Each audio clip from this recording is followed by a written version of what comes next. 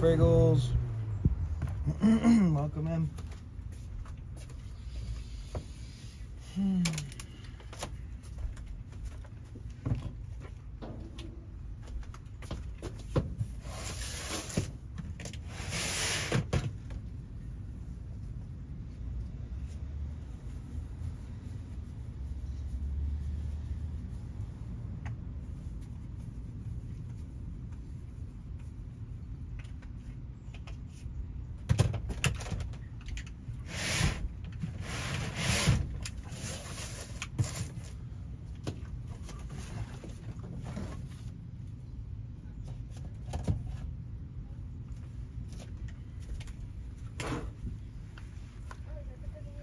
Off to work today, buddy. All right. Oh, you're off work today. Oh, okay, cool. Day off vibes.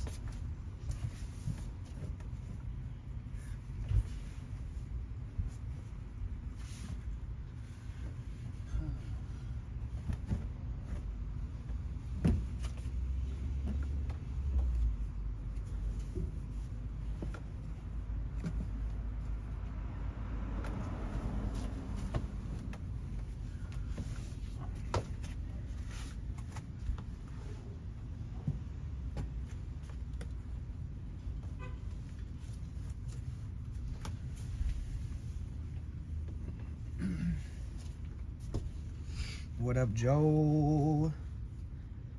Hello, are you good? What's the title, man? Some dude tried to break into my van last night. I had to fucking chase him out. Scream at him. Like a fucking wild, like, banshee.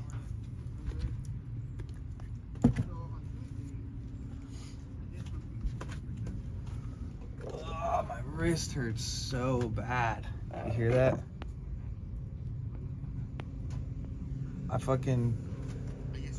When I heard the noise of the door open, because I just parked and I had just sat down basically, and I was like getting ready to just organize my bed and stuff. This motherfucker must not have known that I just fucking parked. And the door was still unlocked. Like I was still like, I mean, I haven't even taken my keys and set them down fully yet. And I was just like, I like punched the wall, like screamed at the top of my lungs, and then like ran up towards him. I was like, what the fuck you think you're doing? It was brutal though. I fucked my wrist up for sure. It hurts like hell. I like smashed it against the wall as loud and hard as I could, so the end was like screamed at him. What up, Alvy? Yeah, last night was my first time anybody ever tried breaking into my van with me inside of it. And I definitely scared the shit out of them. I was like, hey! And then punched the wall and then ran towards him. And that guy ran so fast. I scared the shit out of him. I parked last night to sleep and I wasn't even parked but a few minutes maybe. And I like walked into the back of the van and somebody opened my door and like tried to attempt to rob my van. And so like I was like and like went bam and like as hard and loud and yelled and then just ran at them. And I never seen somebody fucking run so fast in my life, but I definitely hurt my wrist real bad. I have like this lump on my bone right here. It's like a little knot, but it's okay. The only thing I'm upset about is, do you have any kind of protection? Yeah, pepper spray. Yeah. But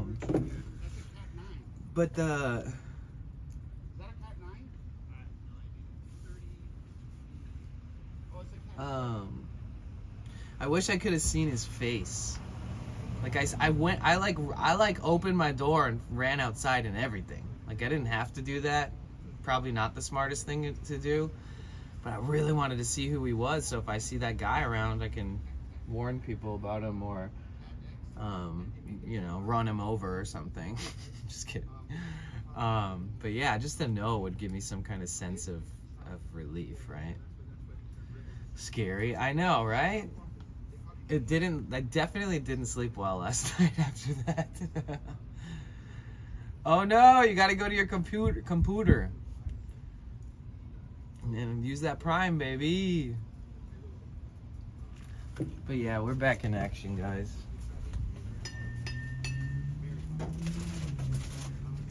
Dude, it sucks because I was shredding the drum yesterday. Now my wrist is kind of like killing me. Made so much progress on the drum last night. Oh my god, my wrist is fuck. Damn. I thought I broke my wrist actually. Cause it hurt so bad. And then I like had to lay down in a certain way because it was like pain. And then the way that I laid down like made my elbow hurt. When I woke up I was like, ow, why does my elbow hurt? Or maybe it's from the slam. I don't know. It's confusing. Heal fast, thanks. What are you guys up to? How you doing?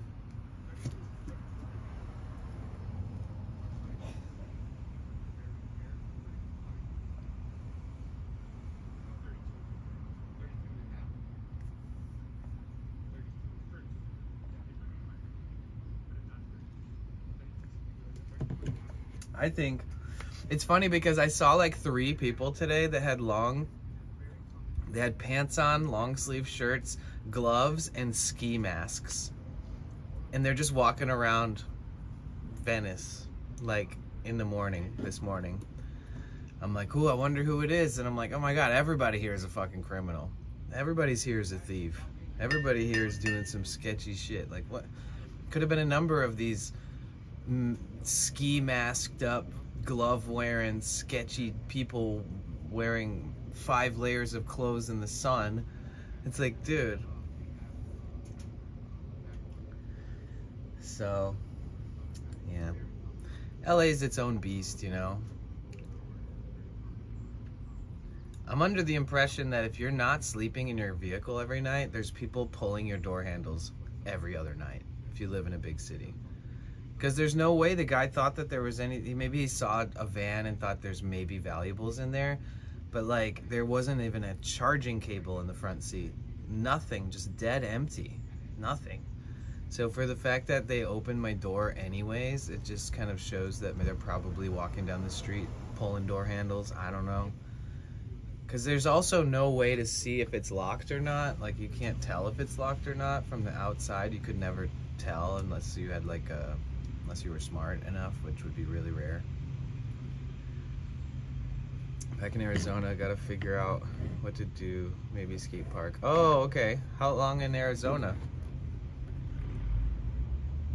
I was in your stream last night, but you were like in a meditative state, staring at something.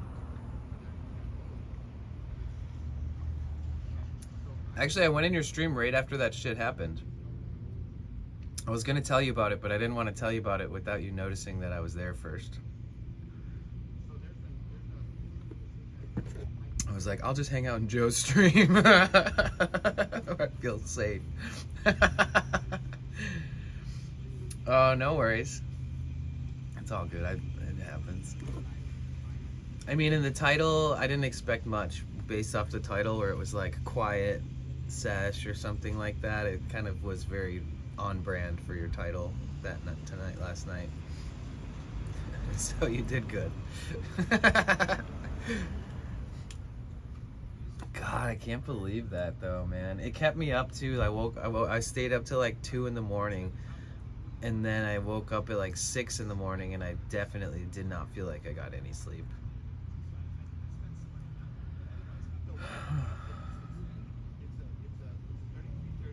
There's a huge group of a new group of homeless people over here on this corner, and I have been parking here for almost a year.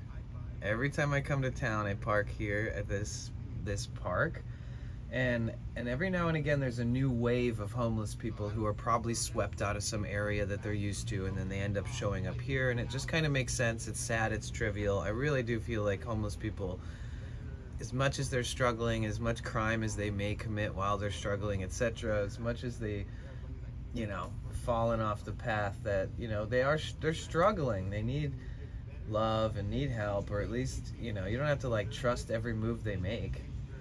But that being said, I respect people who are homeless. I respect people who've gone through a lot and maybe haven't gotten on their feet, or maybe feel like they never will. I see it in a lot of people. I resonate, but I also am from Detroit, so I watch my back. Yeah, it's the first time it happened. But so when I look at people, I judge their character based off how they move, how they walk, how they act, how they look at you. How slow are they? How quick are they? How jumpy are they? How aware of their surroundings are they, etc. But there's always these new groups of people here at the park, and once in a while, like a whole squad of just like menaces to society will show up and just befriend each other and then hang out. And then they'll just go around town and steal shit all night. Meet back up in the morning. It's trippy.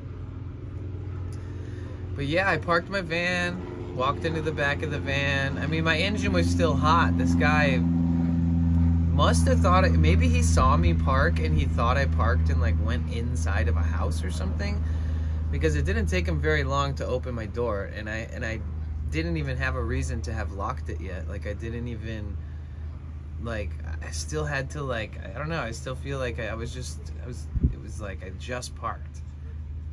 And I thought I was tripping. Like I heard the door open. What up, No Bark? I heard the door open, and then I was like, there's nothing else that sounds like that. Like I know that sound. And then I just yelled like a wild animal, like a Tyrannosaurus Rex, dude. I was like,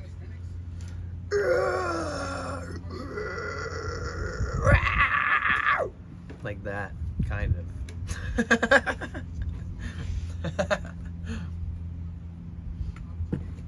It's funny because I chased him, he ran, I screamed, I smashed the wall. I'm sure it scared the shit out of him.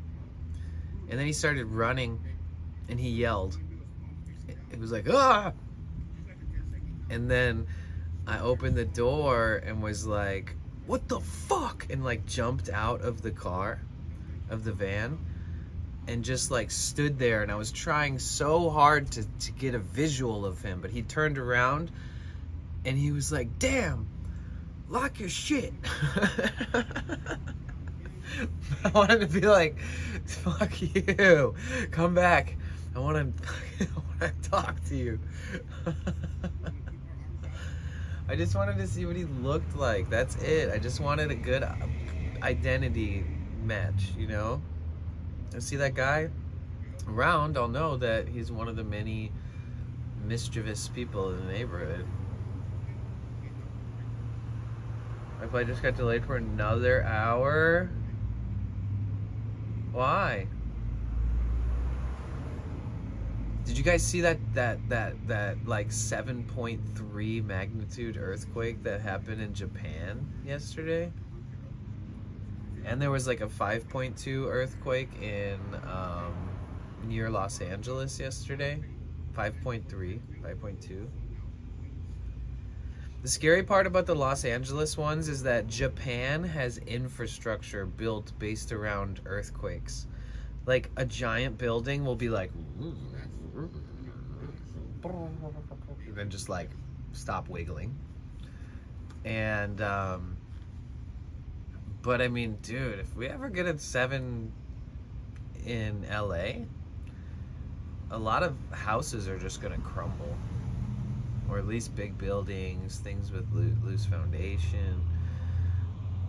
No, bro, I was in Sunflower Headband all day yesterday watching you. That was so fun. You literally made my day. And thank you for the Venmo. I saw it after I got off stream. What else happened? Oh, dude, I learned like 5 harmonics and this weird like mute and unmute option on my drum.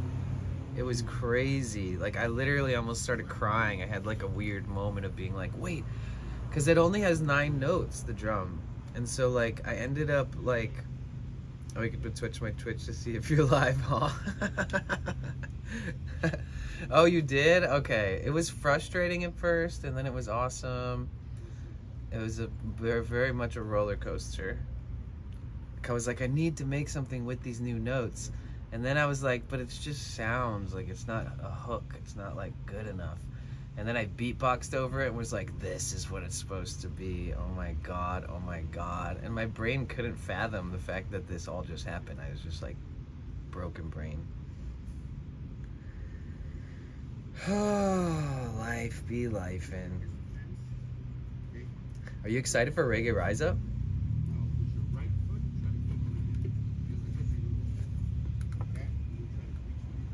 I remember hearing about a couple buildings around LA that have huge gyroscopic thing at the very bottom of the building to help it withstand earthquakes. Yeah, some do.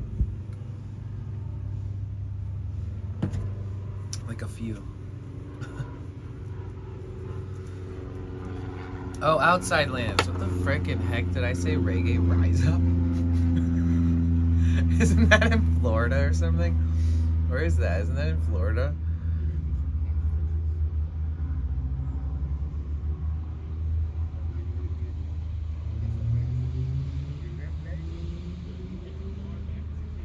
Yeah, I think Reggae Rise is in Florida because I went there with Jungle Man Sam. That's in Vegas? Oh, they must have a bunch of them then. Crazy. Same time as Hardly Strictly. Oh, it's also in Florida. Okay, cool. That makes sense.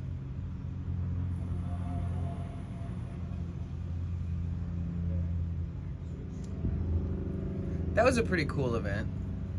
Oh, sick. It makes sense. They'll do good in all those places, I think. Yeah, it was cool. It was cool in Florida. At the beginning of the year? Oh. You mean like the first 3 or 4 months or something? I can't remember when I went on tour with Jungle Man Sam and Mike Love. I don't remember the dates. I think it was around February, March, something. What up, Charlie? How's it going? You know what I was worried about last night is when I like Hulk smashed my wall. Like I was just like, BAM! And I was like, hey! Like screamed at the same time. But I was worried that I broke my panels and all my connectors because I mean I put 1,000% aggression and strength into that. Like I'm pretty sure I almost fractured my wrist. It hurts so bad. I may have fractured my wrist. What up, Depressed for Life? Just working. Nice, nice, nice. I'm probably gonna say this 500 million times on stream today, but I just parked last night and some dude, I like just went into the back of my van and some dude opened up my door like attempting to rob my van. And it was like dark out. It was like 11 at night. I just parked. I had to move by 11, so it was like 11:05.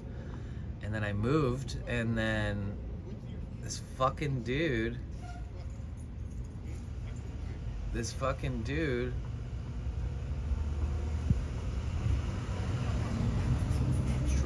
attempted to rob my van, and I screamed like a war cry. I feel like you get messed with at least once a month. What do you mean, just by life? Oh, what else did I deal with? I'm always dealing with like physical things, like my own problems. Wait, what else happened? Oh, I mean, I did. The naked machete guy was pretty crazy. People messing with my van. When? Oh yeah! Oh yeah! Damn, this is the second time it happened. But okay, so last time that happened, it was daytime, and I parked at the beach, and I literally had parked just to grab something in the back, like a cable, like something that's easy to get, take me 1 millisecond to grab. And I think I was streaming. Maybe I wasn't. I don't remember. I think it was actually. But yeah, that guy came up and like started looking in my van and tried opening the door. He didn't see me. And I just like popped up there and I was like, what the fuck you think you're doing? And just like stared at him and he just like stared at me and I was like,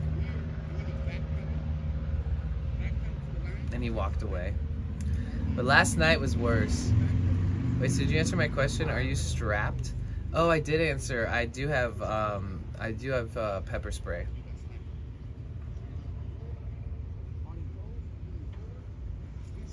Keep your doors locked when you're in it. I know, but that's the thing is I had just fucking parked.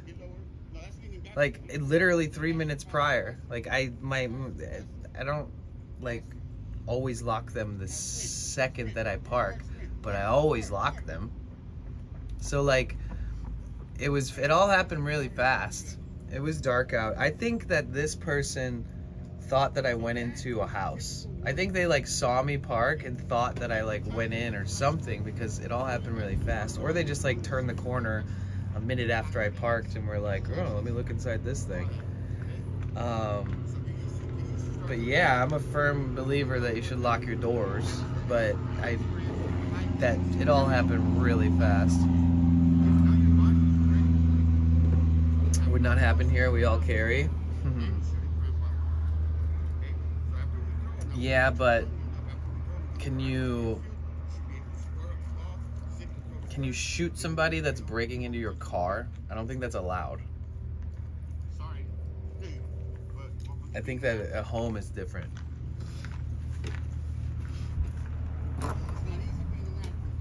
But I don't know.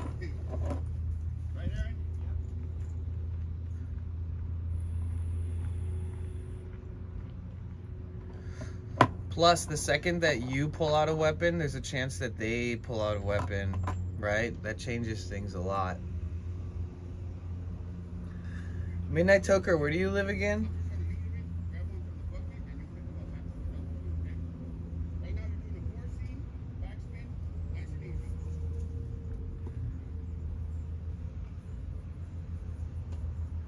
You thought it was impressed for life? Maybe not in Cali, Tennessee. Oh, okay. I was like, me too. Yeah, well, Toker, I'm originally from Detroit, so, I mean, it's not like the craziest thing for somebody to suggest what you just said, you know? So I'm just curious about where you're at. Yeah, you can't do that here. I don't think you can get I don't even think you can get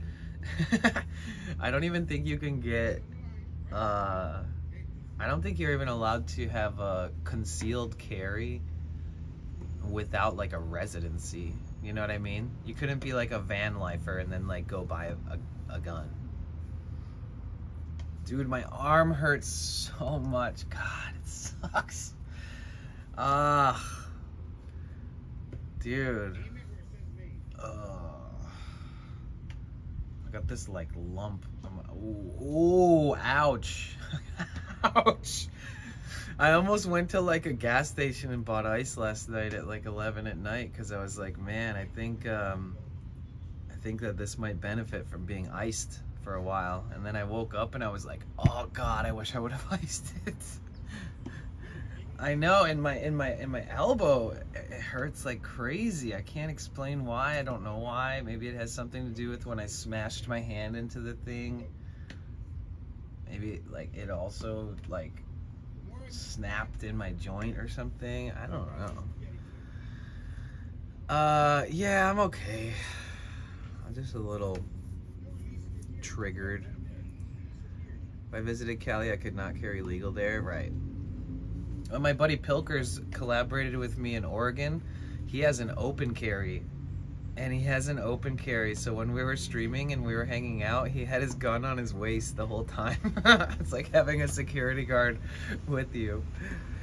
I mean, you could argue you work in Cali, but it would be a whole thing, I'm sure. Exactly. And hi, Link. It's so good to see you. I hope you're doing good today. You guys, Link is also a streamer, and they stream a lot, honestly. Definitely give them a follow. Good people meet good people. You're getting a CCW soon. I went out and saw some man pull out an airsoft pistol and start shooting at birds, so like totally not liking it around here. Oh, okay. You're in where are you? Are you in Portland or are you like outside of Portland? Okay. Because I'm just curious, only because I just visited. I don't know how many like of the areas are worse, or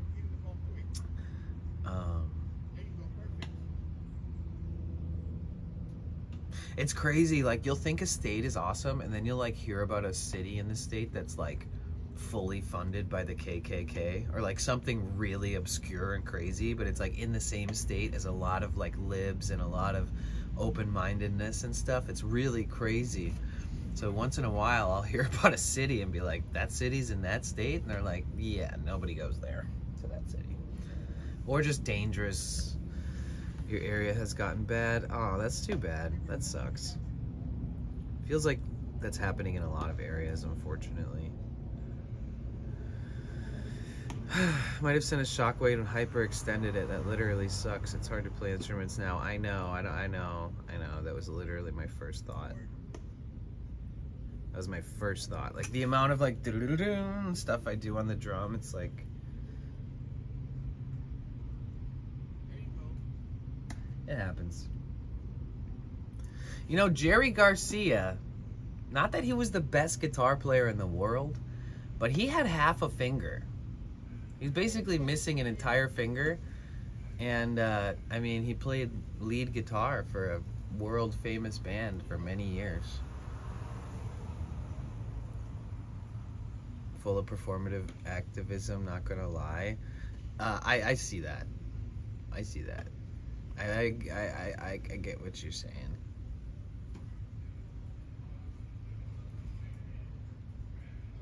But it wasn't his fretboard hand. Right, thank God. Well, it's his ring finger, right, Alvy? Damn, I use my ring finger a lot, actually,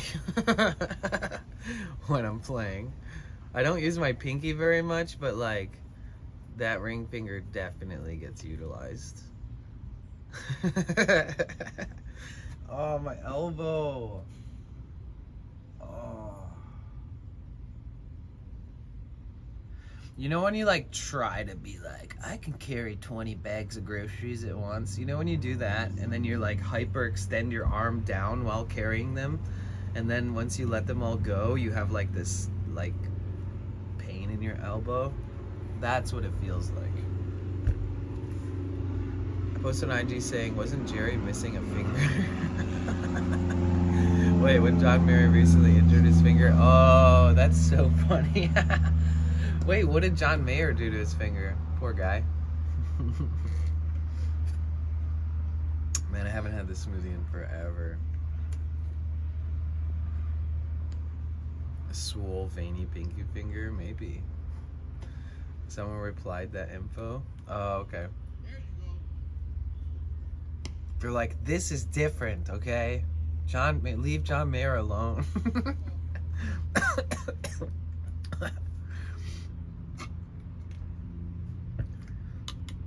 I mean, John Mayer's done a pretty great job of filling in. People like, he's like in the Grateful Dead now. He is in the Grateful, you know what I mean?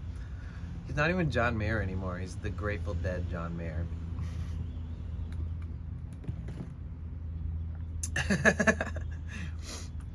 Come at me, bro. Yeah, that's funny. Dude, John Mayer plays electric guitar like as perfectly and smoothly and effortlessly as like anybody ever could. It screws with my head. You ever seen him play?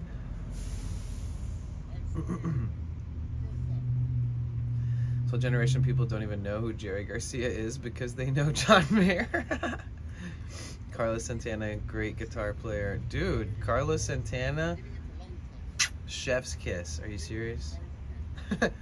He's fluid AF, just like my sexuality. Yeah, he really is. Wait, what happened? You okay? I am good. Yes, I'm alright. Somebody tried to fucking rob my van last night with me in it, and I had to scream and punch the wall of the van while running straight at him, and then jumped into my front seat, opened my door, screamed at him, Stepped outside, tried to get a look at him so at least I could fucking see him again and run him over with my van or something. Just kidding, in Minecraft. But yeah, so I had just parked, Major. I had just parked. I was parked for like maybe 3 minutes. And I hadn't even, I was just, it's gotta fucking, I have a routine, dude. I don't expect people to fucking ransack me after 3 minutes, but I hadn't locked the driver's door yet. That's the only one that wasn't locked yet. Before I even lay down in my bed, before I even do anything, I lock everything up. Why wouldn't I? I'm fucking sleeping in this thing. You think I want to hear a door open and have to freak out in the middle of the night? What if I don't hear it? So I was like, I don't know, I was like making my bed or like moving some stuff around real quick, and like I heard the ka-chunk of my door open, and I was like, what the fuck? And I screamed, hey. I screamed, hey, but like a hey that's like a blood-curdling, like very aggressive, like, hey, like that, but like with every ounce of my fucking being going into it.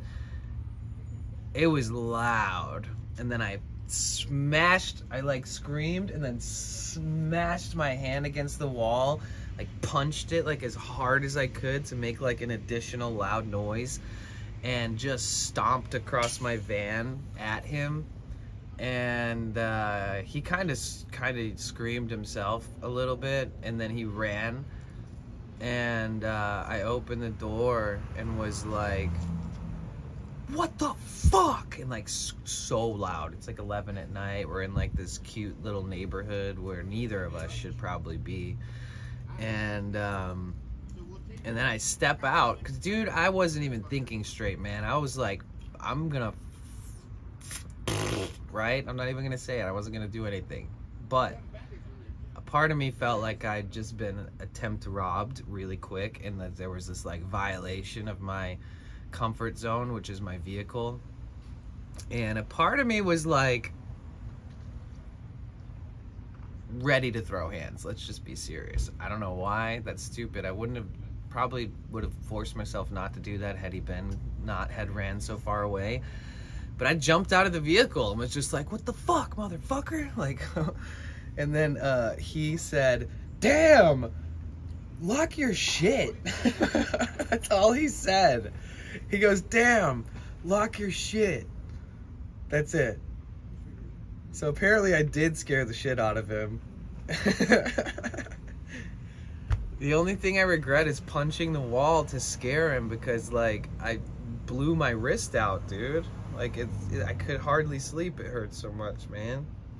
And my elbow, I think you're right. I think I hyperextended my elbow from punching the wall. I wish I wouldn't have done that. Everything else worked great.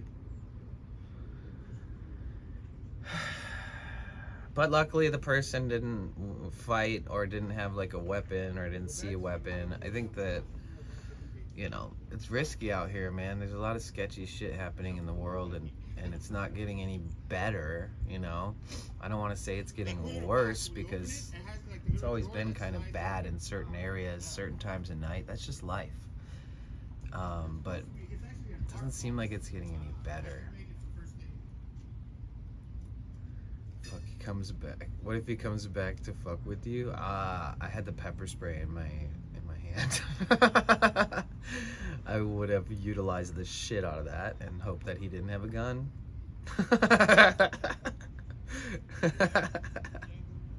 Yeah, damn, lock your shit. I want it to be like, damn, don't try breaking into people's cars that are sleeping in them. You know what I mean?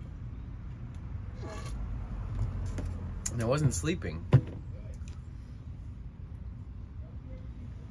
I always lock my van before I touch my bed.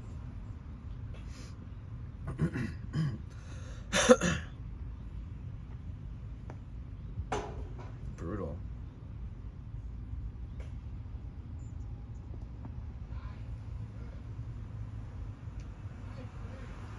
Yeah, I didn't even move my van afterwards. I was going to move my van, and then I was like, you know what? Fuck that person. Like, I hope they show back up. I was so pissed. I was so mad. I was like, just live it, dude. I was like, you know what? This is my spot. This is my home on wheels. I'm not gonna let some dumbass make me feel like I have to move because it's unsafe now. It's like, you know what? I'm not in the hood. This is a total bullshit robbery attempt on random vehicles in a nice neighborhood that they don't even belong near. And I don't even belong near. Neither of us belonged there, okay? I've had to explain this before too, Alvaro, is that like my whole life consists of everything I do is illegal. My existence is against the law. Like to park overnight anywhere, vehicle dwelling, sleeping in a vehicle, tenting, that's what they call it. It's like, this is against the law. Like, you're not allowed to exist unless you pay rent.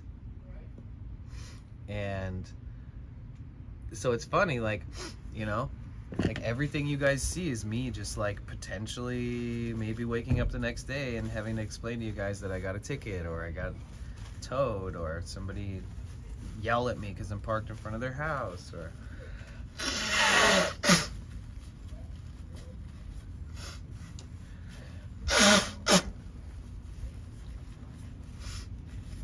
but in Ocean Beach in San Diego for the next like 2.5 or so years, there's no police are allowed to give any sleeping in vehicle tickets. Did you hear about this, Alvy? Somebody in San Diego got woken up in the middle of the night and given a ticket, right? What they did was they sued the county of San Diego for like human rights infringement, blah, blah, blah. And guess what, Alvy? This one person won a lawsuit against San Diego and they settled at $3.2 million. And that's not even it. The person who was sleeping in their vehicle won $3.2 million as settled the case. And guess what else? They had to instill a new rule where you're not allowed to give a ticket to anybody dwelling in a vehicle unless like a street cleaning is happening, but not for dwelling in a vehicle for 3 years after the day that that case was settled. So now, like, I found out about that in the news. I literally left immediately and went to Ocean Beach, San Diego. And there was like 3 ambulances, 4 school buses, 50 vans, like ProMasters, Sprinters, Transits, VWs, school bus, ambulance, charter vehicles. The whole, everybody found out and they were like, let's go. And the whole parking lot looked like a paid like RV camping site. And it was immaculate. And it didn't stay like that because I ended up staying there for like a month because it was just so awesome. But the first week after that person's lawsuit got settled, it was so cool, man. It was like a van life meetup, but like unintentional. Oh man, it was so cool. I just walked around all day looking at all the vehicles being like, this is way too cool. They're gonna license it out now? What do you mean? Require van camping permits? Do you know this for a fact, or do you think that's probably the next step?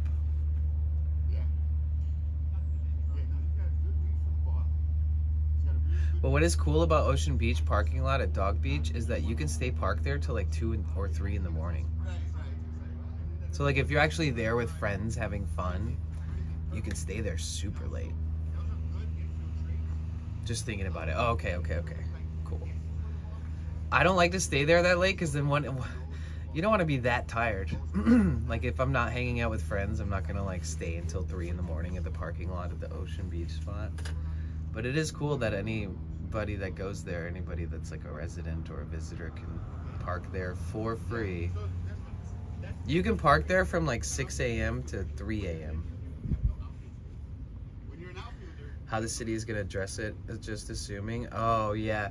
Well, the people in town were pissed. Like especially like the conservatives in town. They were like, now there's always a fucking big-ass van parked in front of my windows and I can't even see past the van at all, blah, blah, blah. They've been there for weeks. They dumped their gray water in my lawn, blah, blah, blah. So people are bitching about it a lot already and trying to, like, get people on board to be like, we need to pass a new law. We're gonna rebel and make the permit super expensive. But you wouldn't even be able to get a permit unless you were like a resident, I don't think. I don't feel like they're gonna like make it inclusive to like, okay, you guys can stay here but with a permit. I think that if there's some permitting like that, you'd also need to be a resident, in my guess, and then everybody else would still be like winging it and hopefully not getting tickets. I don't know. All I gotta say is I can become a resident of San Diego real quick.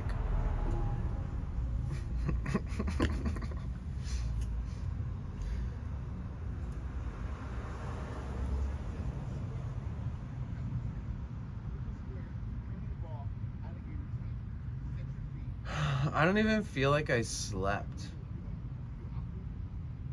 That's not good.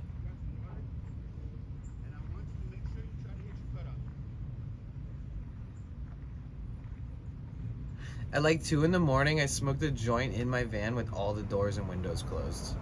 Because I was like so stressed out. And I was just like, I'm just going to clam bake this bad boy.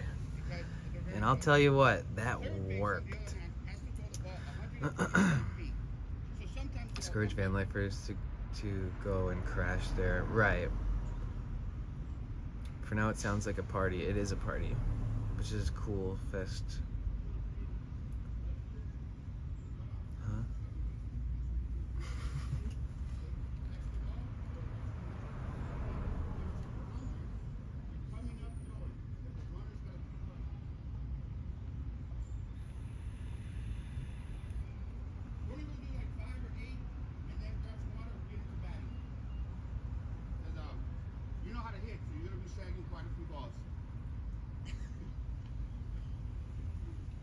You're gonna be shagging quite a few balls? Is that baseball lingo? Shagging balls?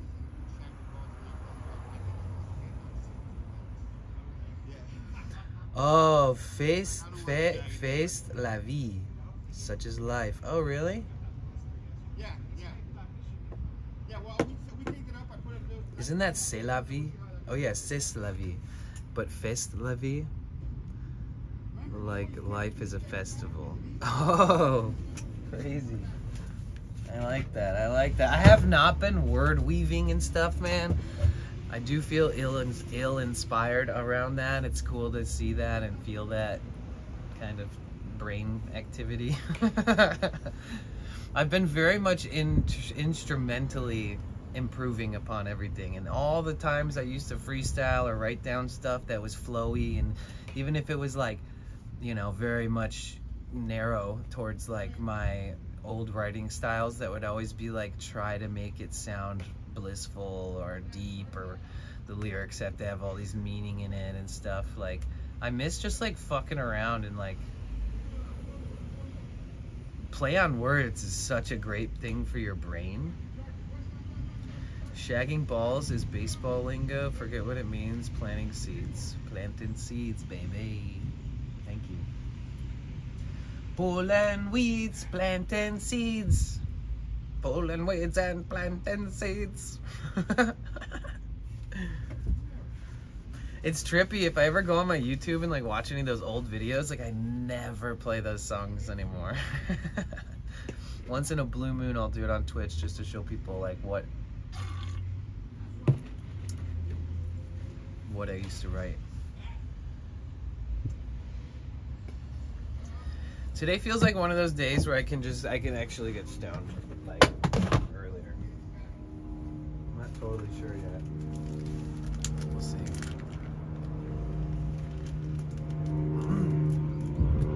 Careful smoking that Krishna flowers. Those are the songs that play in your head all the time. Yaga yaga yo, what do ya know? Everything it comes and everything it goes, open to the source.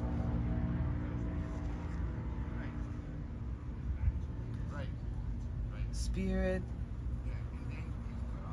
Everything you need, bring us to be here now, within this moment. Listen to the sound, go ahead and hold it. Focus and listen, this is our mission, to climb up these trees, cut down these leaves, remove that stress.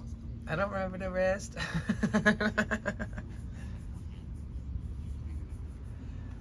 There's one that was like,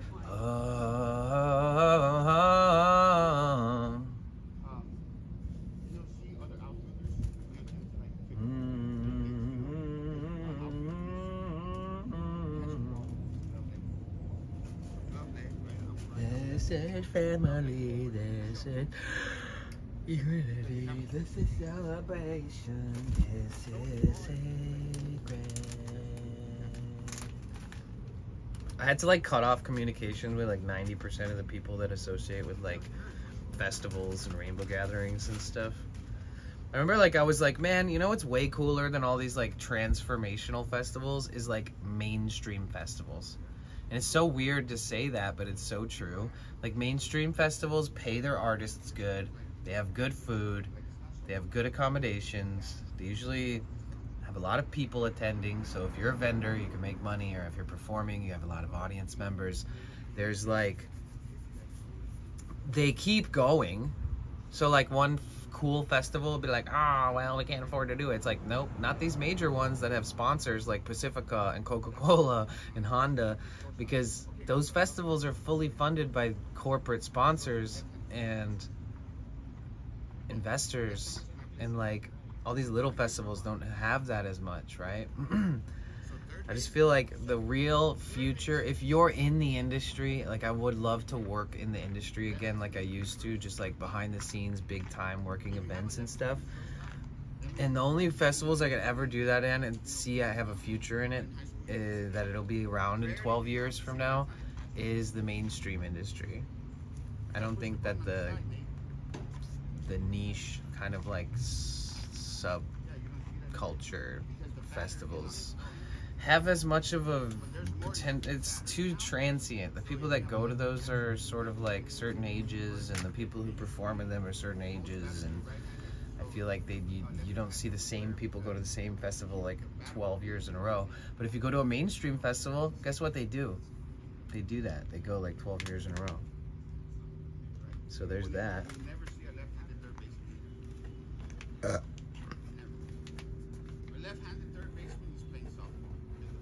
How can I send you a screenshot? There's a bunch of ways. I don't know if you use Discord, but excuse me. You could set it. You could send it on Instagram. Insta baby. Yeah, I can access all that.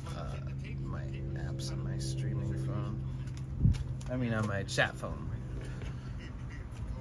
Dude, this is like lemon pound cake or some shit. Indoor.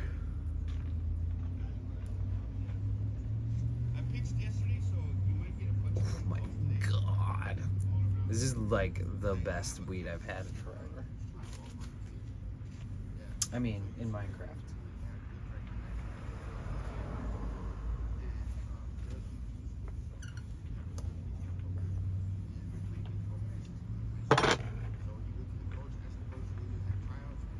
I'll check my DMs right now.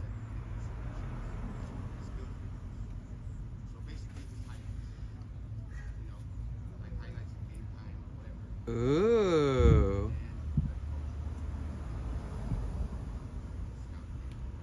Damn, that looks good.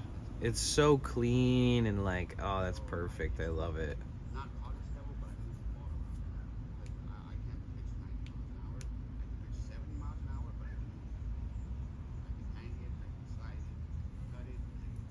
Are you guys ever gonna sell like merch? Coolio, Emily's working on a website design at home this weekend. It looks so good. After I told her you put ours on blast, she was like, ugh. Wait, what do you mean? What did I put on blast? I loved it. Wait, oh, she just felt ill prepared for website visits? Or what do you mean? I'm so confused. I loved the website. On blast in a good way, right? What did I do? You guys love the browser version too, right? Or are you guys skeptical about it? Or what's going on? What are you talking about, Alvi? Okay, in a good way. Well, that's cool. So then she's like already working on that. Hi, Rebecca. Welcome in, Heartlight Woman. How are you? Dude, it looks good. She's just not 100% on how it looks. Oh, the browser, or I mean the app version. Dude, there's a million fucking flies in my van right now. All right, time to pause everything I'm doing and turn into a fucking fly-destroying beast.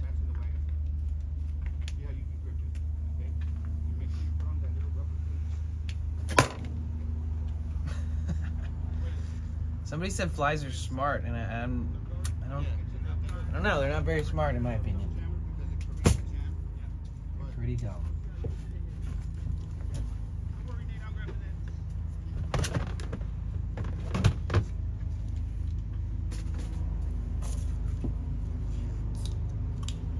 Good working a half day, you guys. I'm doing all right. Thank you for asking. Half day? Does that mean you start in the beginning or you start later for your half day? Daisy Dude, Heartlight Woman lives in LA and her brother streams on Twitch. Her brother told her to download Twitch or to check out my stream. I'm assuming you already had Twitch for your brother, or am I wrong? I don't know. We'll get the whole fam up in here.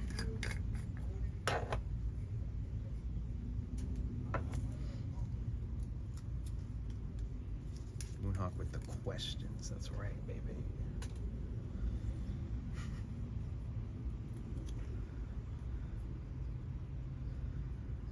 It means my goal is half. I can start whenever. Start about an hour ago. Oh, okay. Yeah, I mean, I'm OCD AF, you know? So, like, if I take a half day, I'm probably gonna, like, start at 5 in the morning and then stop at 10 and then have, like, my whole day ahead of me, or the opposite, like spend my day doing something and then work from like 4 till 10 or something, or not even. Halfy. You guys ever met Halfaro? Yay!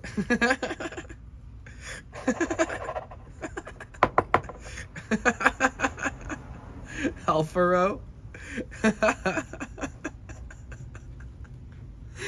I've never heard somebody call you Halfaro, but meaning like in halves, right? I've never heard that. I've probably heard somebody pronounce your name that way on accident, or just because they have an accent. Halfaro. It's way too good. The Daisy Dude's name is Alvaro. Alvaro. You guys should follow him on Instagram and see how many times that people write his name wrong on his drinks when he goes to get a coffee or tea in the morning. They literally... Do you say Alvaro? Like when they ask your name, are you like Alvaro and like turn your head, or do you like look at them and be like Alvaro? Like do you give them room for like to they got it right today? Oh, did you post it? Do you post it when they get it right? You're like, oh, I can't share this. When they ask how do you spell it, you respond with how to spell it, or do you just go, Alvaro? Surprise me. Oh, okay. That's fun.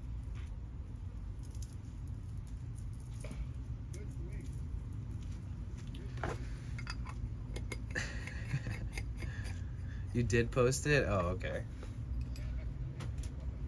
Everybody is waiting for the day where they finally spell it right.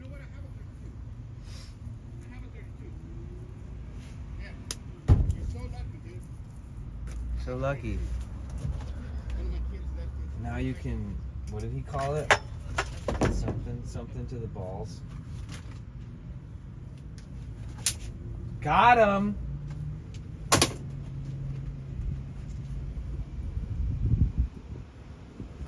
Tell your friends. I'm coming for them too.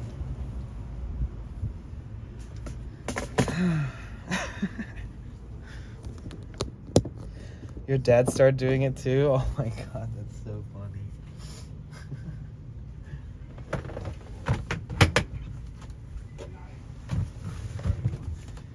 Oh yeah, Rebecca, are you still here?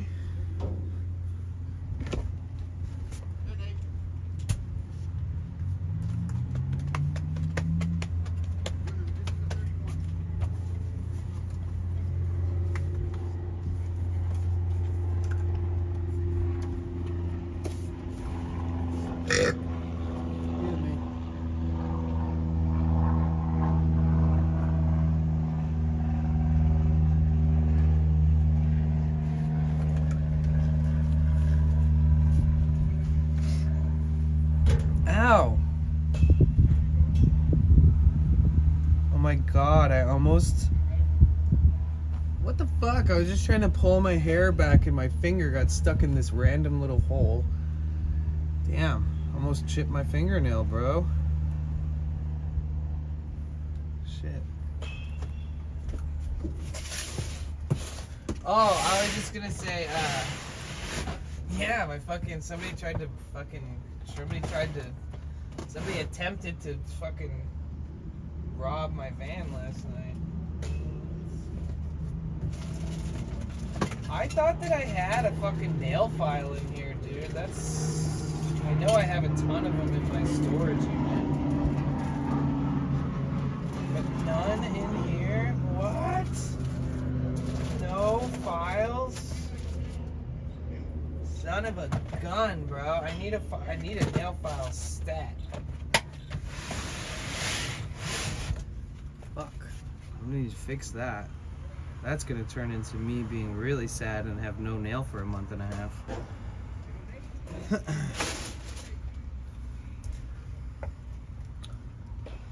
These cities are getting nuts. Or maybe not cities. People are getting desperate and brave. No, Revo. Yeah.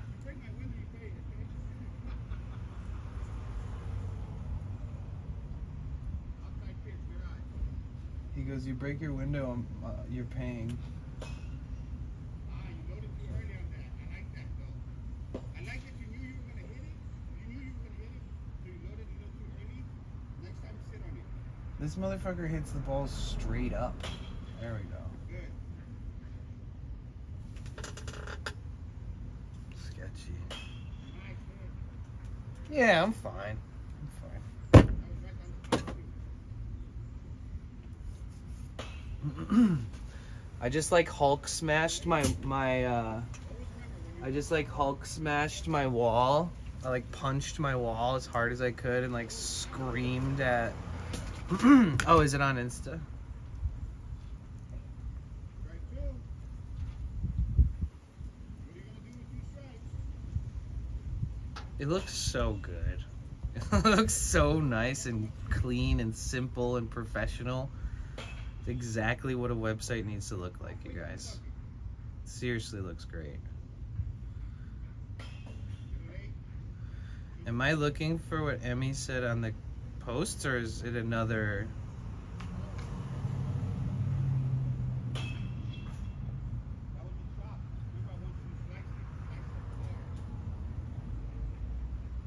Avarl? Alvarl? Was that from your dad?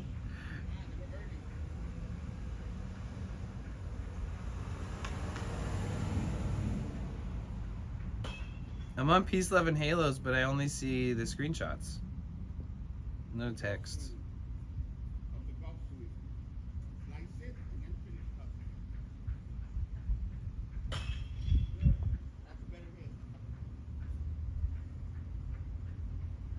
I'm looking at the welcome to our vibrant corner of the web. We're beyond excited to have you here, ready to dive into the magic of... Bro, this guy's like almost fucking hitting the balls over here. He's like learning how to hit them straight up and backwards.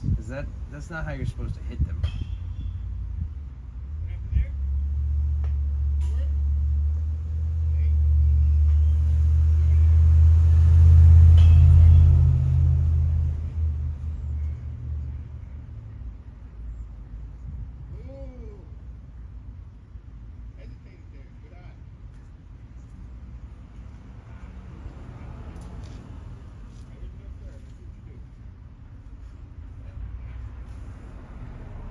can't turn it. Heck. Nice hit. Is this one of those live photos? I can't see it because I'm I mean I see the screenshot though. It was a little high. Well, let me turn it. My phone is weird. We're beyond excited to have you here, ready to dive into the magic of our handmade flower halos. Picture this. You're at the most vibrant, sun-soaked festival. Music is pumping, and you're about to adorn yourself with one of our stunning flower headbands. Can you feel the energy? Our halos are crafted with love, each one a burst of color and joy, just like you. Whether you're gearing up for a festival, a special occasion, or just want to add a sprinkle of happiness to everyday look, we've got the perfect halo to make you shine. So let your hair down, put on your favorite tunes, get ready to explore our collection. We're here to make your halo dreams come true, one petal at a time. Peace, love, and flower power. I love it. I think that's good. Is that like the only kind of like statement like that on the website? You know? I think it's good. Hey yo, attempt robbery. Am I gonna have to shatter kneecaps in this bitch? Hell yeah, Dahlia. Get over here. I need you to be security guard for me while I'm in LA. I scared the shit out of the guy, but I hurt myself doing it. Dahlia.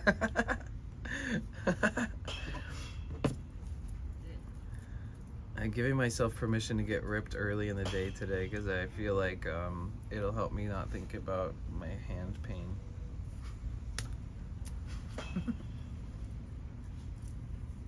On my way. I hope I can fit my big muscles in the plane. Me too. How are you? Oh, did you stream today? I didn't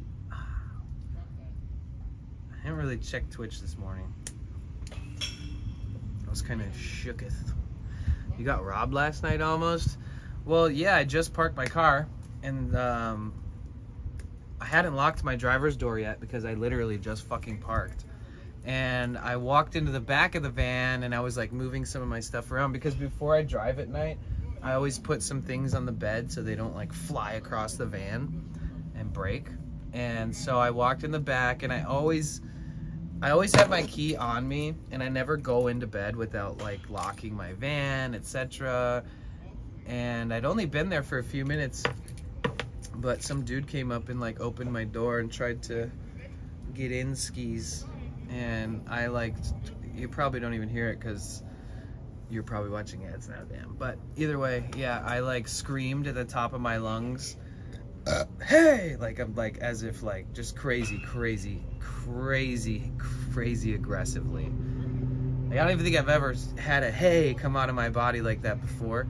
And at the same time I like Hulk smashed the side of the van and then I fucking ran straight at him and he yelled and ran away. And then I got out of my van even though I probably shouldn't have, and I was like, what the fuck? Like, I was pissed, man. Like, this is my fucking home, dude. Imagine doing that and I have a like a wife or kids or a family or something. Oh, you're not gonna get, I will chase your ass down at that point in my life, I will literally handcuff you to something and call the cops, you know, or something. Like, I would definitely, you know. Good, didn't stream, had plans last minute, gonna make dinner now, so we'll be lurking. Happy to know you're safe and okay. Thank you, Dahlia, I appreciate you so much. You're so awesome, I appreciate you.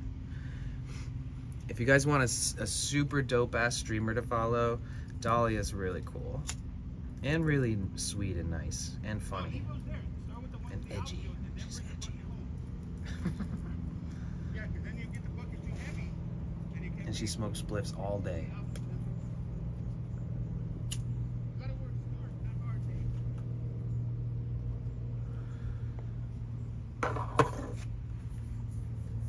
Big love, Dahlia. Enjoy the lurk. Thanks for being here.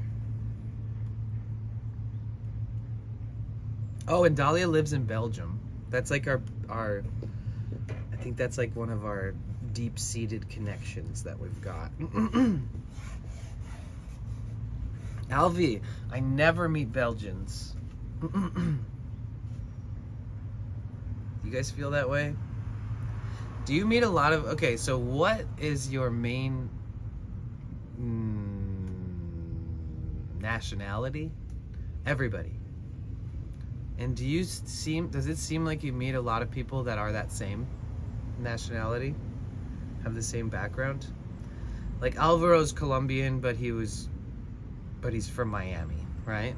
But do you see a lot of Colombians, Alvi? I bet you Colombians see each other and they're like, hey, like they can see each other from hella far away. I bet Alvi sees somebody, he's like, that guy's Colombian for sure. Without even asking. Italian and Irish is what I mainly am, I believe. Oh, okay. And by the way, hi Nucci. It's so good to see you. Born and raised in Belgium, but 100% Romanian blood. I don't know where I belong. Whoa. You got a really cool, you look, you have like a, you look, I don't even know.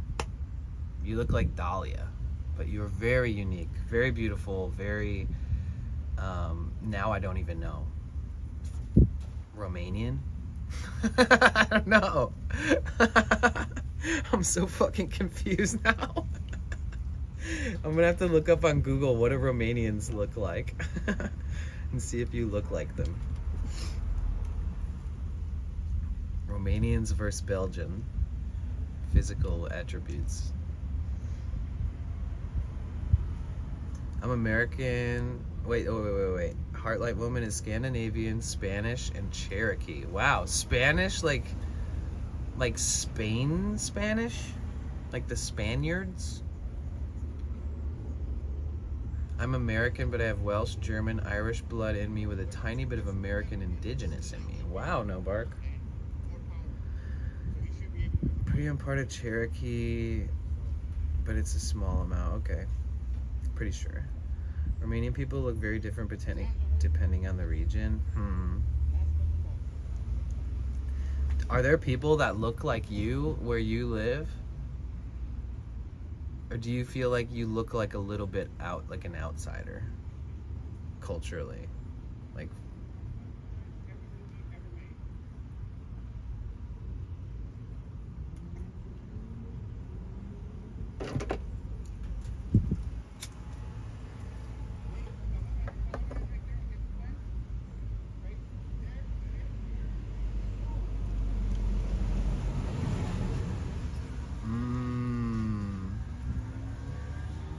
God, this spliff tastes so good.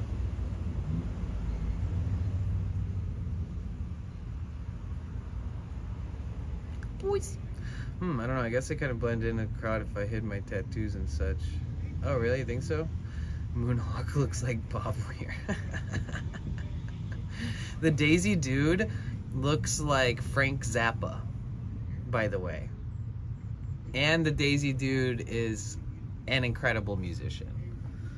He looks like Frank Zappa if Frank Zappa was more handsome and Colombian. I don't... Oh my God, thank you. No, he really does. I mean, go look at his Instagram, bro. I could do a collage of photos of you and Frank Zappa, and I know that it would raise some brows for sure. But I feel like everybody who likes Frank Zappa and really remembers what he looks like in their head without even trying would think the same thing. But I mean that in a great way, by the way. I mean, I've never met anybody else that reminded me ever in my life of Frank Zappa, and Frank Zappa is kind of a legend, right? A Latin Frank Zappa, I'll take it, thank you. Yeah, it's a good thing. I don't know what I look like. I imagine I just look like Euro trash. Like I'm just a big blend of all the European shit that I came from. And I don't mean that in a negative way. It's kind of a joke, like Euro trash. That's why it's so funny to me when Gigachads tell me, oh, are all Belgian girls this pretty? I'm like, well, shit, I don't know. I have 0 Belgian blood. That's funny.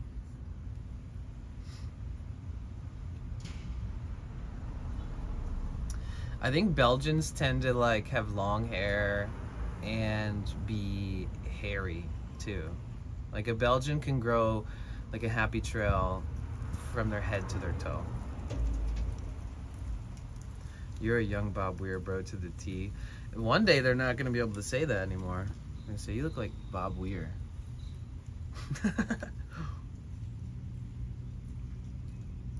Hey Jay Birds, truck got violated last night. Yeah, a little bit, kinda. Yeah, it did. Somebody definitely opened my door and I had to scream and run at them and punch the wall of my van to scare them off and jump out my door and sort of confront them as they're running away and scream at them. And the last thing they said was, "Damn, lock your shit." I was like, thanks for the advice, bro. He's basically like, lock your shit so I don't break into your van. Like, what? I don't feel at home. I don't feel Belgian. I just live here until I find my true home, you know? I respect that, Dahlia. I respect that. I don't know what it's like to feel Belgian. I just know that my great-grandparents spoke Flemish. My grandparents spoke a little Flemish. They came from Belgium. Our family had not been here before that generation. And that's all I know.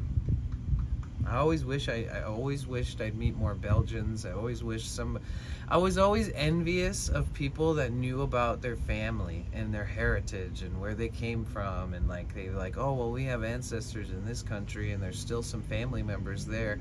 I always wanted to experience that and like know what it's like to fucking know where your roots really are. But all I really got growing up was that great grandma came from Belgium and we've been here since. And that we have like Belgian, Finnish, Swedish, French, who God knows what else in there.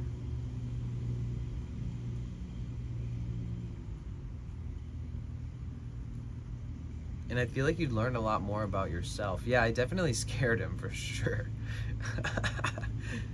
Dude, if I put myself inside the criminal's mind and I open the door to someone's vehicle and then a lioness fucking roar and a bunch of crazy ass loud banging and the thumping of my feet as I stomp towards him all at the same time, and I'm about to pepper spray him, and as he ran away I opened the door and ran out and kept screaming, I think I got him. I think I caught him off guard enough to where I fucked him up pretty good. But he did respond, damn, lock your shit.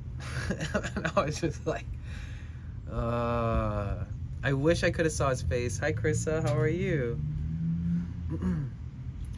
If it was locked, he probably would have broke the window. If he would have broke the window, I would have chased his ass down, pepper sprayed him, tied him up, called the cops, and pressed charges on him. 100%. I'll hog tie that motherfucker to a tree. And just keep pepper spraying him while I'm waiting for the cops. Let me go. Damn, stop pepper spraying me, bro. Shut up. You broke an extremely hard to find piece of glass. That's the problem with having like a collector's car that's got like nobody manufactures these parts or windows or glass or anything on here but a couple companies in the whole country. And when I say a couple, I mean 2 companies can get you any of these things. These windows are hard as fuck to order. The windshield, oh my god. I have a huge family in Romania, but I barely know them. Met my grandparents for the first time when I was like 8 or 10. It was weird. But did you grow up in Belgium your whole life? Do you think that some of your energy and like who you are, maybe your personality or your mannerisms or your humor, do you think any of that is just a result of being in Belgium? Even though you don't feel, I have so many questions. I'm sorry. Even though you don't feel at home there, do you still like love Belgium? Do you like hate it there? I don't know what it's like to be there. I might go there and be like, this would be a cool place to visit, but I'm never fucking living here. So I'm not trying to, I don't know. I'm not like heavily leaning on having my own opinion on Belgium. Super curious.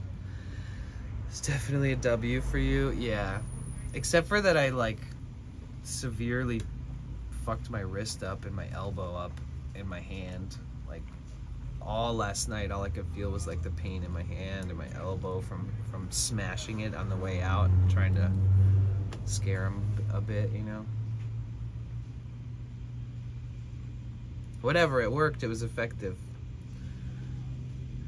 Do you find the term gypsy offensive? I don't. I don't. But we live in a time where if we live in a large population of 8.1 billion people and the majority percentage of people are offended by it, then as far as like professionalism in a business and all that kind of stuff, you would definitely, I would say that the name change was absolutely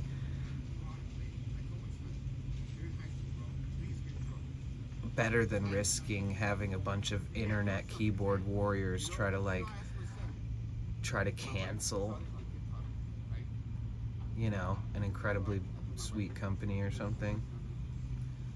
Cause yeah, it's too much peace, love, and halos to like be like, you know what? I think that you guys putting all of this on one word is insane because it's not derogatory. It's not a marginalized community that's represented in the world. Like there's no fucking like G for gypsies on the LGBTQ plus, you know?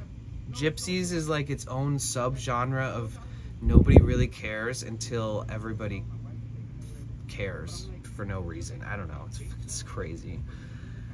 I know. You guys did a great job. No, you guys, I mean, I'm sure you had to just be like chewing on your tongue, you know, because in my opinion, they both work for your business, but it does suck to have to change the name out of fear of people just muddying up your vibe, which is totally authentic and genuine and sincere and honest and valuable and all this stuff.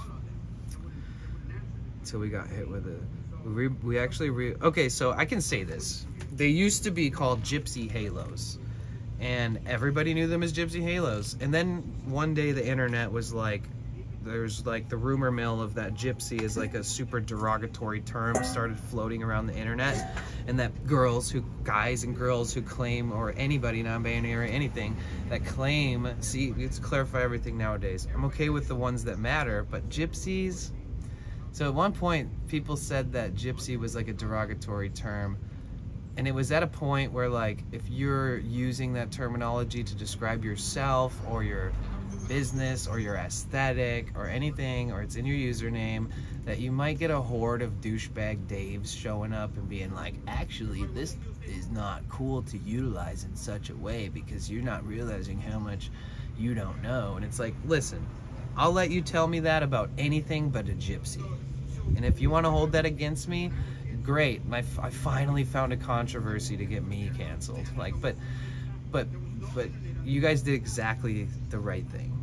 Because dealing with that stuff, unless you guys wanted to unofficially hire me and I would do it for free, to where I could just like sit down with people and explain like that having more brain cells is rare these days, and that the people who've been spreading this around are just, they have little bits of brain left, and it's okay. They're still beautiful. But yeah, so then they rebranded as Hippie Halos, and then he copywrote Peace, Love, and Halos. Oh, this is like saying, right. See, that's how people are. That's how people are. The crazy part is like people, I don't even want to get too into it because I know I can get into it, but I don't think everybody needs to be exposed to me ranting about this all the time, but I do it sometimes. what I'm noticing is that there's an insane amount of hypocrisy. There's so much hypocritical back and forth insanity, like imbecilic, beyond imbecilic, like the whatever's past being an imbecile, right? And I'm trying to use nicer, more educational words instead of like fucking idiot, right? So imbecile. And there's these people who are so contradictory and so hypocritical and so just God, I can't really iterate what I'm trying to say exactly, but everybody's fighting someone else's fight. And that fight you're fighting for someone else's fight, that dude's a fucking pedophile or something. There's something wrong with all these people. I swear to God, there's something wrong with all these people who fight fights for other people, because the person you're fighting a fight for, it's like, I don't want to get into this, but I'm going to. You can be a Republican and not be a pedophile, but 100% of people who are in favor of a 14-year-old being able to marry an adult, 100% of those people in favor of child marriage in the United States, they do happen to all be Republican. So if you're fighting the fight for this whole group, well, you're sticking up for people who are at the top that are trying to approve child marriage. Only person who would ever conceivably agree to something that way is a pedo. And it's like, that's basically our world in a nutshell, but with like switch the words, switch the topic, switch the, all that. Switch the look, switch the person, switch the side. It could be liberals, it could be both sides. Everything's a little bit like that. It's not like one way is the best and this and that. It's like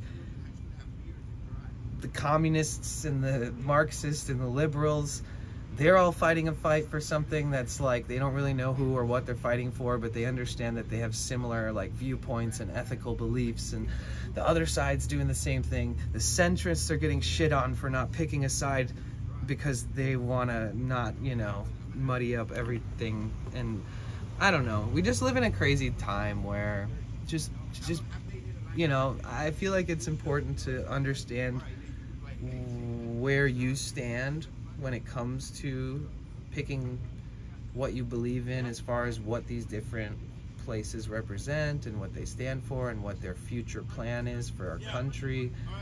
But I do think it's also important to just like shut the fuck up if you aren't a political debater, right? Because I'm not debating politics. I'm literally talking about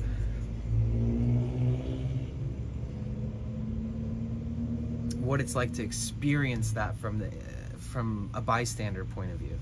What am I seeing? How does it feel when I see and interact with things like this? And there's one for everybody, There's an opinion out there that you'll agree with, and then you find out that person is not a good person or whatever. It's like, and now everything is so highly debatable, and everybody's shitting on each other, and everybody wants to make sure that you're perfect, that you're politically and literally and your vocabulary is perfect. And like I said, I'll listen to people with my whole ass heart if it matters. But some of the things that people, go on and on about is a little bit much at this point. Missed the part where I was threatened with a lawsuit for branding hippie halos. Yeah, so why did that happen? Why did that happen? Was there an actual company that just had hippie halos as like they just tried to come at you? Basically, this whole conversation started because some of my best friends in the world, at one point, their business, they changed the name of the business. And these people are so non-problematic. They are so peaceful and loving, and they really set a standard. These people are so non-controversial and such a pleasant business and family, and that like, and then And then all of a sudden it's like, oh shit, is our name of our business controversial? Like, whoa, this would be our first controversy. Like, we didn't expect to ever have any. Our freaking company spreads love and sells things that put smiles on people's faces. And so it's trippy to see how that works. Like, you could be the most innocent and not ignorant. You know, they'll be like, I'm sure there was people that were like, oh, well, you guys are so sweet and you guys are always positive and you guys don't do, you know, you don't spread misinformation or you don't use it in a weird derogatory way, but you're doing harm. It's like, wait. Excuse me? It's like the only way to try to cancel somebody who's obviously never done anything wrong in the social media space. They're like, have to tippy-toe around it, kind of. Except for the one who said that it was just like saying the N-word.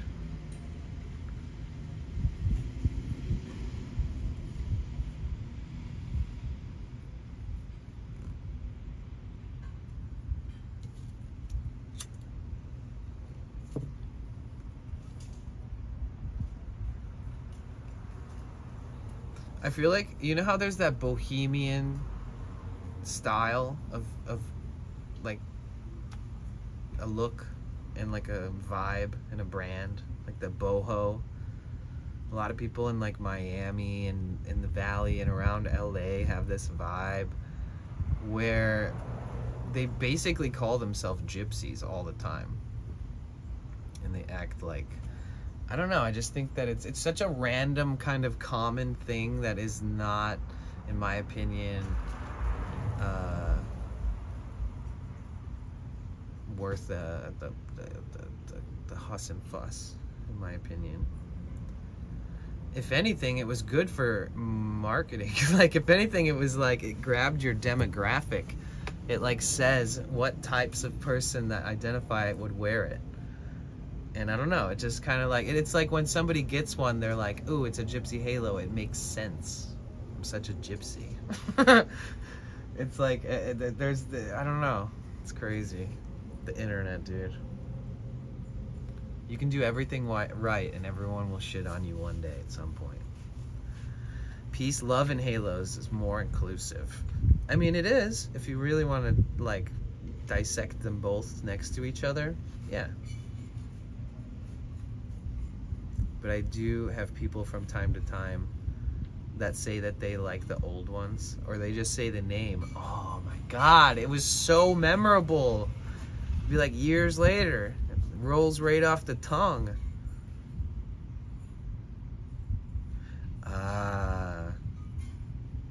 Yeah, this is a good conversation. Yeah, damn. It's kind of like when I meet people and they're like, Moonhawk, and I'm like, oh yeah. They'll be like, I can't find you on social media anymore, and I'm like, oh yeah, it's potential bliss now. It's,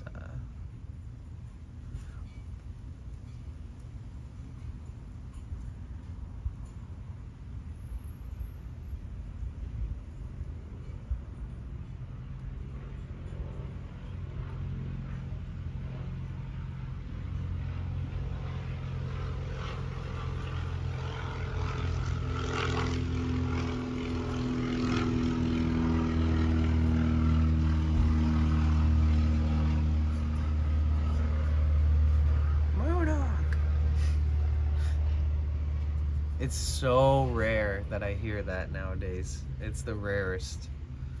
It's very rare. Well, wait, no, think about it. Wait, oh, what happened? I was gonna say, dude, you know how many Native Americans asked me if I was Native American based off of my nickname? And that they were, like, not impressed when I told them I was just American? And I was like, well, I never got that nickname with any intention of it being my Native American name, you know? I'm not like, it's not like, is Moonhawk like a Native American name? Is that like a thing? I mean, is that a thing? Oh, okay.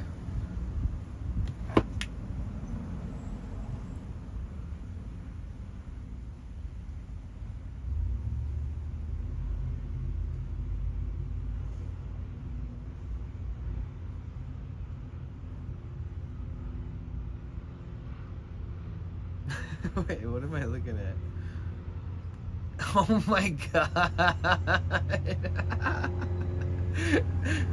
Oh my god. Bro. Memories.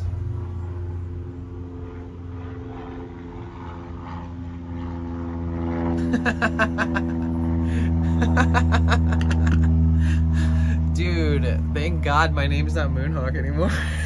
I'm just kidding. Oh my god. That was the craziest. Fuck.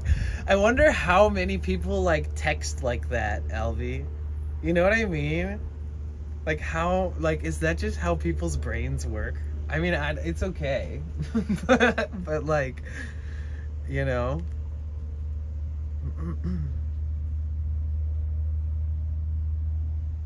That is so funny. That whole freaking thread is so funny. Yeah, Ben. Yeah. Yeah, well, I was just like, I just like settled down for bed. Well, I just parked and I hadn't locked my front door yet. It was like a few minutes after I parked.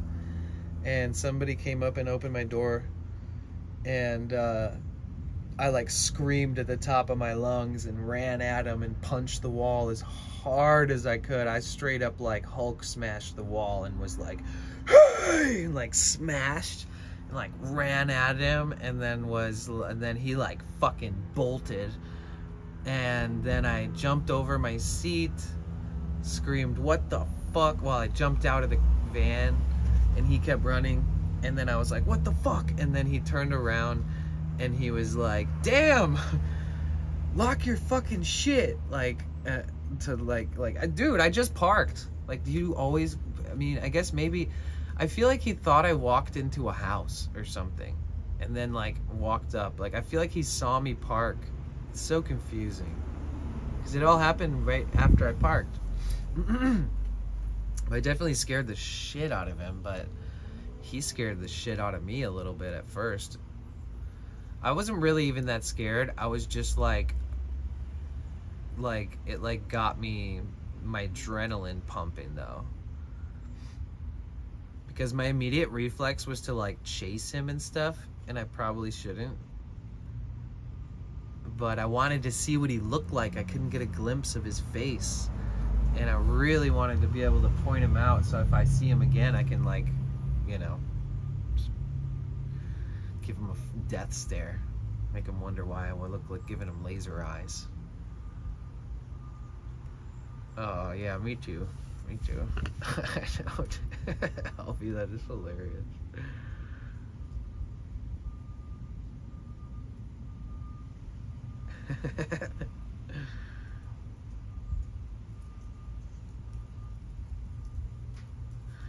I bet I'll have second thoughts next time. Yeah, I mean, especially, I bet you if he opens any vans, yeah, for sure. Yeah, but I like really hurt my wrist and my elbow from the Hulk smash thing that I did. I was worried too, like when he was finally like, he was definitely out of the vicinity, and I got back into the van. I like had to check my wall to see like, did I break the panel? Did I break the fasteners? Cause dude, if somebody punched my wall as hard as I did just to scare this guy, I would be mortified. Like if somebody just aggressively, like as hard as they possibly could, just punched the wall in my van like a psycho, I'd be mortified. So when he ran off, I came back in and was just like, okay, what did I break? Trying to scare him, you know? But everything's perfectly fine. Only hurt my wrist. I just got this little knot on my bone right here, and it hurts. My elbow hurts a lot.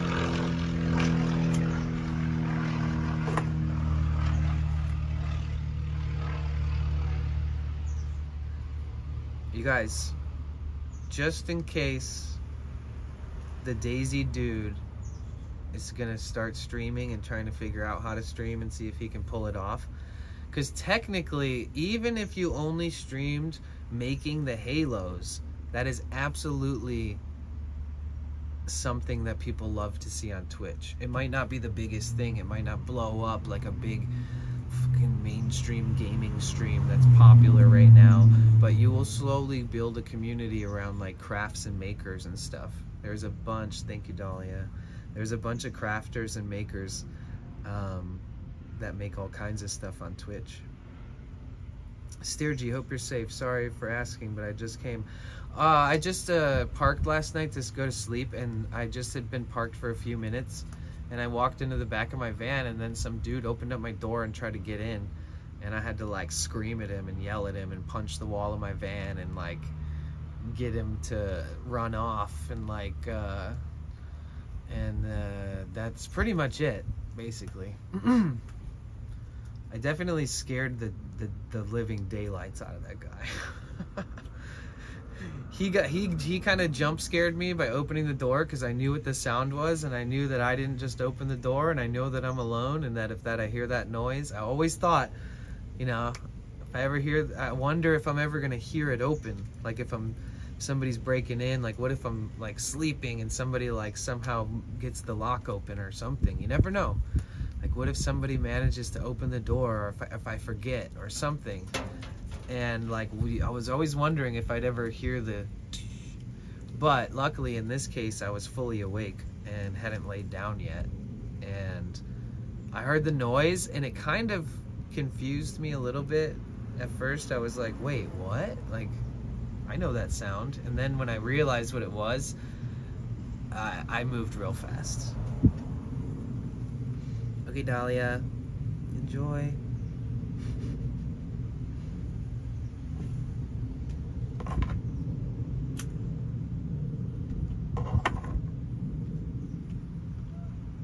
Whoa, big flies. Oh. I do have a fly killer in here. Flies, you see this thing? Look at this big yellow thing, Mr. Fly, Mrs. Flies. I will fuck you up. I will smash you back to another dimension where you came from Fly World.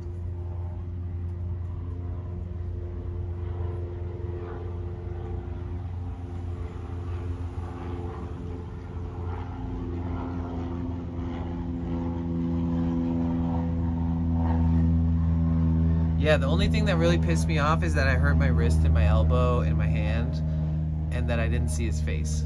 Other than that, it's all good. I didn't even move my van. Like after he ran off, I literally just kept continuing preparing for sleep and then laid down and stayed there overnight. I didn't move.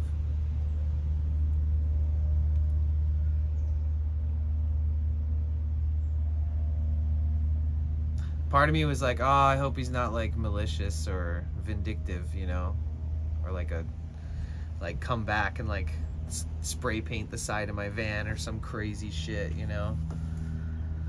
That was really my only worry, because if you know, I don't think anybody's wasting time in one area. Like when you're walking around being a thief and doing criminal shit, you move quick, right? You look at every car on a street, you go to the next street, you go to the next street, you go to the next street, you go to a whole new neighborhood, etc.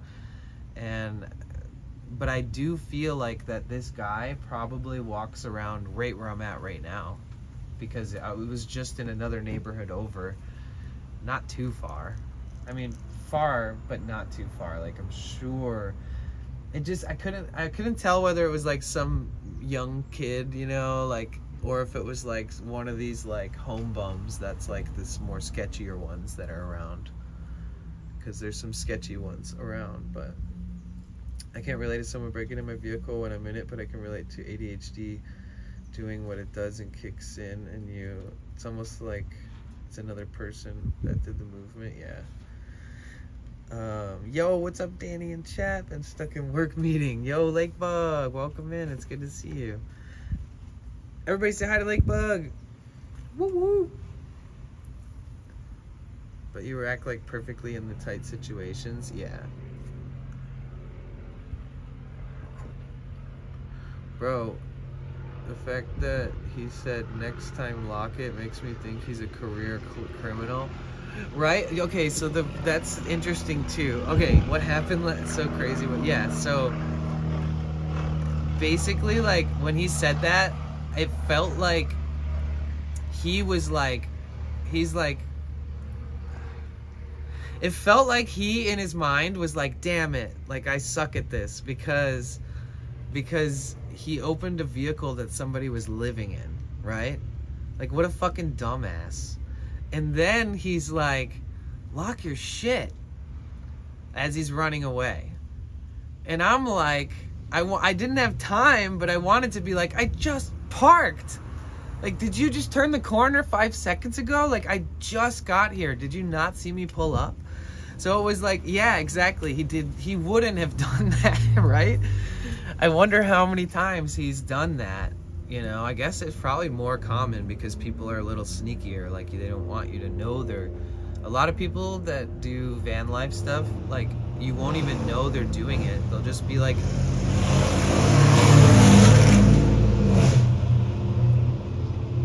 So that guy, his truck does not need to sound like that. He literally just bought an exhaust that makes it go. But yeah, Lake Bug was interesting.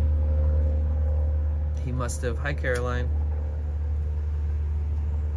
He was like, lock your shit next time so I don't accidentally open a vehicle with somebody's living in. But you really got to think about it, man. If I wasn't in the vehicle, then he would have just robbed me blind, right?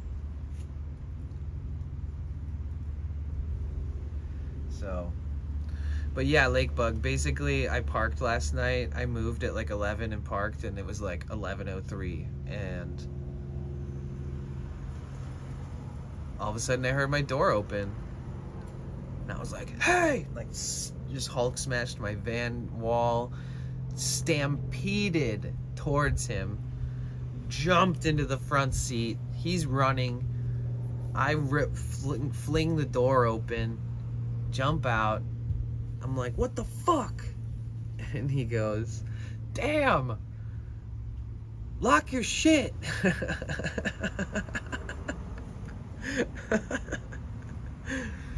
Oh my god. What in the fuck? Sorry guys, I have to explain it a million times because people are showing up. But yeah, that is what happened last night. And then I didn't even move my van, I just stayed there. I was like waiting. I stayed up till like 2 in the morning. And then I woke up at like 6 and immediately thought of everything that had happened. I smashed my, like, you know how, well, my wrists are like bony. Like if you touch these like sides right here, it's like straight up, like, it's really hard.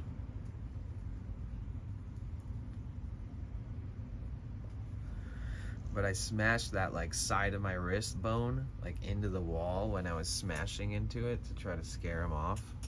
And it like, and I hyperextended maybe my elbow in the same process, because when I woke up this morning, my hand and my palm and my wrist and my elbow hurt really bad. Like, my elbow didn't even hurt last night. I woke up this morning and it was just like, that was hurting more than anything. You know, it's funny because yesterday I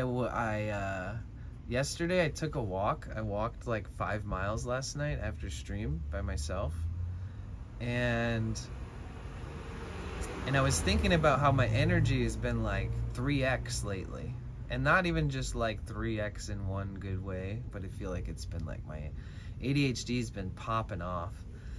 And I think it's because Portland is a slower pace than LA, and then Seattle's even slower. And everywhere I go, I slowly start to adapt and adjust to like the local chemistry, you know?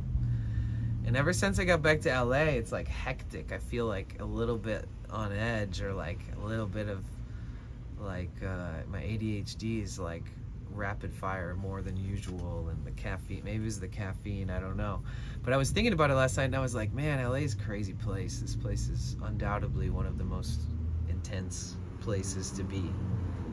Like, just the overall energy, right? Like,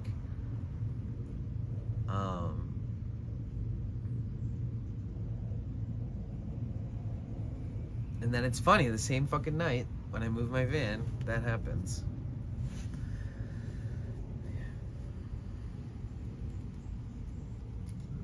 Had to hire a moving company last night. Oh, nice. Yeah, you were mentioning that. Was it worth it?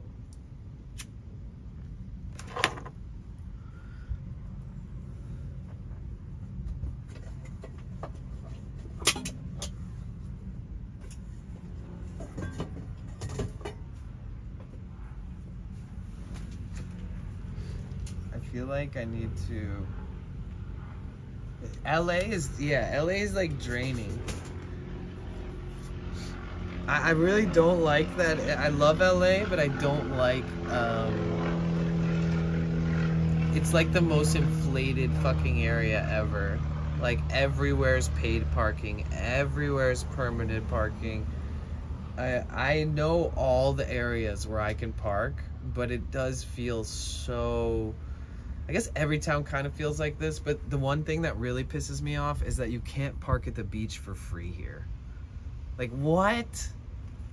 Every single other town has free parking unless there's like an event happening at their beach or something. Like, it makes no sense. Hey KT, welcome back. What's good?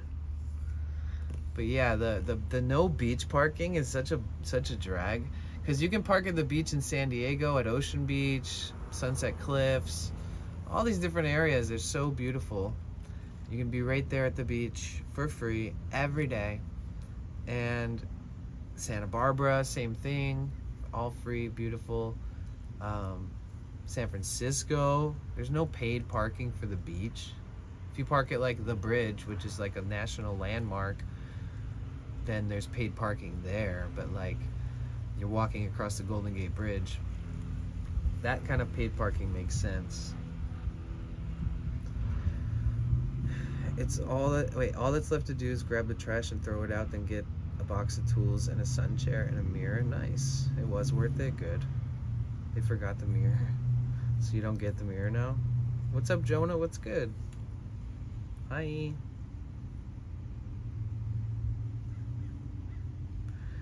Boarding my flight to SFO. Love you, dude. I'll see you later, Alvy. Everybody say bye to the Daisy Dude. If you guys, can we give a shout out to the Daisy Dude? He's brand new to Twitch. He's in some of my YouTube videos. He's in a lot of my Instagram photos. He's been on live streams with me before, but not on Twitch. And he's a great guy. He may or may not start streaming, and it may or may not be the most amazing, one of the best streams vibes that you'll ever see. Especially if it does eventually happen or whatever. It's important to have a couple people that maybe follow you, so if you ever test stream and stuff, they can show up and etc. He's got a beautiful family, and they all run a business together, and they're all incredibly kind and such a vibe. And Alvy's a long-time musician, and they travel around and make they make products for their business, and they travel around to different events and they sell them at the events, walking around meeting people and really interacting with people at these events and selling a lot of product, and that's how they sustain their livelihood. It's taken them over a decade of just commitment and integrity, and just like constantly being creative and infusing love and joy and happiness and all these things that are like a staple in their lives into their business and into their product. It's like, okay, imagine if like a fairy from the forest came up to you and they were like, I gathered all these sticks from the forest and berries from this tree which indicate this love spell and this and that and like joyous vibes, and these are the blissful bark of the happy tree and this and that, and then it's like, and then the fairy like gives it to you and puts it on your head, and they're like, now I bestow upon you my vibes, here's your thing.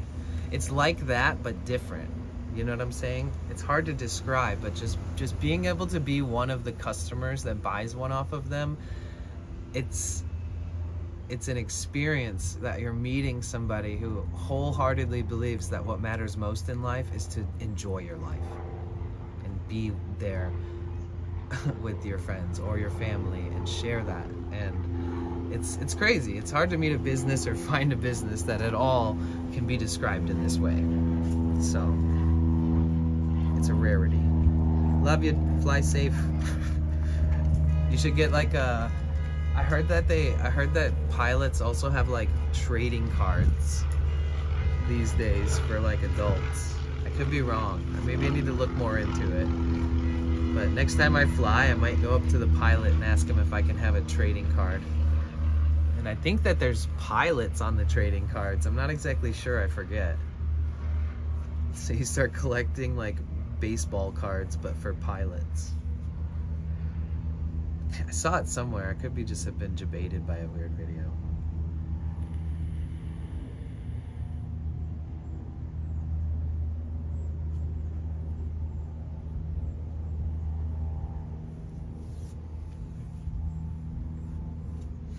You saw something like that too? Okay. Maybe I didn't just dream it. Or...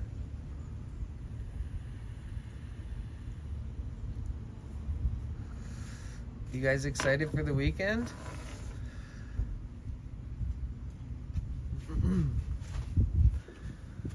Oh.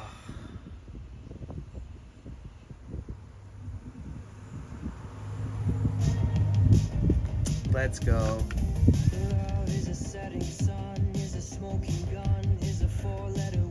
I just had a spliff of like 4 indoor strains all mixed together.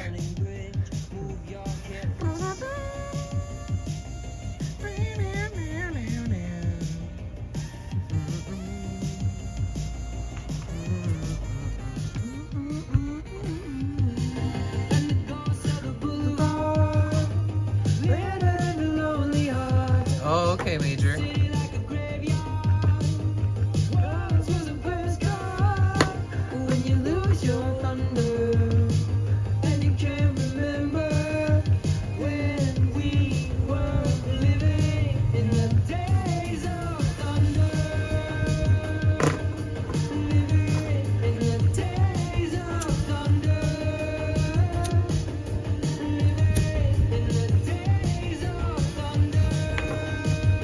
I couldn't get it. It's such a bop. In the days of love was a dream to how was a king size bed. I think it cuts off after this part. Was an open hand. Now it's a dog from hell. It's a dream you sell. It's an epitaph. It's a photograph.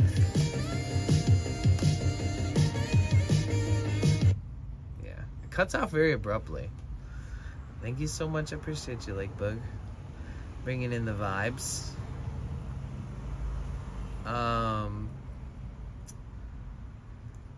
Oh yeah. So one of the okay. So wait. Let's look at YouTube. So YouTube.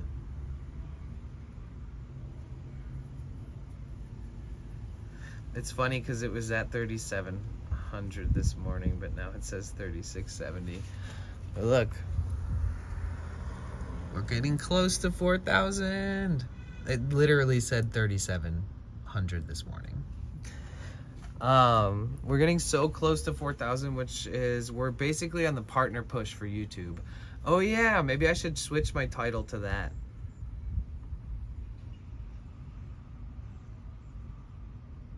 But yeah, that's crazy. I'm watching it just like get closer and closer to 4K, and it's a relief. Oh yeah, I got a comment on one of my posts.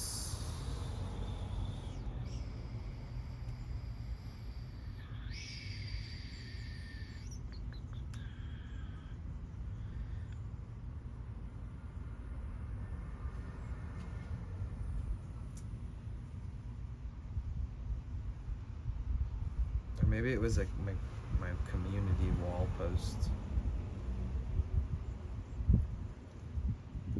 But yeah, I am simulcasting on Twitch and YouTube at the same time. Somebody commented and said, I forgot what I said. Are you watching the live streams or something? And they responded and said, yes, but you don't seem to interact with the YouTube people watching. And I responded and said, yeah, I'll be paying close attention from now on. YouTube chat was on an extended timeout because discoverability here shares my stream to horrible people who don't know how to act in a public chat setting. A lot of YouTubers have said the same thing. And then the person came back and thumbs up that comment, unless it had to have been them, because nobody goes to my community posts unless they see it on their like sub thing.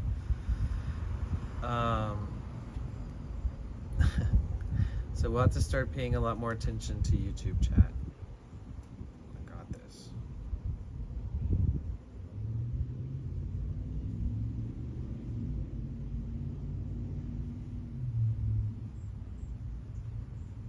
The person came back. Okay. Wow, 9 people. Enter the Falcon. Hey, Steven, I didn't do it. Well, that's good. Oh yeah, make sure you guys thumbs up the video on YouTube. The live stream, it does help. Oh yeah, live chat.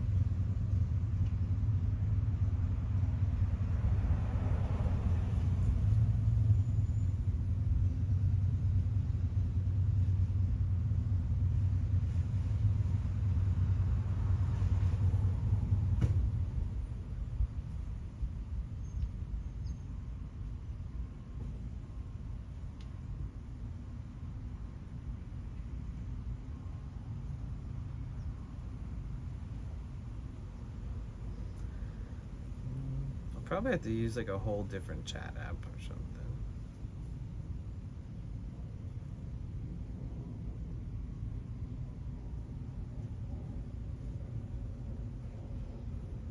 Oh, I guess I could do it like this. Okay. I got a little tiny itty bitty slice of YouTube chat on the bottom of my screen now. Can somebody type something on the YouTube chat? Even if you already did, can you just type anything in the YouTube chat really quick? I just want to see. Okay, thank you. Okay, so I'm gonna make this little thingy here. Put it up a tiny bit more.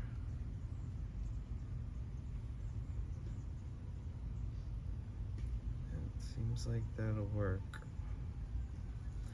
It's still a little wonky, but let's see.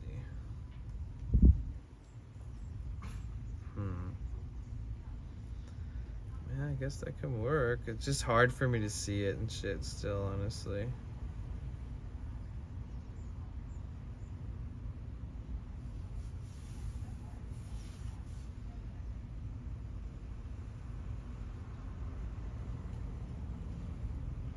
Can you do it one more time? I may have adjusted it enough to where I can see like one full comment without it being... Yeah, that seems good. We tried coming into a van last night. Yep. But instead they ran away scared like a little bitch. Because they didn't realize somebody was in it, because people who thieve like that, they don't do it while people are around. They go on unsuspected to vehicles when nobody's around. They didn't realize I was going to be in the van.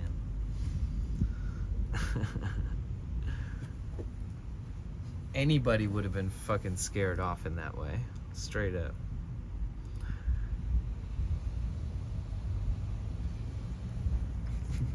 Oh my gosh. But the dude that opened your door made it seem like it's your fault for leaving it unlocked. Oh yeah, Tina, I know, right?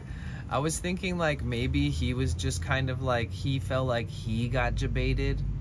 Like it wouldn't have been, like he wouldn't feel like, oh, like, cause that's like an L, right? That's like an L. Like if he tells somebody about that, they're like, oh, you dumbass. You know what I mean? Like you didn't like think about it. You didn't like stand and like listen to see if there was somebody inside of it or anything. Because I wasn't sleeping. I wasn't like laying down or anything. I was just in the back.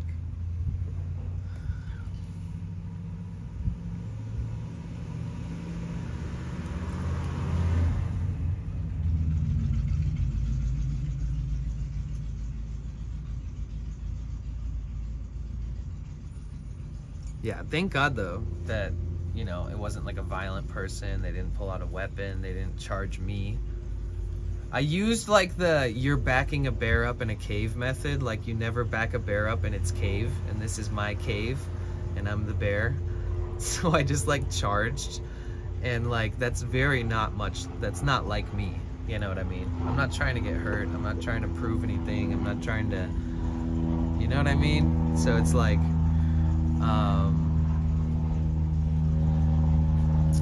but it was tough, you know. I just was like, charge! Just fucking ran at him. Oh hey, is there, you guys, is there just like a link? Can you, is there such thing as a pop-out chat that's just chat for YouTube? Like on the native platform of like just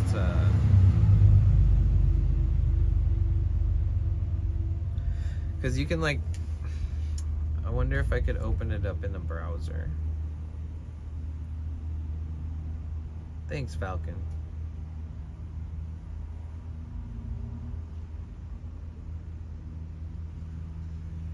Wow, YouTube is I decided today that I really need to make sure that YouTube doesn't get neglected, and YouTube has so much chat going on. You guys should go check it out from Twitch. Maybe try not to open a vehicle that isn't yours. Yeah, Tina, I wholeheartedly agree with that. Yeah.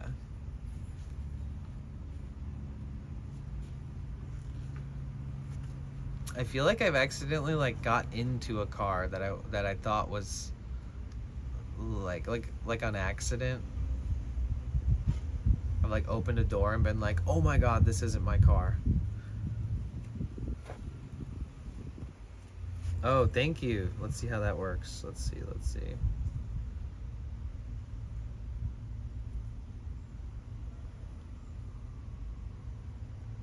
won't let me open it.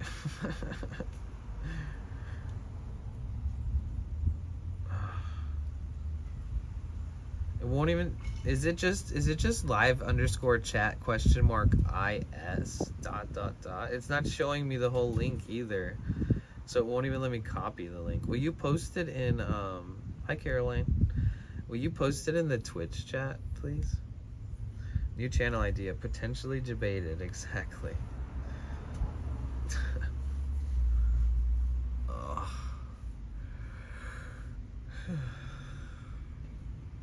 Oh, cool, thank you. Yay, let me open it too and everything. That's good. Yo, this might be the way. Oh my god, this might be the way.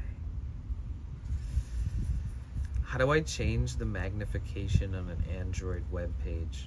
Like how do I zoom, or how do I don't think I can zoom on, or how do I magnify it without zooming so I don't crop the chat? Does that make sense? So like open that link on your phone, and then like if you zoom in, then a bunch of the chat goes off the screen. So how do I frame it better? Can I magnify? Let's see.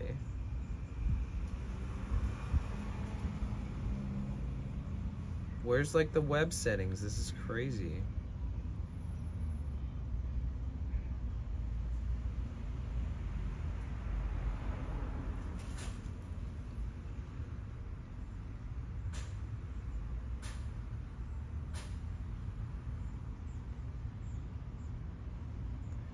All I see is this, which says there's no settings. Why isn't there any? Okay. Oh, because it's opened in like a pop-up thing.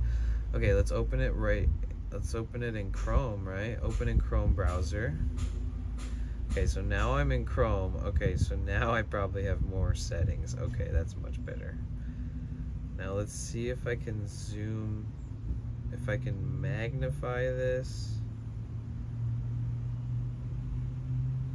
Settings. No. Advanced. Homepage on. Toolbar accessibility. Site settings. Dang. You can only zoom in on the browser.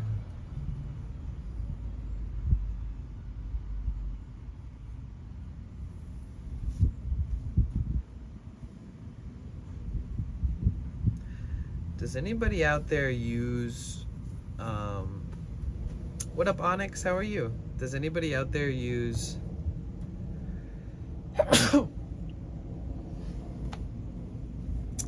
Samsung Galaxy phones and use the Google browser, Chrome?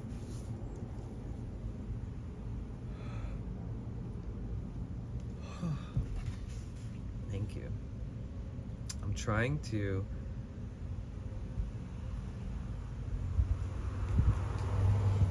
parents said they once got a new car to eat their burgers from Wendy's, and halfway through Dad realized they were in the wrong car. Oh my god. Oh my god, Lakebug, that's so funny. Jeez. Lakebug opened a door to a car thinking it was theirs, and there was some dude in there. That is so funny. You gotta love that.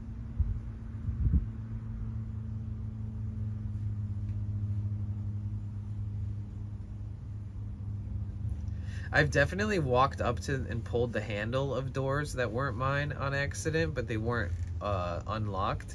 But it was like the same vehicle that I have to a T. It hasn't happened a lot of times, but it's definitely happened.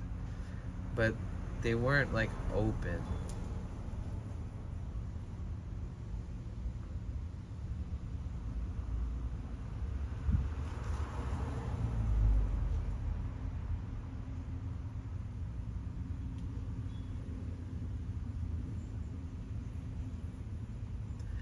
I think I might have accidentally sat down in someone's car with them in it, or like opened it or something, because I wasn't sure if they were like somebody that was selling me weed, like when I was like a teenager or something like that.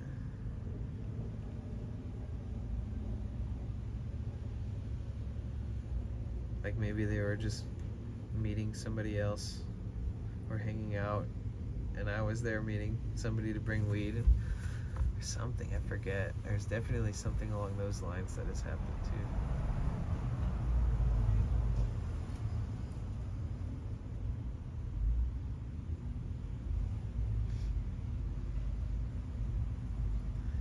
Why? What made you think about me? Caroline?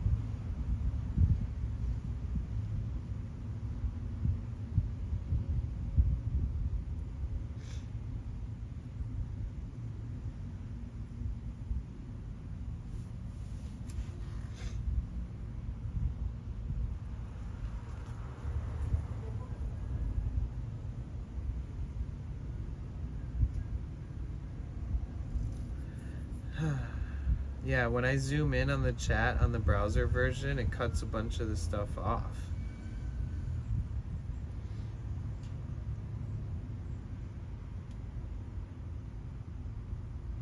That's tough.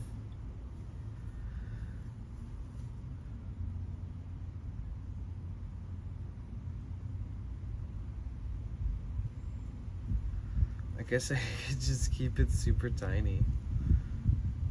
Let's see how that works.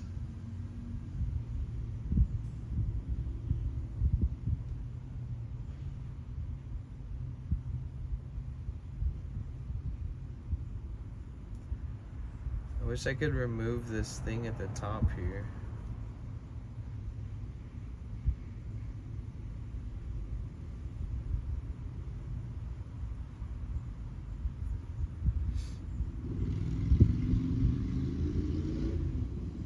You were watching Dazed and Confused? Oh. What's up, Crypt? What's good? Welcome back. Ain't no way someone tried robbing you. Well, somebody tried. Yeah, kind of. I parked and then like a few minutes later somebody tried fucking attempted to rob my van because I hadn't locked my door yet. I literally just fucking parked. And they must have thought I got out and left and not got up and walked into the back of my van. And so I heard the like ka-choo of the door open and I was like, hey! And then I like smashed my hand into the wall as hard as I could, like super mega Hulk slam, and charged at the person. And then they ran and slammed the door closed at me, you know, because I just ran and dove towards the fucking door at them basically. And they ran, closed the door, and I opened the door and jumped out and was like, what the fuck? And I just got lucky that they didn't turn around and like stab me or have anything else to say. And they kept walking off, and he was like, it definitely scared the shit out of him for sure. But he was like, damn, make sure you lock your shit. Like, I was like, oh my god. And I couldn't, and he was already going, and I couldn't see him. That was the worst part. I was trying so hard. It's kind of why I got out. Because if it's a local, like, it's one thing if it's like some shithead who drives to this part of town but like lives in like Compton or like the depths of Hollywood where you'd never see them unless you go to Hollywood, and they come here and they like steal and then they leave, go back to where they live, sell stuff online, etc., and kind of that's where they get their come ups.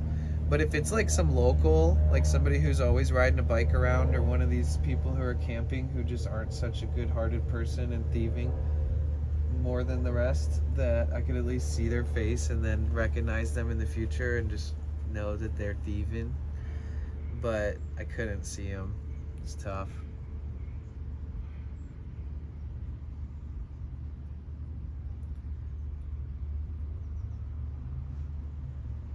That's crazy. You're parked in a pretty good area, aren't you? I was. Yes, for sure. Honestly, last night I was that's the thing, is the nicer areas is where these shitheads walk around at like 11 midnight and they pull every handle that they see just in case they can get a quick anything. You know, they'll probably take the USB cigarette charger. You know, anything's a come up, right? Like, even if you have this tiny one little thing plugged in without cables plugged into it, because there was nothing in the front seat either. I was like preparing to make it look dead inside, which when I go to sleep at night, there's nothing in the front that indicates that somebody's doing, like, there's nothing, no paper, no cables plugged in, nothing sitting in a cup holder, nothing sitting in the middle of the dash, nothing sitting anywhere exposed, nothing, no weird shit, no stuff, like, I don't know. So, how tall was he? What was his hair like? What was he wearing? It was dark out. It was hard to tell. I don't know. He looked like he was a little bigger than me.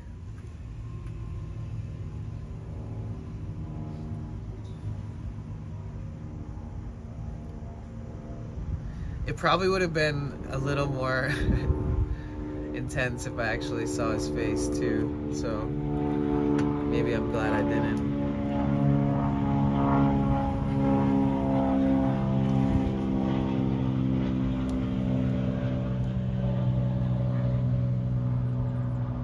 Okay, Falcon.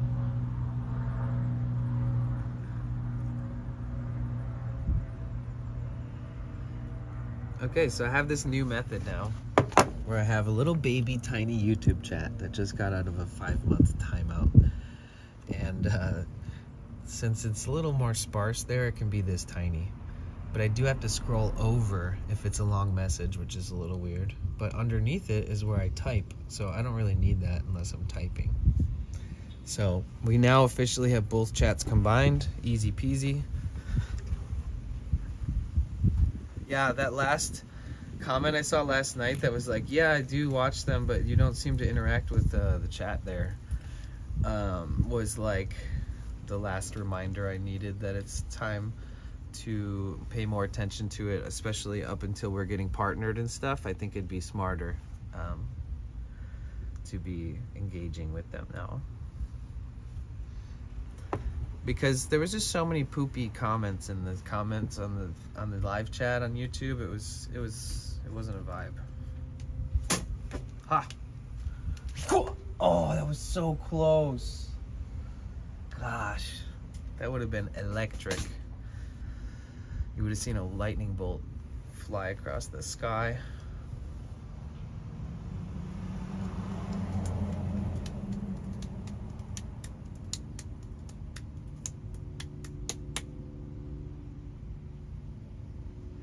I ordered a smoothie today and I had them add some things to it, and one of them was maca powder, and they were like, yep, and then I paid for it, and then like a minute later the guy seemed like so nervous. He's like, hey,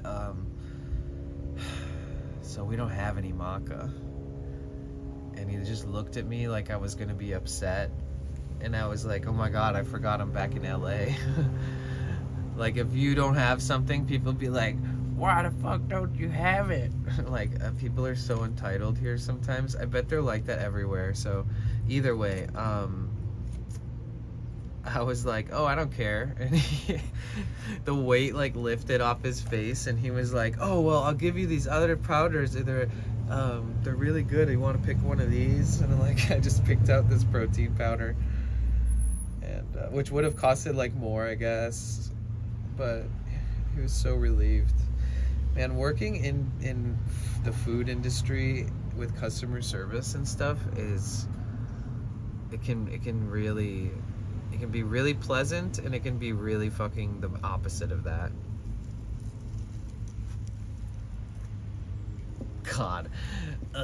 Like, there's nothing worse than working a job and being gaslit by somebody that's like a nepo baby. Like, like somebody who's just like looking at you like you're always going to be that person who's working some random 9-to-5 job through your whole life, and they're always going to be the person who's just living in a cloud because they don't have to work or whatever. And that always happens in LA, because it's not that everybody here is a rich person, or there's so many people that just ride the coattails of their parents. There's a ton of successful people here, self-made. There's a ton of people who don't even fit into that category at all, but there's just so many. I love LA and I love the people here, but I've seen it in person plenty of times, just like an adult acting like a child, and the adult looks like they wouldn't act that way, but they are, it's weird.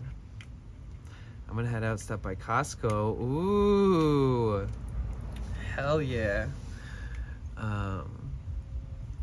Be back later if we're all still hanging out. Love you all so much. Love you, Lake Bug. Have fun at Costco. I love Costco. Oh man, I hope Costco stays legit. Had a Costco membership for a few years, and it's still the same price per year. The only thing that Costco did wrong is build their parking lot weird. And they put in a cart collection station that if you stub your toe on it, you'll break your toe. And I did that there. And I regret not suing them. There's probably some law that like the parking lot is like owned by like some other company or something, just in case that shit happens.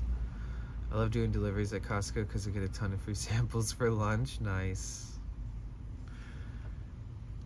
Adventure time. Be right back. Wait, be right back again? Or was that the last? Or am I looking at the same comment? Hold on.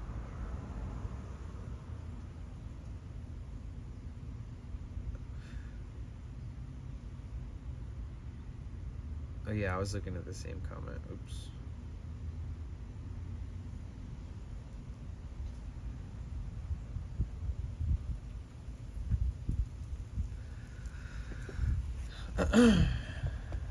I just love what I can buy at Costco, and when I'm there, I just mind my own business and just pretend that nobody else exists.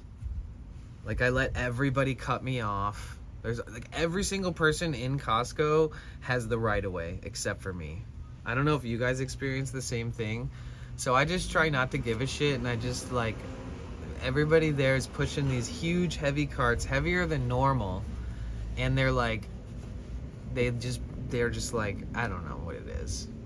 Maybe people look at me and they're like, I can run this motherfucker over. I don't know what it is, but I'm always the person who has to wait for like 17 people to go, when I should always be polite and courteous to people anyways, but like, and I am, but like, it just seems like that I'm the one who's just like not on the offensive.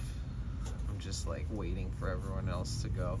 Actually, it got to the point, I found a solution for that, and it's just, all I have to do is get a cart, and I put like a couple things in the cart, and then I go to, like, I take the cart to a certain aisle, and then I put the cart like close up to an aisle, and then I walk and I grab all my things on my own, like without the cart, and I bring them back to the cart. And I like periodically move the cart a little bit around the store, and I do that same thing so I don't have to really navigate too much. Oh, thank you, Realm Babe. I appreciate you. I hope you're doing good. It's good to see you. Yeah, the van's alright. I'm alright. My wrist hurts but it's all good. I didn't sleep very good. Luckily nobody got hurt.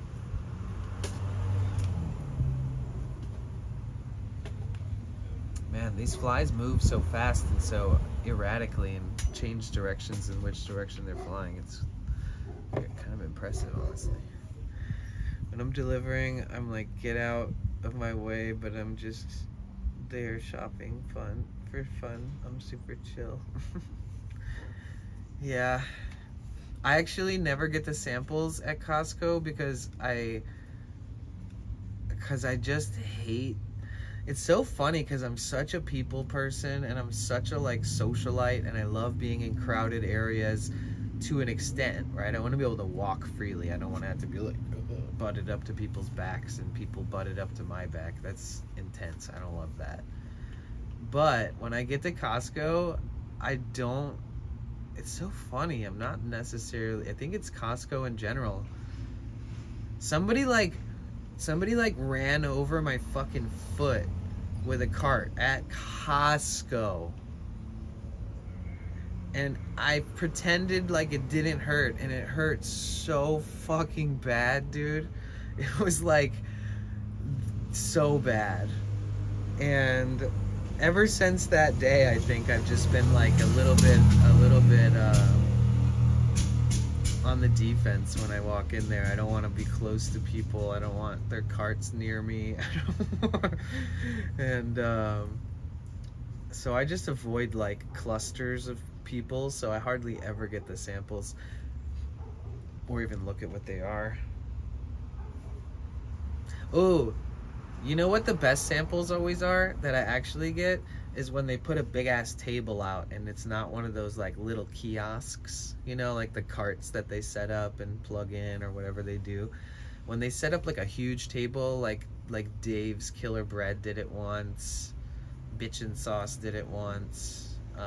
A lot of the products that are like pretty good there have done that at some point. They sample the most mass processed shit when it comes to those little kiosks, but when it comes to the big table, they sample like a product that you might be hooked on that's like not had been owned by some random corporation for the last 45 years. It's like newer companies like Bitchin' Sauce and Dave's Killer Bread, you know, the more hip shit. I'm glad you brushed your teeth. Good.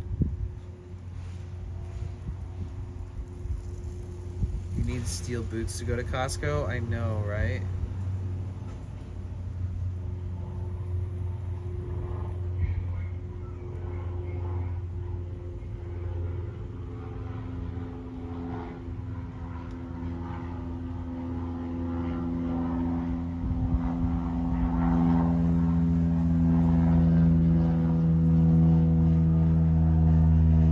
definitely would save a lot more money when I rented a place and I had like a big fridge and freezer to myself compared to the last 10 months of my life, because the food storage, even if I had a fridge and freezer in here, it would obviously be smaller than your average fridge and freezer, but it would still allow me to buy more, right? And less trips to the store, that type of thing.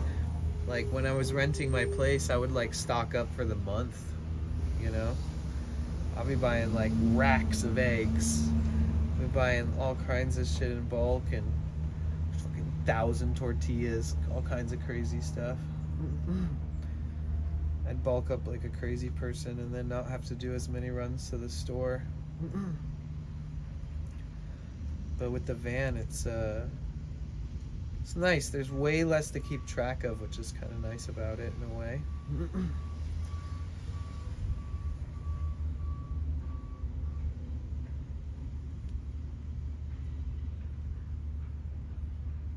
But thinking back on it, I definitely saved a lot by buying more instead of buying like a few days worth of food at a time. So like I just store it in this little bin right here. I can't believe, honestly, I'm not kidding right now. If somebody was like, yeah, I've been eating, I store all my food in this for the last 10 months, I'd be like, oh, okay, so it's just like dried goods and shit. And if you were like, no, I've stored eggs, cheese, tortillas, like all kinds of shit in here, fruit, vegetables, greens, I would be like, huh? Like it's just a plastic bin, it's not a cooler. I'd be like, and how did that work out? Dude, it has fucking worked out. I just can't buy a ton of food. I can't buy like food that I'm gonna eat in 5 days from now. Eggs you store at room temperature, but in the United States they're like pasteurized or something about them that's like they're supposed to be refrigerated because they're not like fresh. I don't know what that process is called. I'm too out of it to remember. So technically, if you look up like in the United States, should you refrigerate your eggs? They would all say yes. And if you don't, dude, I've seen what they start to like. They start to get this like, I don't even know. It's like they start to like change color. So it's like easier to tell if you have brown eggs. So I only get brown eggs.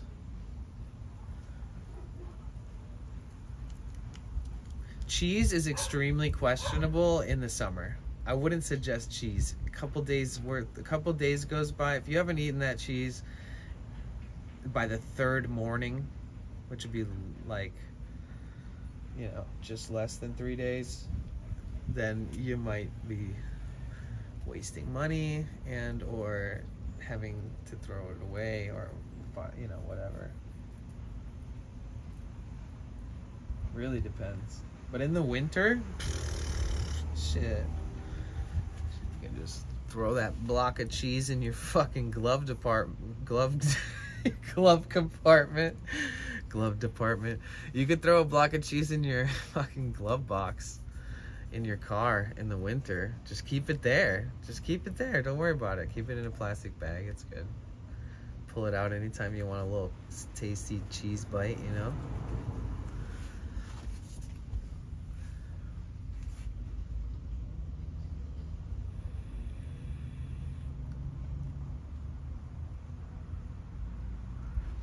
One thing that happens when the van gets really hot, I'm telling you, it gets to be like 100 degrees in here and then like 55 at night. So it changes like ambient inner temperature to the ambient outside temperature. It's like shifting. And if you have like big packages of waters, like I have these spring waters and I have like the sparkling waters, they get warm and cold and then they produce condensation too.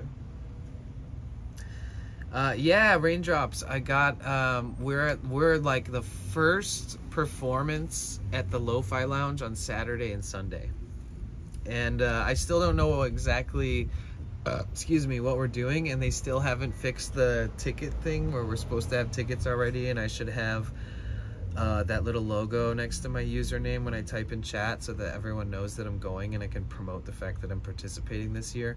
They haven't yet smoothed all that stuff out, unfortunately yet, but I do know that my friend and I are really good at jamming together, and we really love jamming together.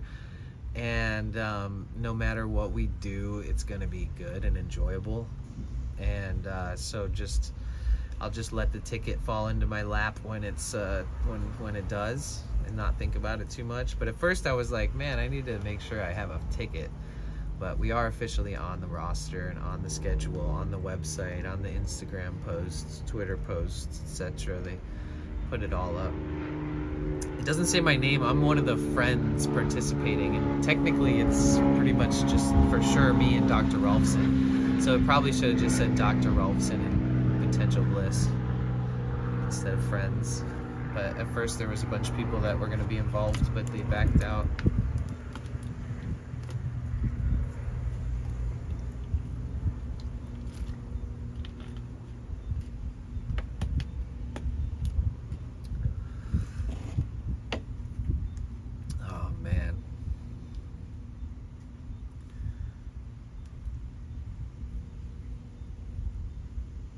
LA makes it so easy to spend money faster. Inflation is crazy here. It's like I went to Whole Foods for like a $3.68 delightful croissant with egg and spinach and cheese. And they're pretty big, and like they're filling, and they're hot, and they're so good, and they're so cheap. And every fucking time I go in there, they're all gone because everybody's probably copping up on that shit, like buying them all every morning, which makes sense because I want to be one of those people buying them. And I went yesterday, and then I was like, ooh, now I really want it, right? It's like the first time I thought of it in a long time. And I went there early in the morning, and they were all gone. And then I looked online at like a nearby place that would serve the same thing, because at that point, you know, I wanted that kind of food. And it was like $17 for like the same thing but at a different place down the street. And I was like, oh, just kidding, I don't want that today actually.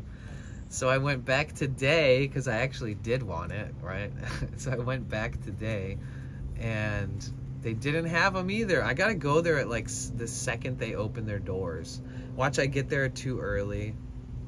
Either way, I gotta get one soon. But like what I'm saying is that, like, okay, so I'm like, oh well, I like their smoothies, I'll get a smoothie. And the smoothie was $13. It's like, come on, man. Fuck, dude. $13 fucking dollars, dude. Fucking for a couple pieces of fucking banana, which are the cheapest fruit sold in any freaking grocery store.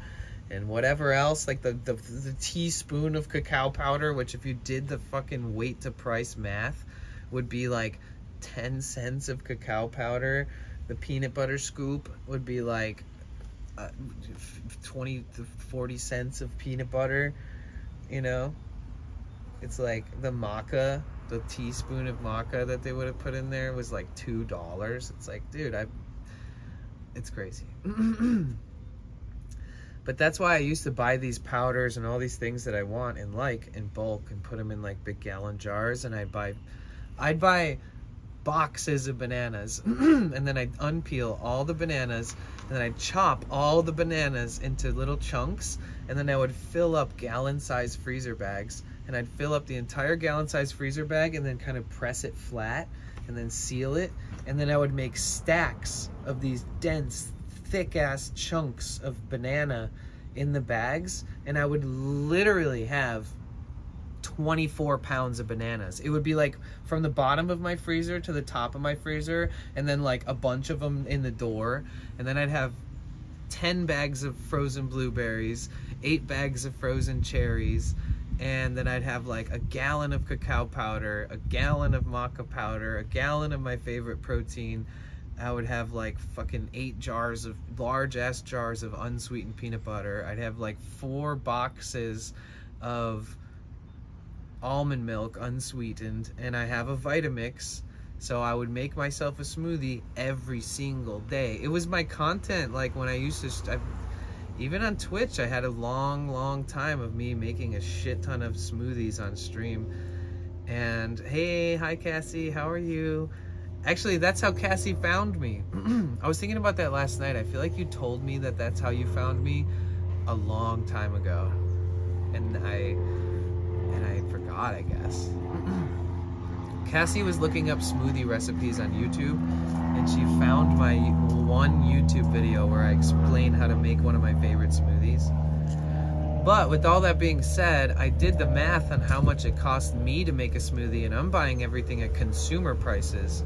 All these companies that are selling these smoothies are not buying them at consumer prices. They're buying everything at some kind of wholesale price. And maybe they are using, I don't know, it's hard to tell. But either way, it should be way cheaper. It shouldn't be $13 for a smoothie, or 20, or whatever people are charging these days. How are you? How's it going? Welcome in. We missed you.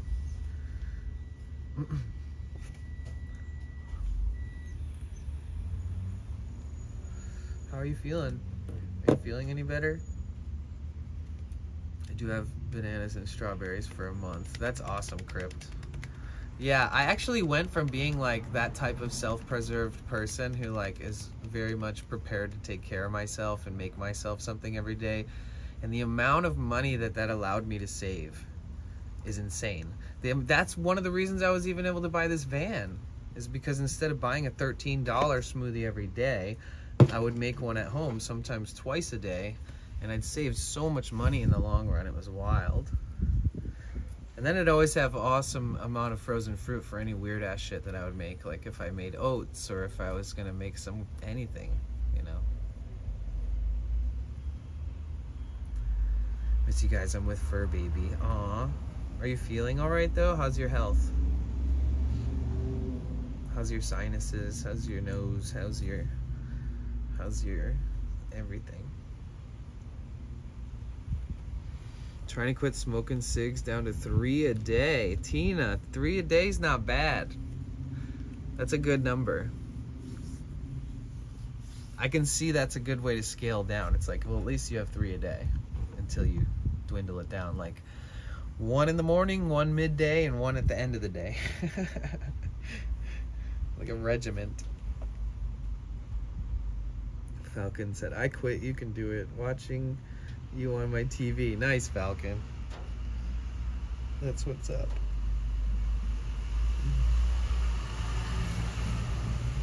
Ooh.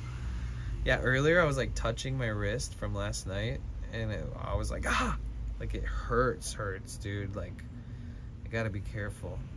Ooh, yeah, like there's this part right here where I feel like I hit a nerve or something. It hurts so fucking bad.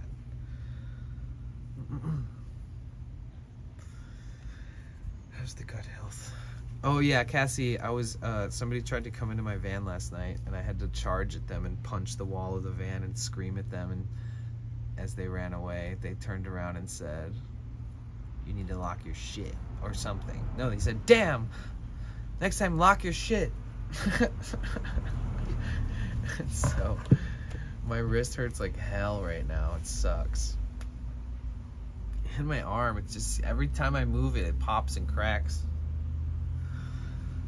It was my fault for not locking the door 3 minutes after parking. I was still standing, I was literally. But like, and even if, okay, I thought about it. Like, what if my door was locked? Then I would have just heard somebody pulling on my handle. I would have ran into the front fucking, then done the same thing.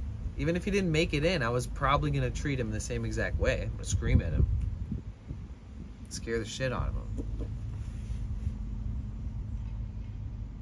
Did you Detroit them? I treated them like they were backing a bear up in a cave.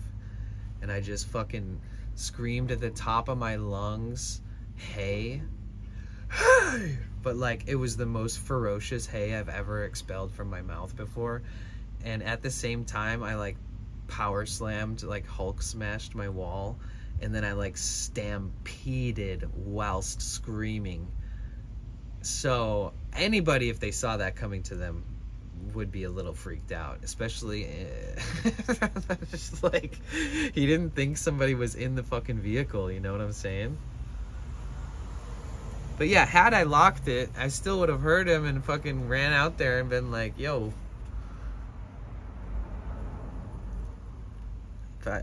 It makes me wonder how many times somebody's just like nonchalantly come up to my van and pulled the handle while I was sleeping. You know? There's a punch move called Detroit Smash in anime My Hero Academia. That's a good show. I haven't watched it in like years, but I did enjoy it. I think everybody kind of, I don't know. I think just like during the pandemic, everybody became wise to like some anime. Like maybe they didn't become like weebs and shit, or maybe they did some. For sure some. But like I got clued into a lot of anime because a lot of people I was meeting online in streams and stuff were like suggesting it, and I was like, yeah, I've never seen that. Nope, never seen it. And they were like, oh my god, really? What the hell? And I was like, is it that good? And they like gave me their Crunchyroll login and password, and they were like, please use this, please watch stuff. They were like, and I watched a bunch of stuff. Everything I watched was really good. I watched a lot of stuff, but some of my favorites are some of the things I always hear people say now that they say are their favorites. So I guess that they did clue me into some of the goods. I'm sure I didn't keep watching and keep watching and keep watching until today, you know, and I don't have access to their Crunchyroll account anymore, but they did try to make sure I had at least seen enough to like feel like I'm not so outside of it. But I watched like all of what was it? I watched all of, oh my gosh, I watched all of Food Wars. I watched Death Note. I watched that movie I suggested the other day called Your Name. I watched all the Ghibli stuff. I watched Death Note. I watched a bunch of dark ones I can't even remember the name of. They were just really crazy. And I didn't keep watching all of it. And then I watched One Piece, a little bit of it, because obviously it takes commitment. And then I watched that one that was so skeptically loved and hated all at the same time. What was it? Demon Slayer. And then, but I'd grown up watching stuff like, I watched Dragon Ball and Dragon Ball Z. Like, I was born in 1987, and they were playing that stuff when I was like a kid and a teenager on TV all the time. I loved a Dragon Ball and Dragon Ball Z, and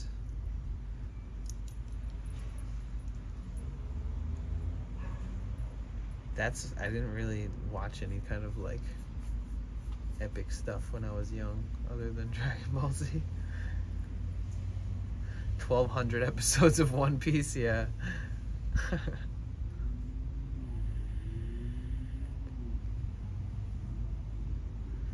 What else was anime at that same time on the same stations? Like,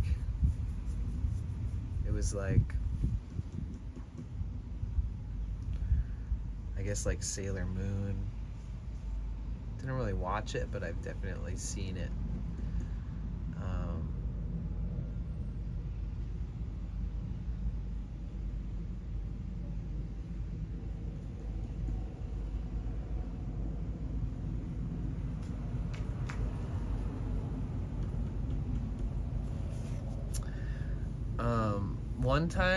One time I just like quit. I used to like buy packs of cigarettes when I was a teenager for like a couple years, and then at one point I just like had one cigarette left in a pack, and I just looked at it and I was like, meh, I'm quitting cold turkey right now. And there wasn't like a build up, there wasn't like I want to quit, maybe I should quit, this and that. I just looked at it and was like, it would be interesting if I didn't smoke, and this was my last cigarette, but I didn't even smoke this one. And then like I did successfully stop, and I like, oh yeah, in Inuyasha, and I like had this pack of cigarettes with one cigarette left in it, and oh wait, no, there's way more to the story, honestly. So I went to a concert and I met Sonny Moore, but it was a From First to Last concert, and Sonny Moore is now known as Skrillex, right? So this is like super duper long ago when he was still in From First to Last, and he was just a scene kid, an emo guy. And I met him, and I wanted to get something signed from him, and I still have this, and the only thing I could get signed from him, all I had was a pack of cigarettes. So Skrillex wrote on the thing when he was Sonny Moore. This is like literally 18 years ago, or maybe less, I don't know, but around that. And he wrote "Nobody Likes a Quitter" on it. And then when I brought that pack of cigarettes home, I had one cigarette left in it. And I was like, I thought it was funny because it said "Nobody Likes a Quitter" on a pack of cigarettes. And then there's one cigarette left. And I was like, huh. And that's the pack where I like quit smoking for hella long time. Quit smoking during peak COVID in March 2024. Peak COVID, March 2024. That was peak COVID? But I still use nicotine lozenges all the time. That seems chill. Oh, 2020. Okay. No, it's okay.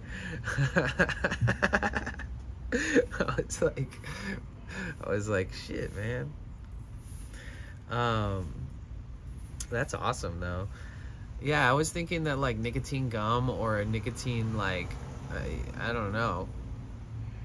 It makes sense why Zyn is so popular. I've never tried that, but it makes sense because it's almost like having a medicine pouch with you instead of carrying some weird branded vape or some cigarette pack that's owned by this crazy corporation and all this weird shit that surrounds it. Like, you can just get a little pouch and throw it in your mouth, and then you get the same effects. I feel like nicotine should come in so many forms, because nicotine is a stimulant and it's not the worst thing in the world at all. Some say that it helps you in some ways, but to combust a bunch of tobacco to ingest the nicotine is the unhealthy part. Oh, you did? Let me check.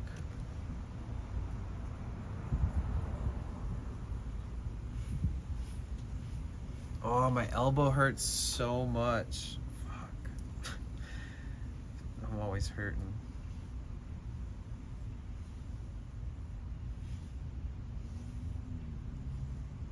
Is it in pets or is it in selfies? Oh, Mega's dog is so cute. I can't believe that Mega sent this freaking picture so many months ago. Oh my god, I'm slacking. I have not checked the pet section since I started the road trip. Holy shit, Joel. What the fuck? Joel's dog looks like Falcor. Whoa, dude. It's trippy seeing faces to put to the people too. I haven't seen a lot of these people's faces before. Y'all are beautiful. Stoked. We do have a selfies section. Let me check that. I think that's where the picture with Furby is. Oh damn, I didn't see this either. Getting ready for girls' night out. The screenshots of the of the Space Needle.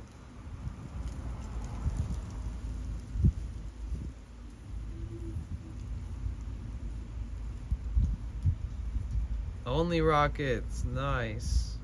Hell yeah. Caroline. Oh shit. Oh wow, she posted a bunch of good pictures. Nightmare Weekend. don't know who half these people are.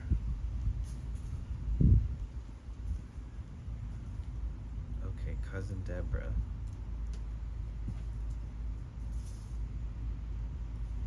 Is this Roland Nova? Oh my god. Joe.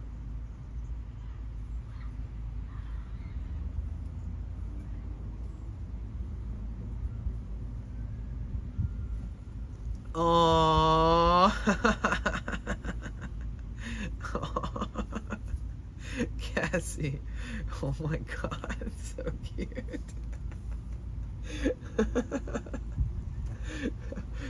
Oh, I can't even handle it. Oh my god, this might be my favorite photo ever.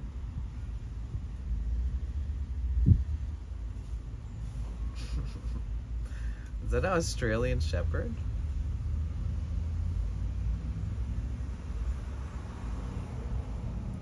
So cute.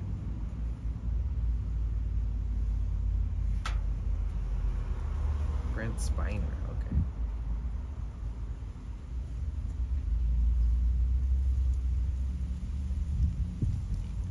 Dude, that is the cutest photo ever. I can see why you like hanging out with that little Furby. For sure. 100%.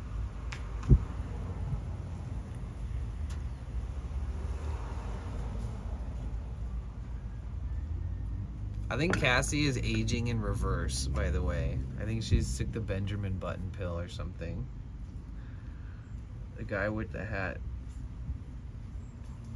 What is Brent Spiner from, though? I forgot to ask that.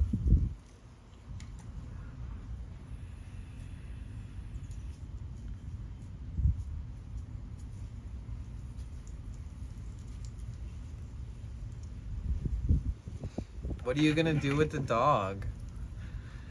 What's the dog's name?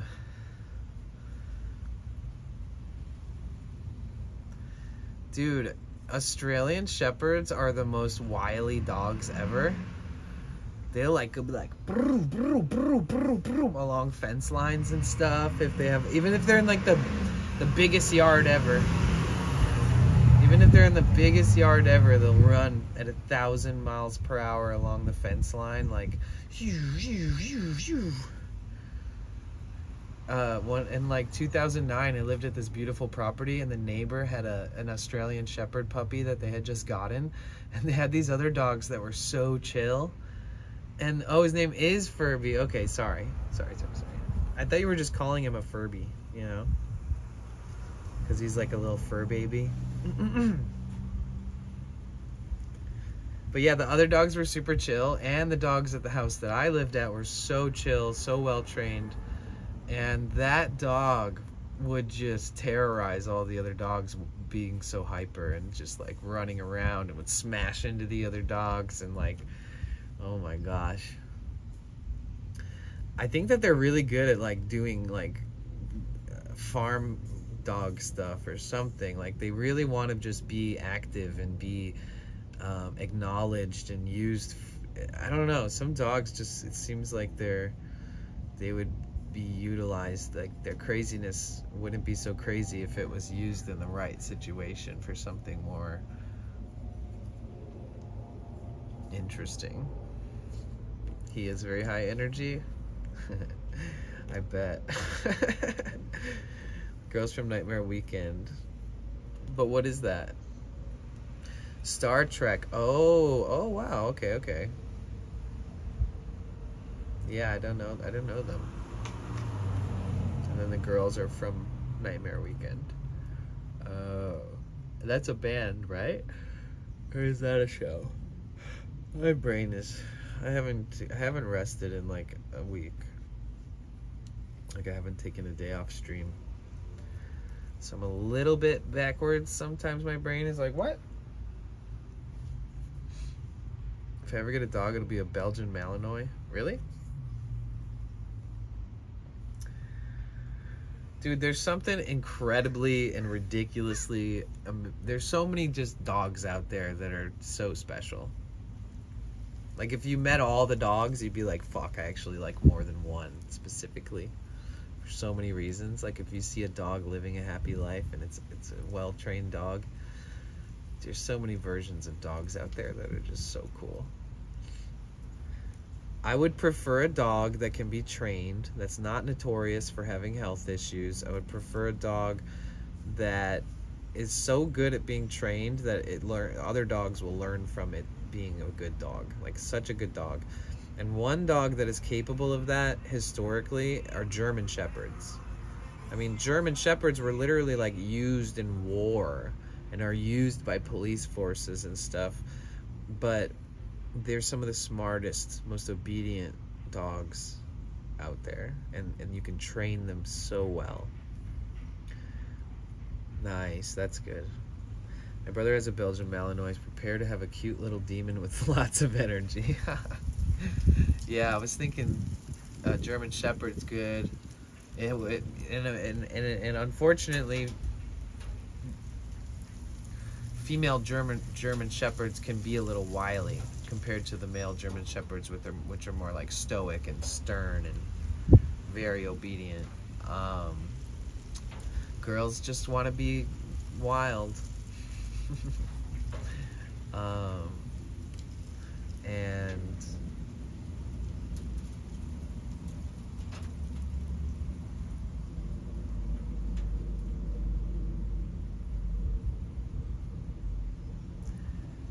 I've met a few French bulldogs in my life that like really, dude, French bulldogs bring you a different type of joy than any other dog. Like there's a certain way that you feel inside when you see one of those dogs that doesn't compare to any other dog. Like the way that they're just so like stocky and like short and thick-legged, and like they have these unique personalities all bunched into just this little wrinkly faced cute ass tiny little dog that sometimes will get a little thick. You know, like a 23 or 30 pound French bulldog is pretty big. Like most bulldogs, small bulldogs, not French bulldogs, are usually that big or bigger. But like cute, dude, French bulldogs are so cute. It hurts how cute they are. I was like the godfather of a Frenchie for many years, and then that dog passed away, unfortunately. But I helped raise a brother and sister French bulldog last year for like 3 months, and watched them grow from these little babies into these full-grown dogs so fast. But they're so fucking cute. Yeah, one day. I feel you, Cassie. I think that like if I was in a relationship, I'd feel better about getting a dog. Because then there's like 2 people to be responsible for that life of the dog. And I don't know. It seems like there's more flexibility, and the dog will have more love if it's around. It'd be like a family then. Dog first, kids second. Or just dogs, whatever, you know?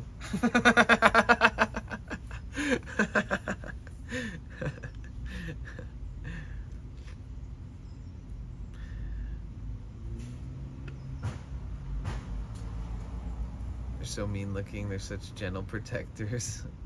I should say they can look mean. I was more into big dogs because my family dog was a big dog, but my ex has a Jack Russell, fell in love with him. The dog is the love of my life. He's so exceptional. I miss him a lot. He's 17 now. Aw. Yeah, Jack Russells are so sweet, aren't they? They're freaking crazy hyper, but they're so... And they get like, yeah, they those dogs form a bond too with you. So it's like, they're so hyper.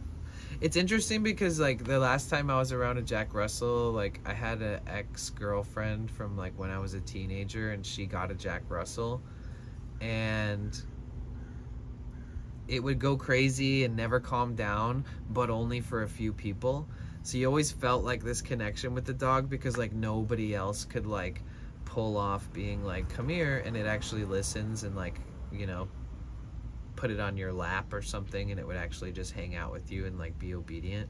But to everyone else, it doesn't listen at all or act the same at all.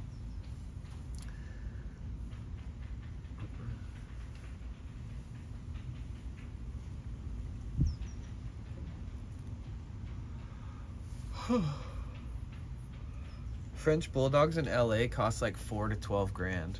And the cheaper ones usually grow to be like 20 to 24 pounds, which is a large one, and people try not to buy those ones. It's a really weird culture, but then there's these ones that like only end up getting to be like 12 to 14 pounds at adulthood, and those ones are like 8 to 12 grand.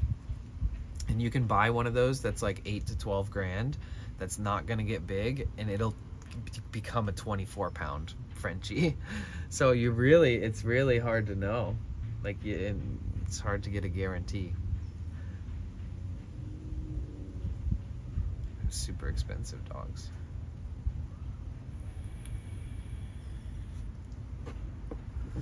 Yeah, the likelihood that you can foster a Frenchie is so low. That's like rare. You're never also gonna go into like, say, a animal shelter or something and ever see a Frenchie. Never, no way. It's totally unheard of. Even ones with like lots of health issues have already been like blessed by some rich person who loves Frenchies and like will live a happy life until it dies. It's crazy. Like, you really don't see Frenchies around, even ones in bad health that could maybe use like almost like a hospice type adoption until they pass away, you know? 'Cause sometimes you see dogs like that at the shelters that actually just require more care and medical needs than the other dogs. And it's sad because whoever that owned them before couldn't keep up with it, or maybe whatever. Yeah, you don't even find Frenchies like that. Like, if I found a Frenchie like that, I don't have the kind of money to deal with that.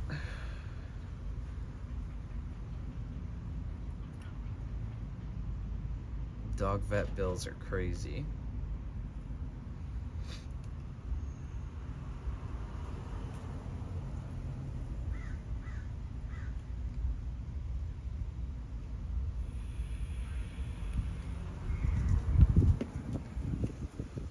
Damn, tomorrow's Friday. We gotta do some kind of adventuring tomorrow. We're gonna do like a long IRL stream, explore somewhere. Maybe tomorrow we go back to San Pedro, Cassie's favorite town, and we go to the Friendship Bell again, because it seems like we're not in the middle of like a windstorm era. I looked up the wind there and it was like 5 to 7 miles per hour. Are Alibi or Kangal dogs common in USA? I've never heard of those, actually. Do they go by any other names? Or does anybody in chat know of those dogs? Where are those dogs? Where are you from? And hi, by the way, my name is Danny. Welcome in. Yeah, vet prices are crazy.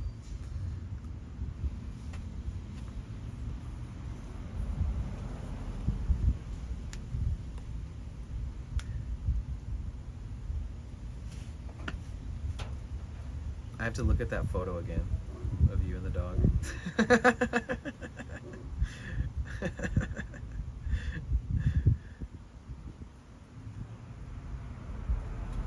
Okay, I'm back. I just need to see it for a second again. Now if I'm ever having a bad day, I'm just gonna I should just look at that photo. The first thing I do when I wake up, if I look at that photo, I'll have a good day. I got ads so it lines up. Wait, are you out of ads now?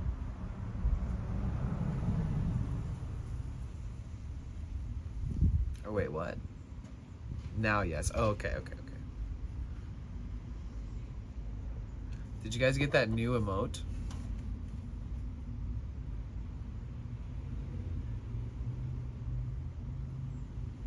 The gummy bear one or whatever? Did anybody get it from watching the DJ streams?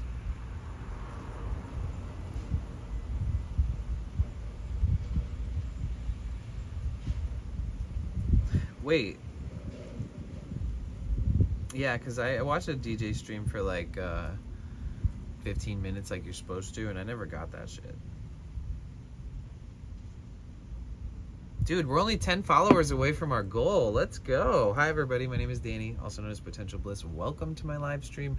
If you're new here, make yourselves at home. You're always welcome back. If you enjoy your time here, make sure you hit that follow button on the way out. We're only 10 away from our goal. I just got back to LA like almost a week ago from a cross-country trip, but not east to west. I went north to south. So we started in San Diego, went up to San Francisco, went to Portland, went to Seattle, Washington, and then all the way back down. This Saturday, in 2 days, there's a pre-TwitchCon community gathering type event in Hollywood. So on Saturday, we're going to be going to that. And yeah, welcome in. I hope you look forward to the streams upcoming as much as I do. Sometimes there's a ton of stuff planned. Sometimes it's more chill and we're figuring out what I'm going to be scheduling into my calendar type thing. But I always keep everybody updated, and I have been kind of giving myself a much needed break the last couple weeks from walking too much, because I was starting to acquire some unfixable foot damage, and like in multitudes of it, like just sprains and potential stress fractures to never-ending blisters to athlete's foot to, and this is coming from somebody who showers every day, changes their socks every day, washes their fucking clothes every single week, etc. You know, I scrub between my toes, all this stuff, but just like never-ending things as a result of streaming a lot, putting in a lot of miles. It will happen to anybody. But I'm starting to feel so much better. And now the thing that's bothering me is my wrist and my ear. But my wrist from last night, ow, fuck me, ow. Yeah, I'm not touching that. Yeah. Yeah. Dude, that shit hurts.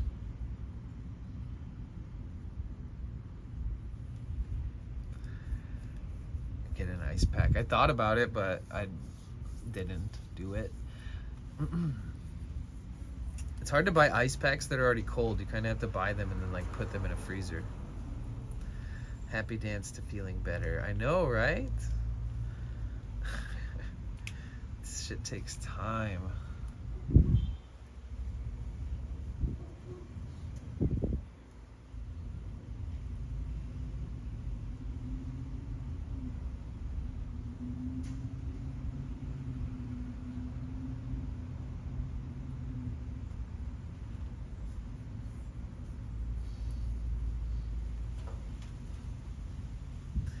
You still have your ear hurting from that son of a bitch who whistled? Yeah.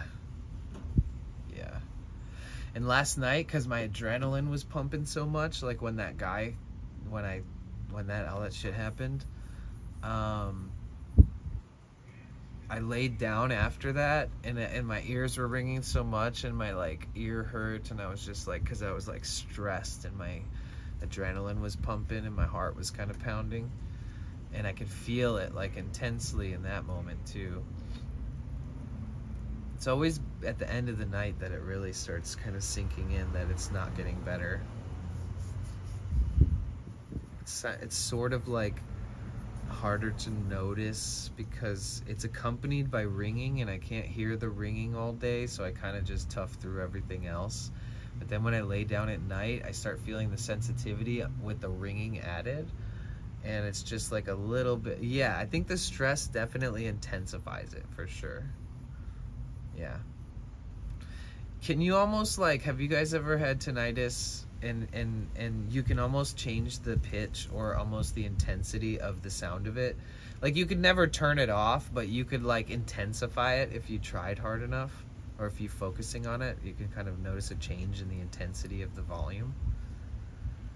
It's really interesting. It's very psychologically impacted by like your thoughts and how much you focus on that, and also how much stress, what your nervous system is going through, what your heart rate's like, all that kind of stuff for sure.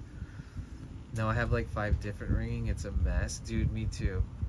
The other night I had like a little bit of an anxiety attack because the ringing in my left ear has like a weird pitch to it that actually finally has like a pitch change to where the ringing in my right ear is different than the ringing in my left ear, to the point to where there's a wave. in it. So it's not just like, it's like there's like an undertone of like a waviness. That psyched me out super hard. I was like, oof, I've had crazy problems with my ear, and God, I hope that mine doesn't do that forever, bro. Fuck me.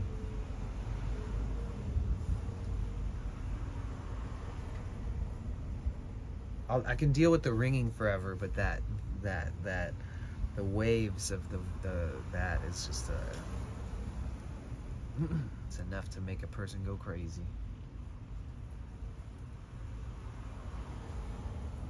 But waking life's the easiest life because there's so many sounds around, so you can't hear the ringing until you go into like a quiet room.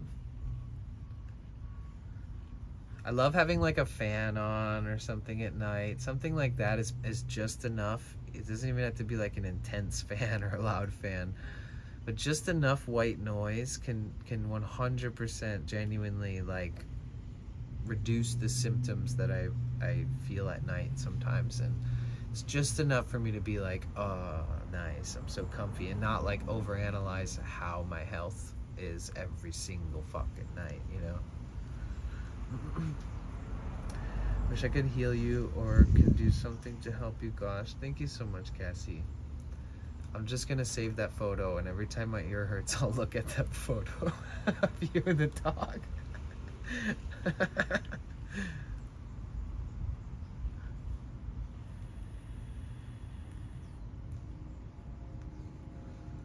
You know what's funny? I was living in Hawaii and my eardrum ruptured, like completely ruptured. Like I'm talking liquids pouring out, blood pouring. It was like the worst thing I've ever experienced. I don't want to even get into detail.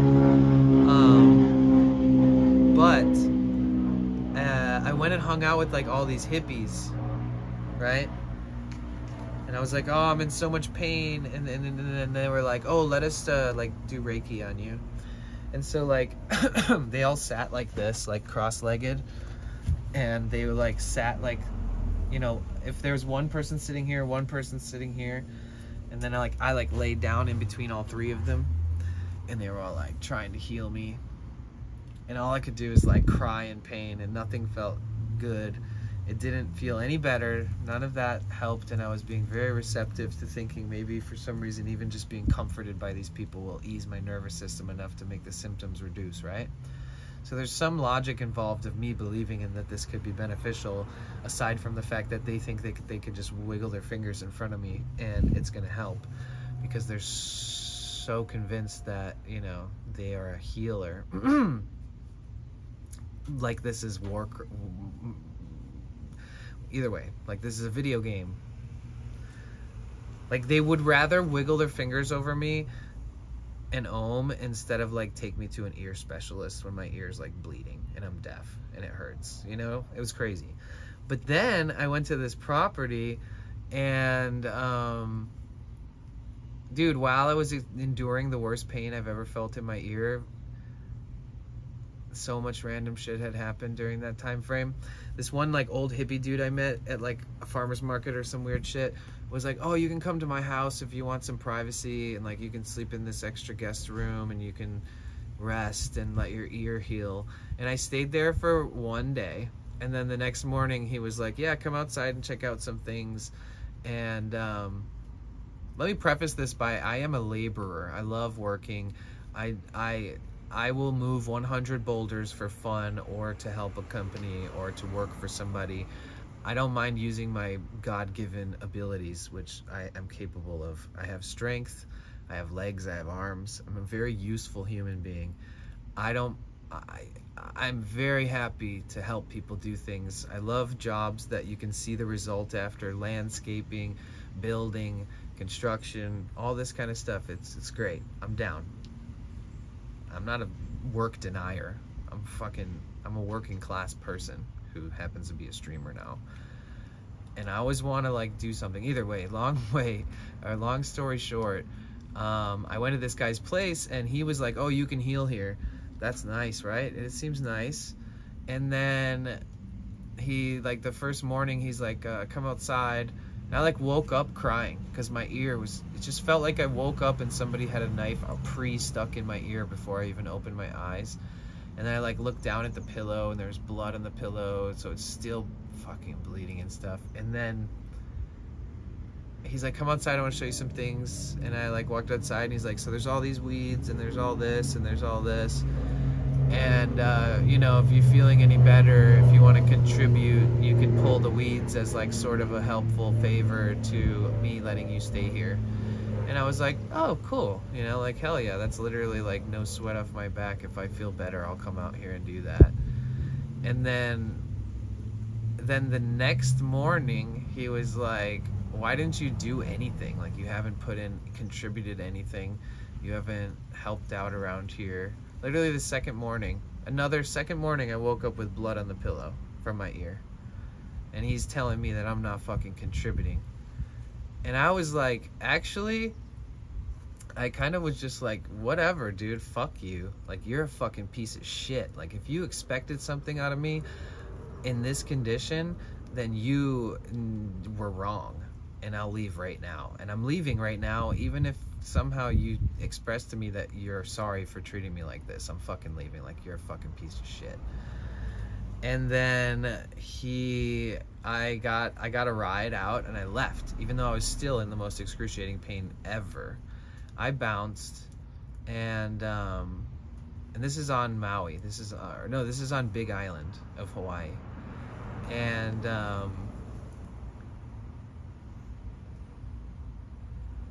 then he made a Facebook post about it. He said, just letting the community of Big Island, Aina, Hawaii know that this guy claiming to be like a work trade type person who comes to people's properties and does nothing to contribute. And I fucked that guy up so hard. It was his biggest mistake, was making that post about me, because back then, let's just say I had like a lot of influence online and on Facebook, because I worked in the music industry my whole life. I was born and raised in Detroit. I'm a softie, but I'll speak the fuck up when I need to.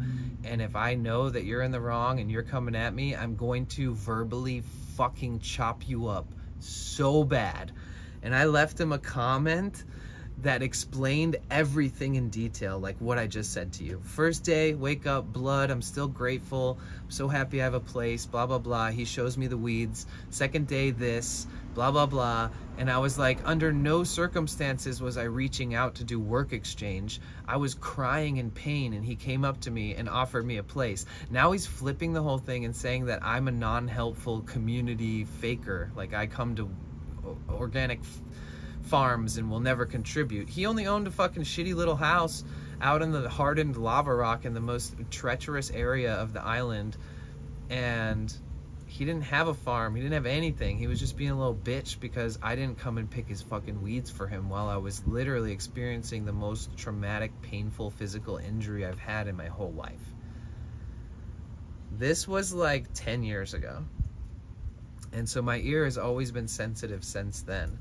And the real big damaging recent thing that happened was this guy whistled into that same ear that all that stuff had happened to me in the past too, when I was IRL streaming at a street festival in San Francisco. And this guy whistled like for 3 to 4 seconds so hard and so loud.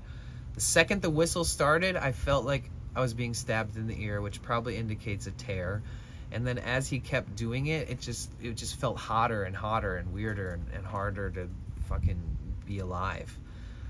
And I kind of downplayed it a little bit because I was streaming and there's so many people and I'm distracted and stimulated. And then by the end of the night, I kind of realized it's not good. And that was 2 months ago, and it still hurts. Oh yeah, and everybody canceled that old hippie guy who tried to throw me under the bus unjustly, because I fucking opened a can of verbal whoop ass on him in his fucking post.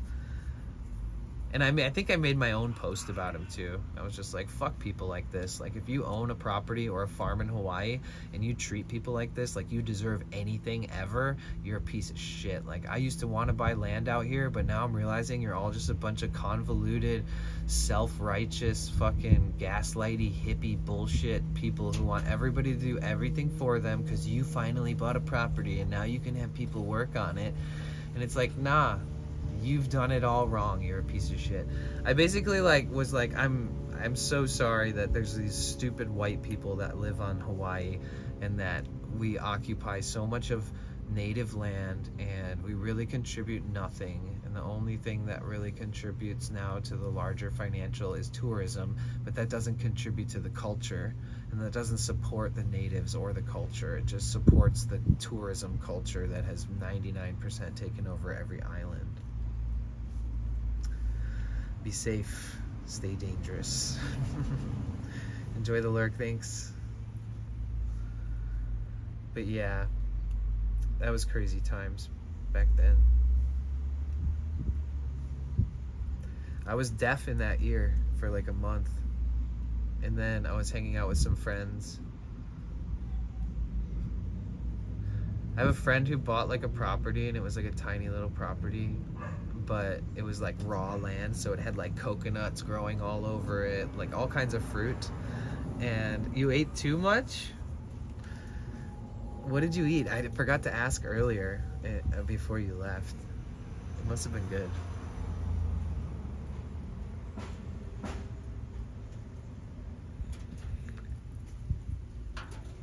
Made some pasta. I had a few days where I was like hooked on pasta in the van world, where I was like making my own pasta sauces and cooking up noodles and stuff in the van. I always wear noise canceling headphones in public. I can't live through another ear problem. Last year for no reason I lost my hearing in one ear. It lasted 24 hours, but it was, you thought it was gonna be forever. Dude, that sucks, dude. I know exactly what you mean, dude. Like, I'm a musician, I write music, I sing, I have to hear my fucking voice, I have to be able to... Ear problems can cause like a loss of equilibrium too. It can really like...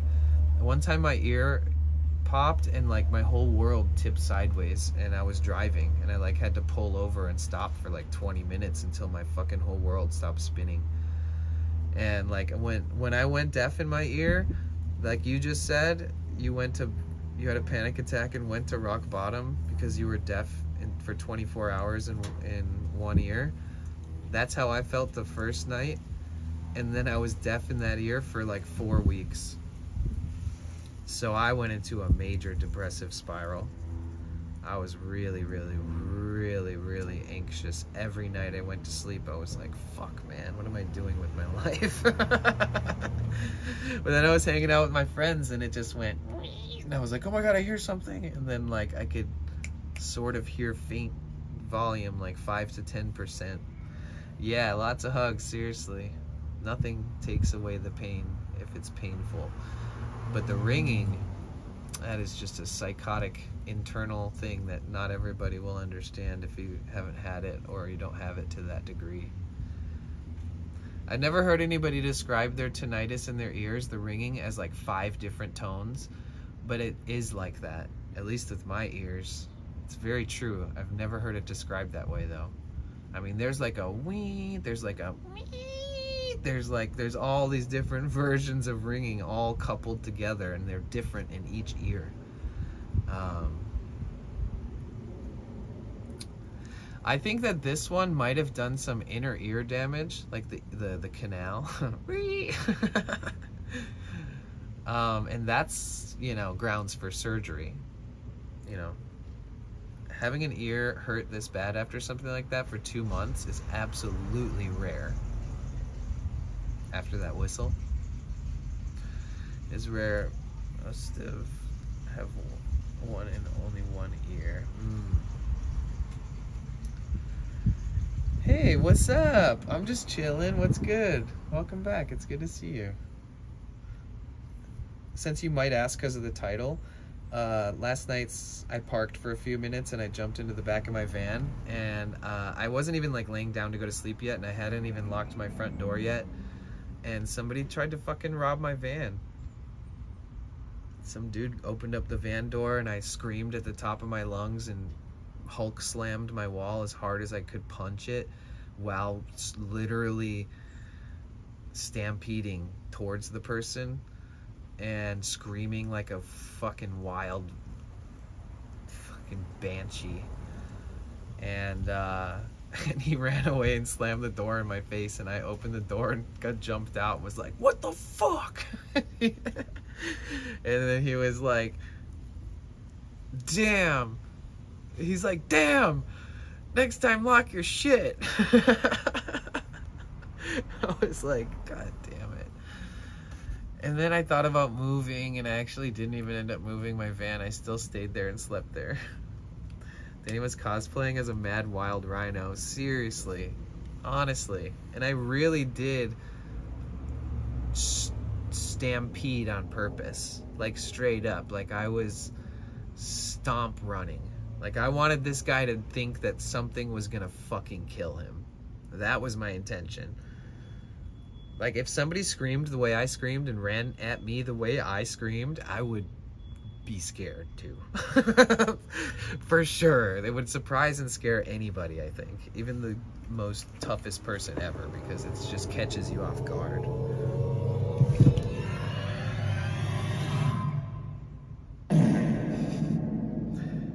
Thank you so much. Thank you, Heart Light Woman. Oh my God. But yeah, I'm doing good. I'm doing all right. Better every day. For real, though.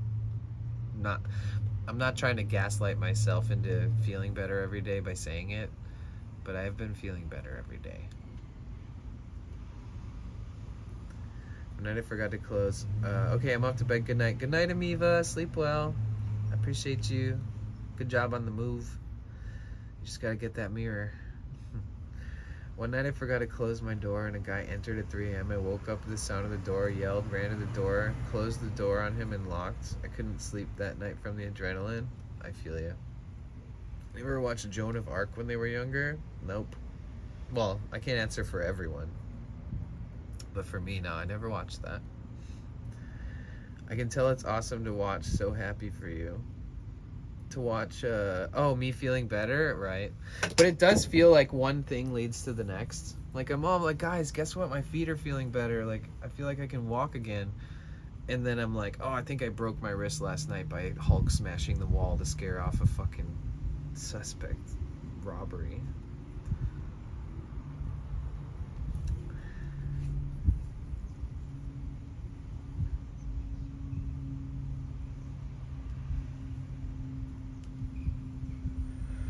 Remember I brought up Cook Sucks the other day and I said he'd been to the hospital 10 times just this year. Hospital, doctors, etc. 10 times. He's an IRL streamer. He doesn't have like autoimmune or anything either. It's just the fact that IRL is the toughest game on Twitch, baby. It will wear you down. You need to take such good care of yourself. You need to learn about like what it's like to travel long distances, what it's like to walk in long distances, what it's like to carry heavy weight all around, what it's like to have shitty shoes compared to good shoes, like all these crazy factors. Remember I told you that he'd been in the emergency 10 times in the last year, this year? I told you guys that the other day. I opened up Twitter, guess who just got out of the hospital again? But this time with kidney stones. Fucking Cook. Bruh.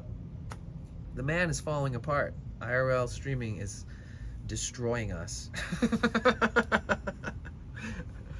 It's really the most strenuous physically, mentally, emotionally, genuinely. It's the funnest and the best category to like be a part of, as far as like is better than sitting in a bedroom all day and sitting in front of a fucking computer screen all day if you don't have to as content.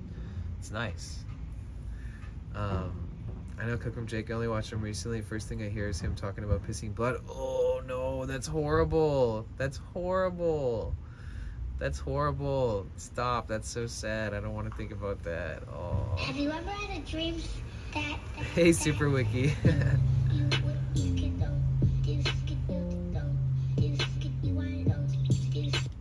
What if your IRL is unique and fun? Well, I think everybody's IRL is unique and fun, but that doesn't change the fact that, like, endless blisters on your feet from walking around new places all the time, and, like, the shoulder surgery that you're gonna need in 4 years from carrying 22 pounds worth of electronics and batteries and cameras and waters and snacks and wallet and phone and all that in your backpack. And then, like, the amount of risk you take by driving a lot, flying a lot, being exposed around other people a lot, trying different water from other countries a lot. Like, there's so many little things that just make it so that IRL streamers are up against more odds, because you're so isolated, like in a bedroom. There's less like chance, you know, a car's gonna hit you, or you're gonna stub your toe and fall down a ditch like or something crazy. Yeah, that's what I mean, Wiki. Exactly that. Like live vlogging kind of stuff. And we do a lot of that here. I had a couple streams and a couple weeks where it was like 15 miles a day, 20 miles a day, things like that. I had blisters that just became a part of my existence and didn't go away, and like just pains and stress fractures and sprains and all these things. And I'm a pretty healthy person, I've always been, and I've always been an avid hiker. I mean, last year I wasn't even IRL streaming and I walked 2,700 miles because I just enjoy it. And this year though, man, carrying the backpack while doing it, navigating new places, finding my way around, like, I got so beat up so many times. I've had injuries. It's hard to avoid.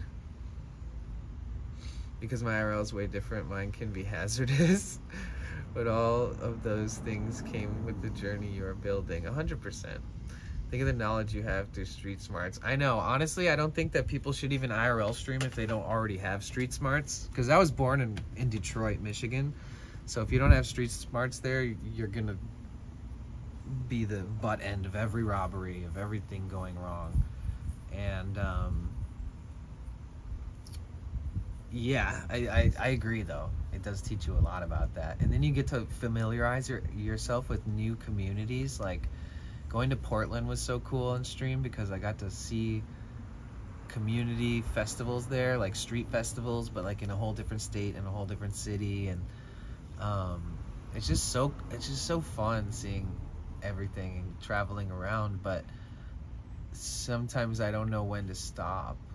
Like, I can't stop when there's like something cool happening every day. I want to just keep going and go to something new. And so I've had to learn a lot about my own physical well-being whilst doing this kind of content. And it's great. Honestly, I'm learning a lot about myself, and I'm learning a lot about how I can treat this in a way that is not ever negligent to myself, based off of my experiences that I've been going through this last year.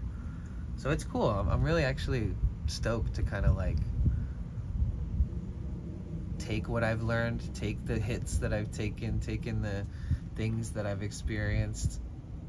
And by the way, I'm having fun and I've enjoyed every second of everything. But I'll wake up in the morning and be like, oh God, I can't walk. But yesterday was amazing. I just can't walk today. I'm in limp mode. But yeah, I just look forward to improving. I always looked forward to developing and improving upon my streams, my content, my equipment, my things like that. But I didn't know until I put in 1,000+ hours or whatever of IRL. I didn't know how much other shit I would learn.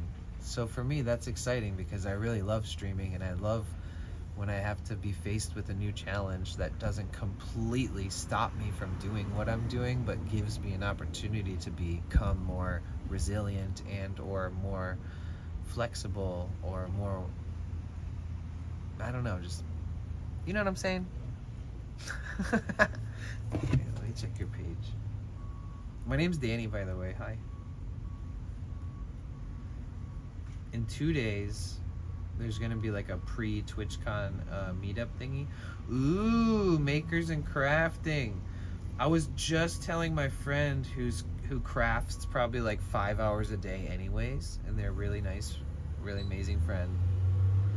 And I was like just explaining to him, he just downloaded Twitch yesterday. And I was just explaining to him that there is a whole like niche community around crafting and makers, and I explained it to him just briefly today, actually. I just dropped you a follow. I'm definitely gonna look out for your streams, man.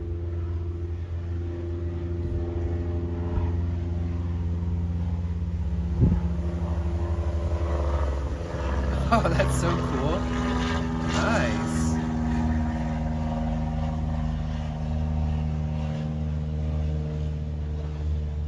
Oh yeah, no worries. I'm always excited to be like, I don't know, I need inspiration in my life, man. I need to see people being creative to be like, I have my own version of that. Why am I not doing my version of that more, etc.? So you keep doing what you're doing, and thank you for being an artist and putting yourself out there and having fun with it, because it helps me, it helps a lot of people. You know, I'm just saying it in my own way. But I play guitar, I sing, I beatbox, I play steel drum. I have like a very wide variety of things that I'm creative with, but I'm very passionate about them, and sometimes it does take being surrounded by other creative people once in a while to like really jumpstart my inner, you know, push that button that says go do it later tonight, maybe tomorrow morning after seeing this, maybe you should do your own version of this, you know. You need to see if you can do those in your van while traveling.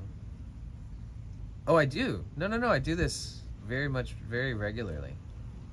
So I did fuck up my wrist last night because I was scaring away an intruder, but I haven't played drum all day, I'll show you. So here's a steel drum. This is a D major, and this company's really dope. They make a bunch of really sick drums. And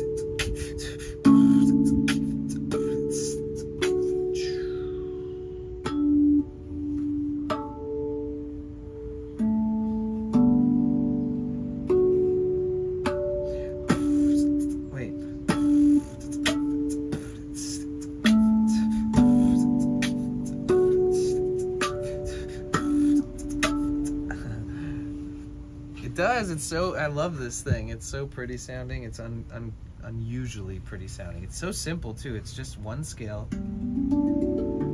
D major, 9 significant notes that make very good sounds.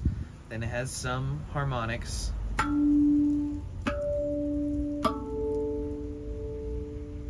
And it does have this weird wavy mute thing that I figured out yesterday.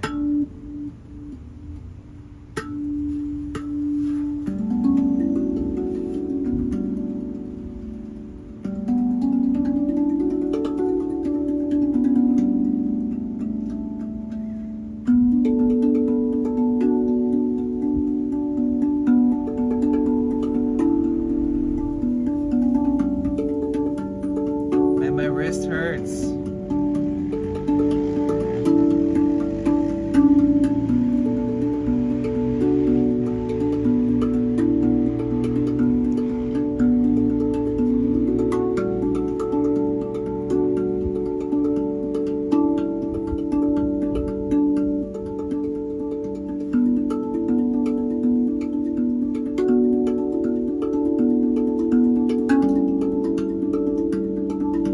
Wait a minute. Hey, thanks.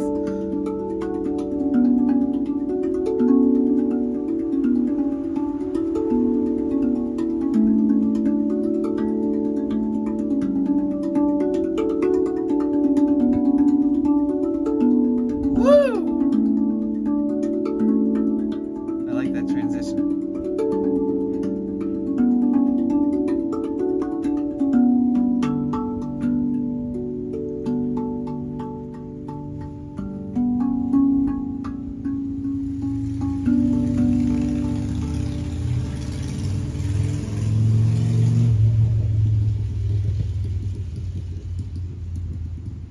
I kind of like the way that motorcycle sounds, actually. It's got depth to it.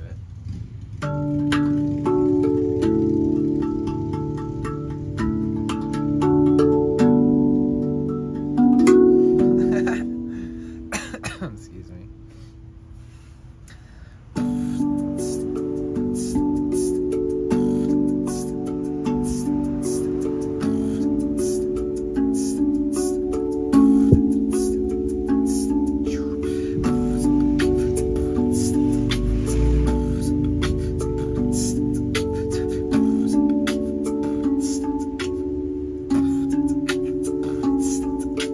I got distracted by the motorcycle.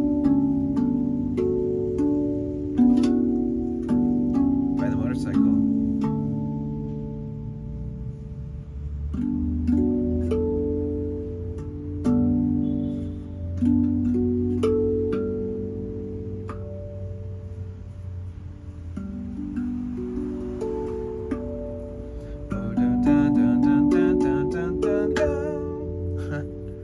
That's crazy. Ingvar, what's up? Oh shit, 1 hour sound bath? Oh man. I hurt my wrist last night, scaring away a guy trying to fucking rob my van. But I can try to do as much time as possible.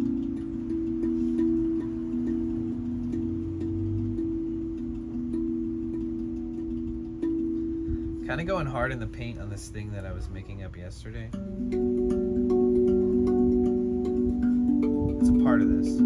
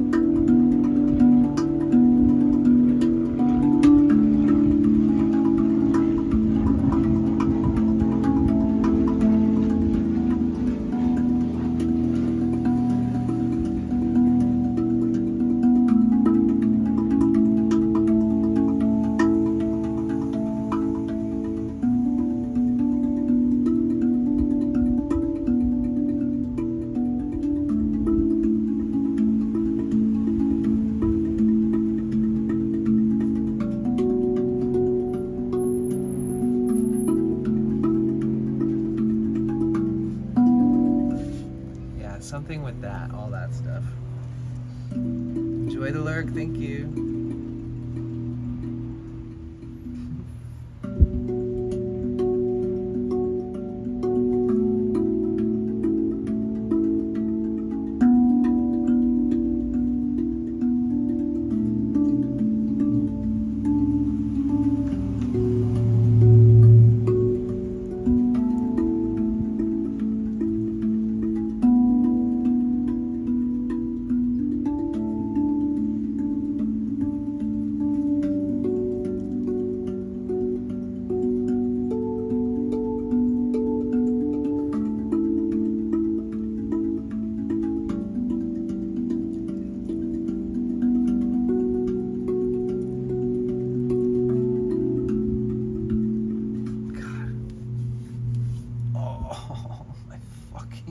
Hurts. Oh.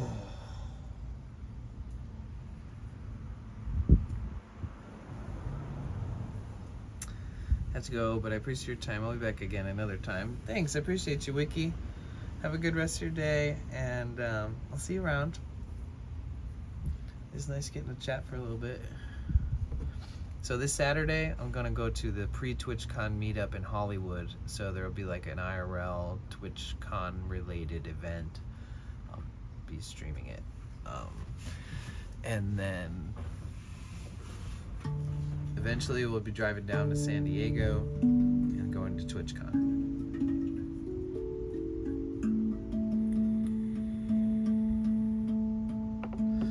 Oh, and I'm performing at TwitchCon Saturday and Sunday in the Lo-Fi Lounge, just in case anybody here is like lurking. Oh, I should put, I need to start making my titles things like this, just like for the whole fucking day, so that it promotes it, right?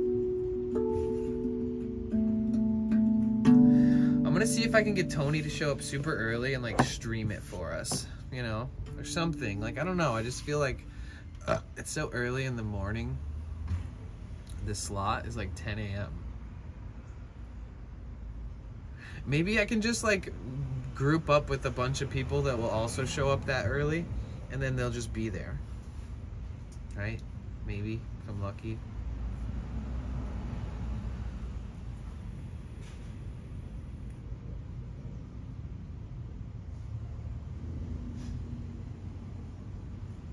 Did you save any spaghetti for me, Dahlia?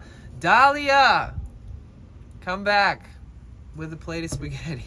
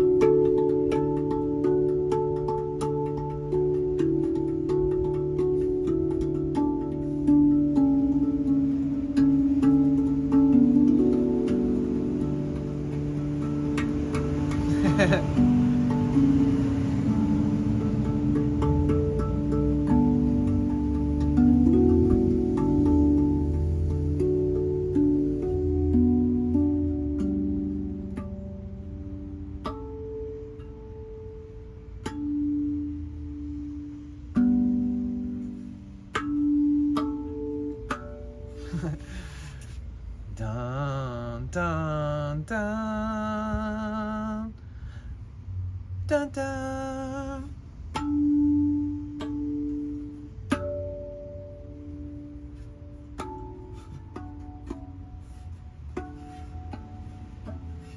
Bum, bum, bum. Bum, bum, bum. Bum, bum.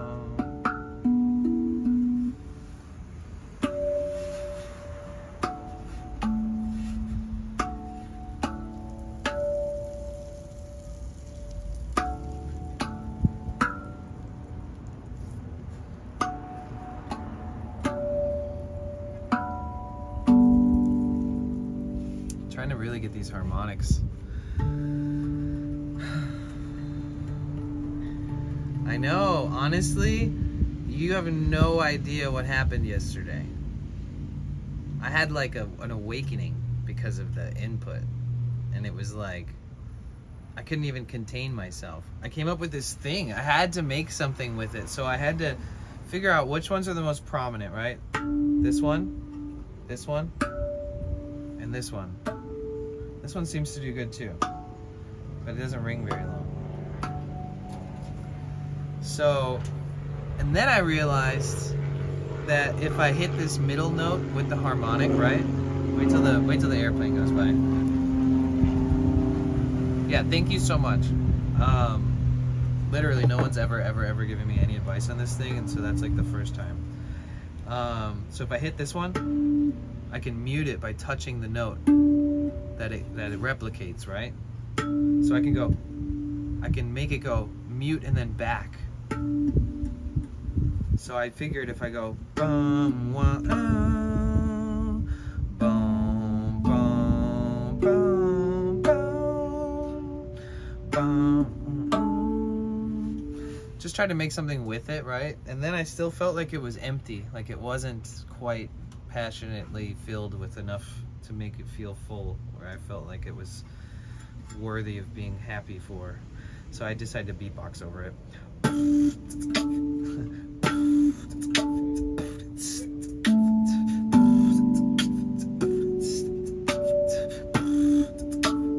Like that.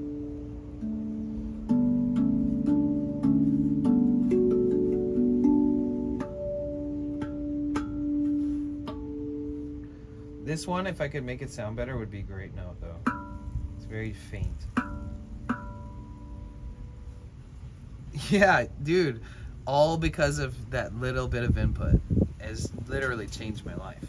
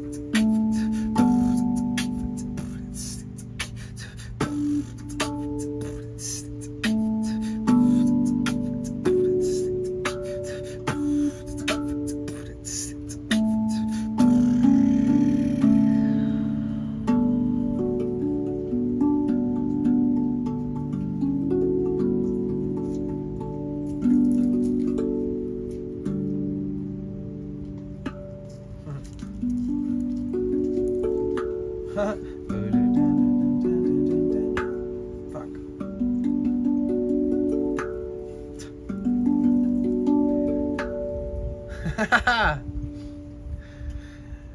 Thanks, I appreciate that. Man.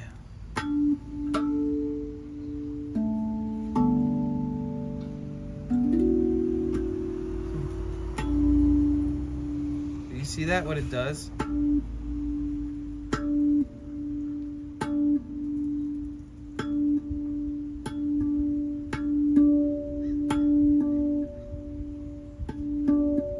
So much possibility.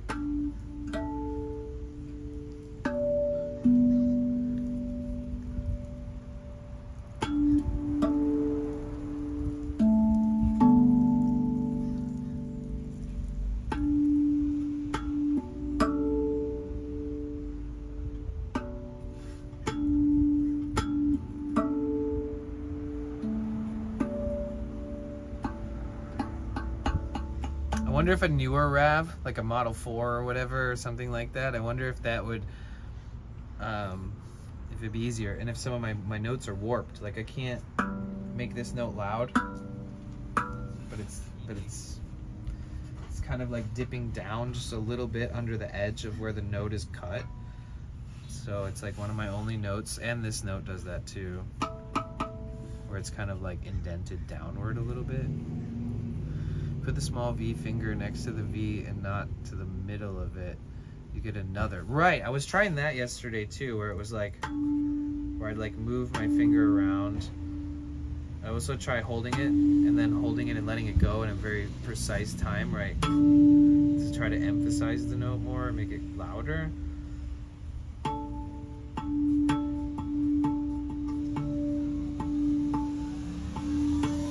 Yeah, I noticed like every note has one too. It's crazy.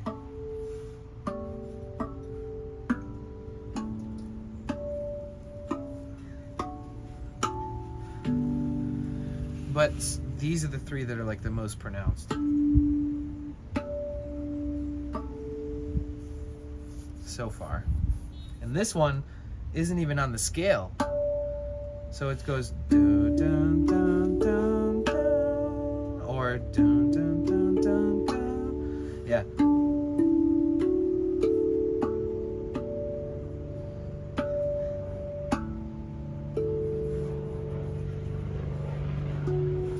Huh.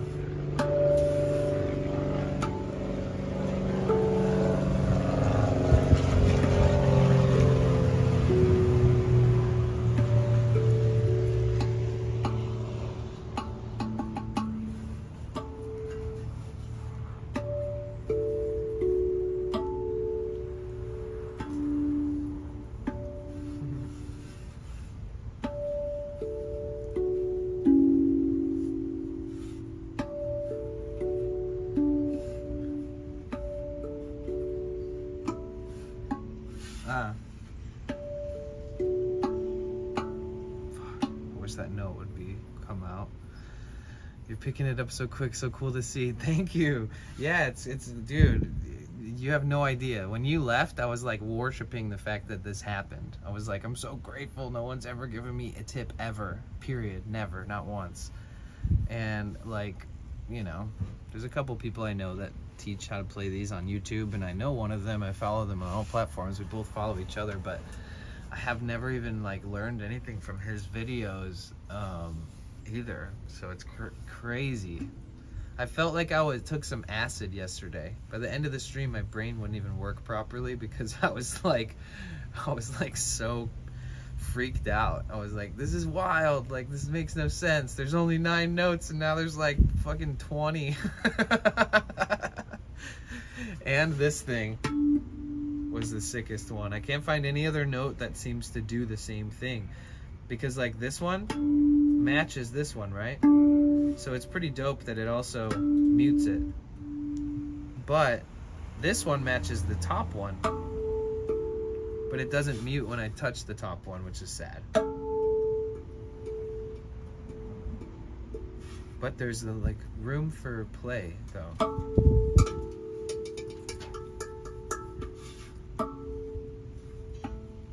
Man, if these other ones came through better, I would be having a field day on top of already just the 3 that are really pronounced is a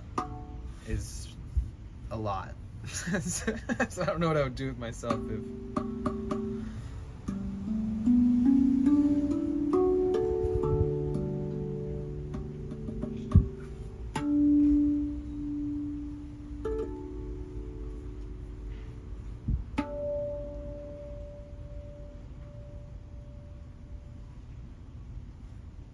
Is there any other secret tricks?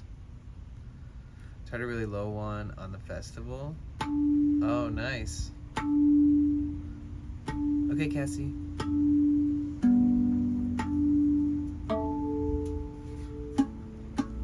God, it's such a good note. If this one would come through.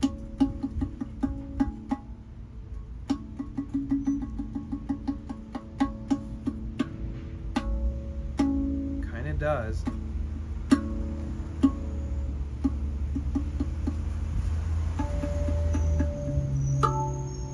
That one's not bad either. It's not very pronounced or sustained. It's like a long time, but it's very much a ding ding.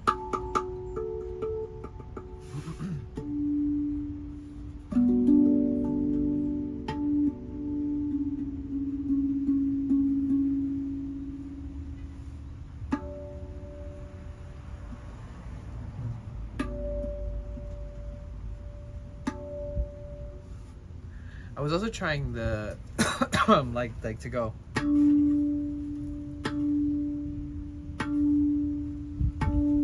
lightly slide my finger to see.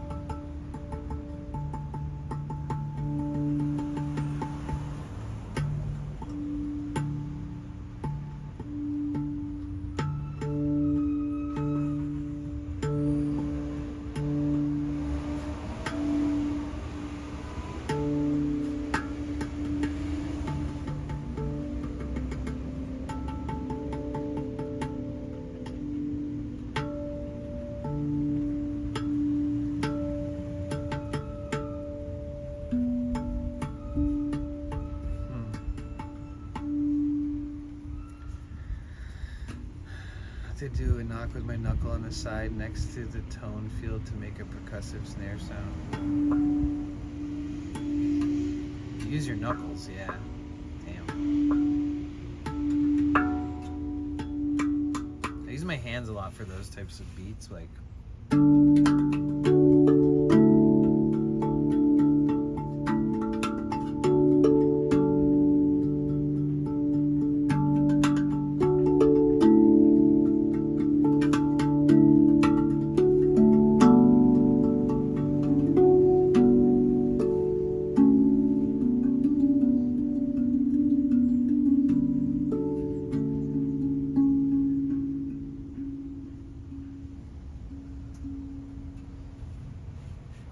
Epic. Oh, why does my shoulder hurt so much? My elbow, sorry. I don't know my body parts from one another.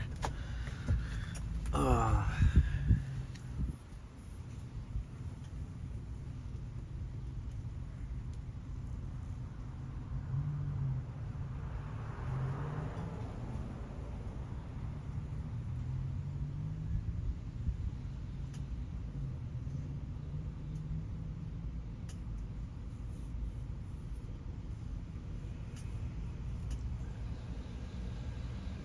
I need like ice packs and ibuprofen and Tylenol and Advil and like a hug. Ugh.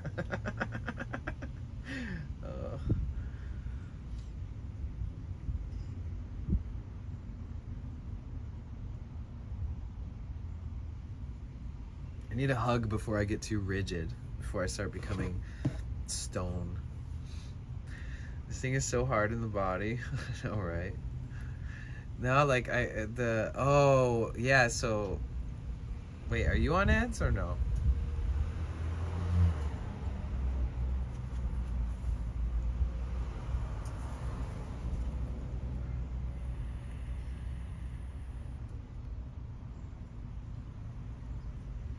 It is hard on the body though. It does, like when I was playing it a lot, like every single day, my palm, like the bones here in my palms would hurt, and like certain knuckles that I hit and the sides of the knuckles that I hit would always start kind of, just kind of have like drummer hands where my hands are kind of hurting often.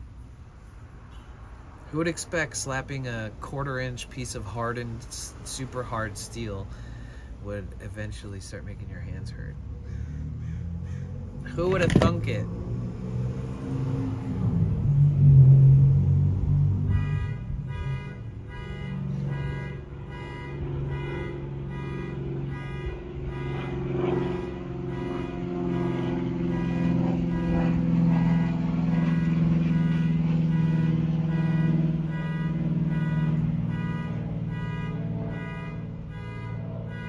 Bruh, do you do any yoga? I used to do a lot of yoga. I should probably start doing a little more yoga. Yeah.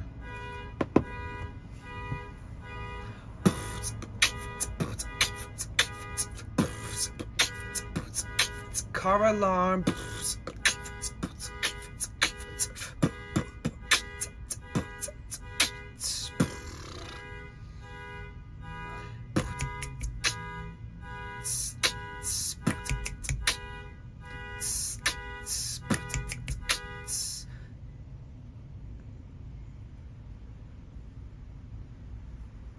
Sometimes you just gotta do what you gotta do, you know what I'm saying? Sometimes you just gotta make a beat with the annoying sound to make it not annoying anymore. It's so crazy that you can do that with things. Like, that's so annoying when a car's like, and I'm streaming right here. I beatbox over it and it becomes like, oh shit, I wish it was still beeping. Hey Mystic, welcome in. My name is Danny.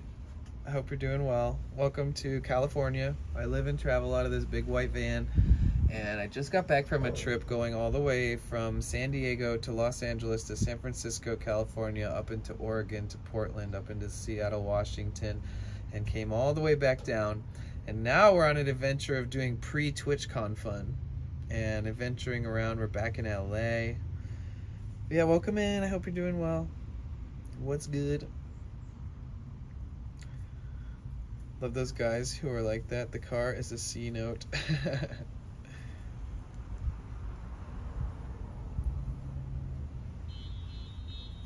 Oh, another one. Oh, that was quick. That was short-lived. That was a sick one too. I was like,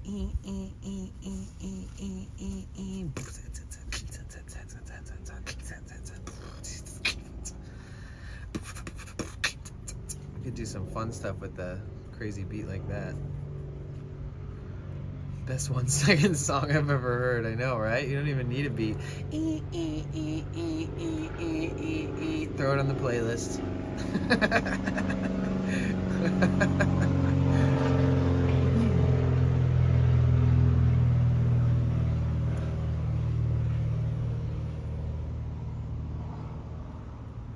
You know how, you know what, I don't know why this is coming to mind.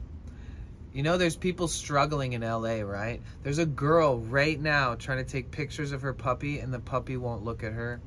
And she really needs to post those pictures on Instagram. Let's not make it gender specific. There's somebody in LA right now about to cry because their dog will not look at their fucking camera because they're like a month old, and they bring them out to the grass next to the beach. They're trying to take those. I know, it's sad. Really need to vote in the right directions, dude. It's getting harder every day, guys. There's somebody out there and their cute puppy won't look at them for every single photo that they want to take. How dare that dog? Might as well return the damn thing. I'm just joking.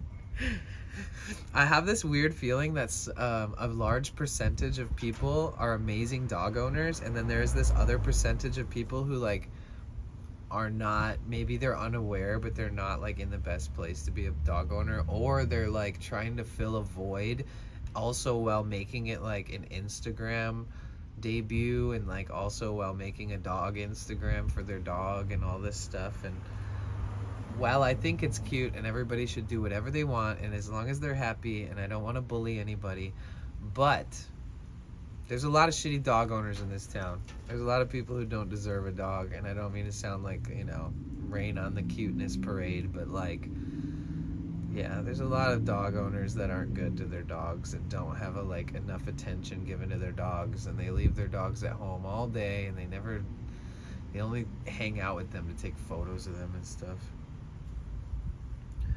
Dog owners who don't put their dogs into training and allow them to bark all day should be in prison. Facts. I'm just gonna agree with you right on that. You know, I'm not even gonna debate at all. I'm just gonna straight up agree with you. Because I know exactly kind of what you're referencing to, as far as I've had some experiences like that. Agreed. I helped my friend raise a brother and sister French bulldogs recently, Destination Earth, and the first thing we did like after we could introduce them to people, like, you know, once all their shots and all that stuff was in order and they could like interact with humans and dogs without having to wash your hands 20 times and make sure you're not spreading some dog-borne disease or something. And man, is it so important. It's so fucking important to start. Like, first the dog trainer came to I was at work, so they came to my employer's place, and then they just trained with us there a few times just to give us a scope on like what level of training should we put him into, like, you know, send him off for dog training where it's like sort of intensive, where it's not like they just come to your place every twice, 3 times a week or something. They like, you keep the dog there. There's so many variables. Everybody thinks that they can train a dog themselves, but yeah, I think it's better to have a professional do it. Like when I met that professional dog trainer, the subtle nuances that she was explaining, and like the subtle like triggers and responses and rewards and like the order of operation with those systems is so potent. Like, if you definitely go by the grid that she like so deeply explained to me, how it works, how much training can a dog put up with per day, how many days a week is healthy to train them, etc. It really opens up your eyes to being like, you know, if you really want to have a really well-trained dog, then you should probably consider all those options. And if you can't afford them, download a YouTube or fucking, you know, yeah, open up YouTube and watch all the professional trainer videos and be rigorous and do your own training. But it's still, I think it's hard because like I could have learned stuff off videos that I was taught by the dog trainer, and then, but when I was initiating these routines and showing her the progress that they made or lost since the last time that they were there, they would notice subtle nuances in the ways that I was standing or approaching or where my hand was or this and that. And those slight changes after they've been acknowledged made the biggest difference in the world. And I still had to kind of fine-tune myself to be remembering that like there's very specifics, and it doesn't last forever. Like, once you train them in that way, you don't have to train them for the rest of their lives. But it does seem like a really seriously good dog training is a little more complex than people think. It's not that easy. But I know people that have trained all their dogs and they're incredibly good dogs, but that's, you know, that's I think that's rare in big cities. Did you shoot a good dog from Christmas and abandon them because they go on vacation? Yeah. Yep. Now, we love animals here. Except for flies and mosquitoes. I'll literally rip their little legs off and torture. No, I'm just kidding. I would never do that. I don't have the time or the heart to do something like that. I just wanted to sound extreme. I will kill flies and mosquitoes with zero remorse. I don't care if anybody has an opinion on that. You can cancel me. It's canceled. Today in news drama on YouTube, Potential Bliss is canceled. Oh shit, what did this guy do? Doesn't he live out of a van? It must be some weird sus shit. He's a killer. What? Yeah, I saw him on stream. He ruthlessly beat somebody with a tennis racket. What? Yeah, it's an electric fly swatting thing, and he kills mosquitoes and flies. He's such a piece of shit. He's so unethical. He's every vegan's worst nightmare. Isn't he vegan? No. Did you just assume that by looking at him?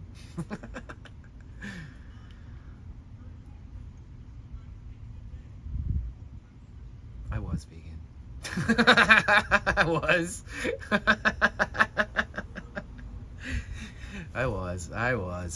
I was fucking vegan. But I was never a Nazi vegan. I was never, ever somebody who would ever make somebody feel bad for eating. People would always say, oh, I feel bad eating this around you. And I'm like, listen, man, do you live off that food? Does it keep you alive? I'm never going to be not okay with you eating whatever you choose. I cannot change the world. I cannot impact the entire fucking world and change how things work. It doesn't work that way. It never will. You know, you can impact things locally maybe, but I'd always have to like remind people that I'm not on some mission to like give a shit about anybody else but my own diet, you know.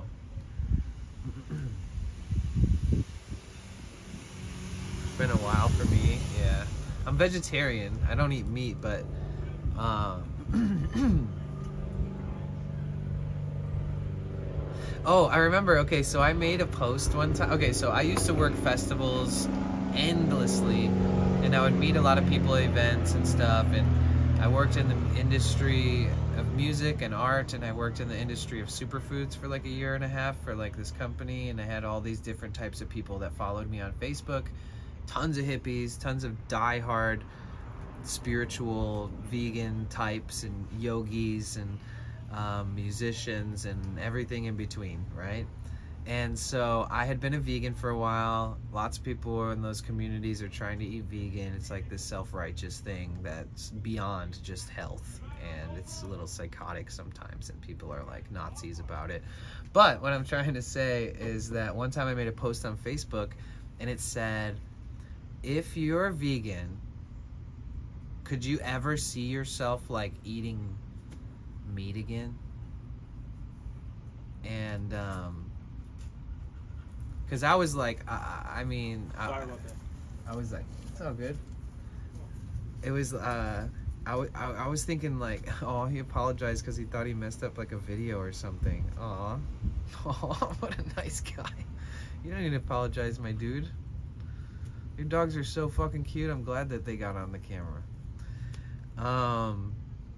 I'm sorry. You're just walking and I'm fucking filming you, dude. You're just minding your own business.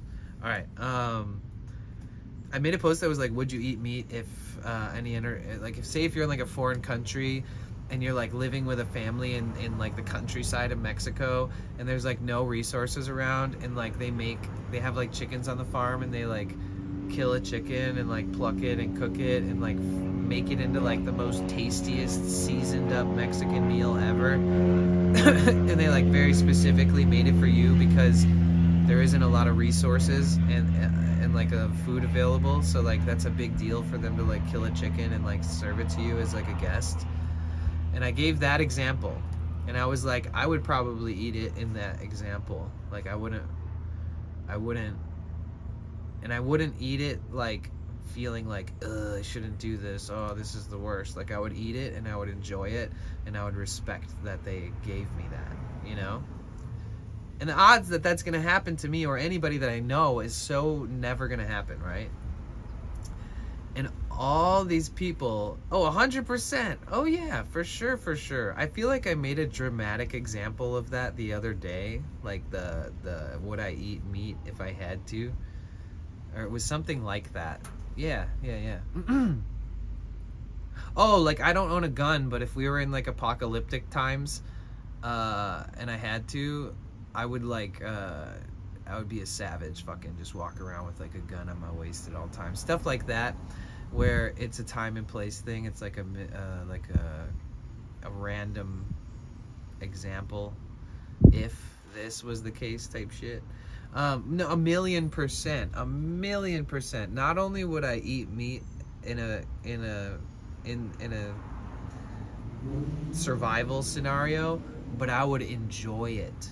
I would love it. I'd probably find ways to make it taste like better and better each time I cook it or season it, or if I have seasoning.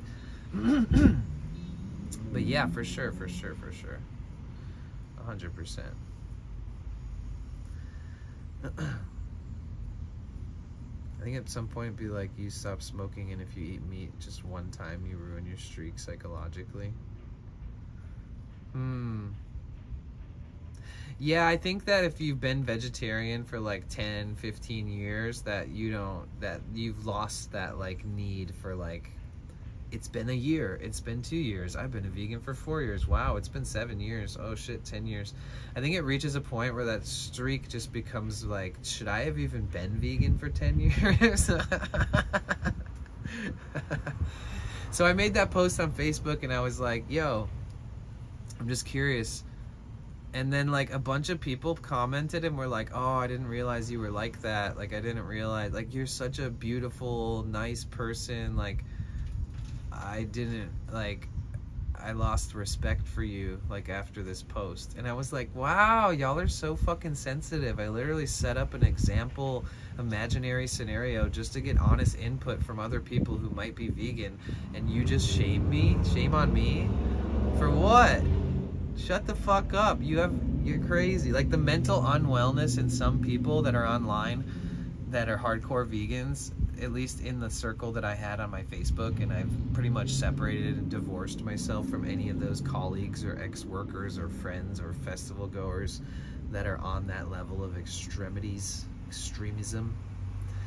Wife's vegetarian due to allergic reaction to meat and meat juices. I am a meat eater. Nice, Outlaw. That's what's up. Yeah, I feel like, oh, that too. That was, wow, that's a good, thank you for commenting that.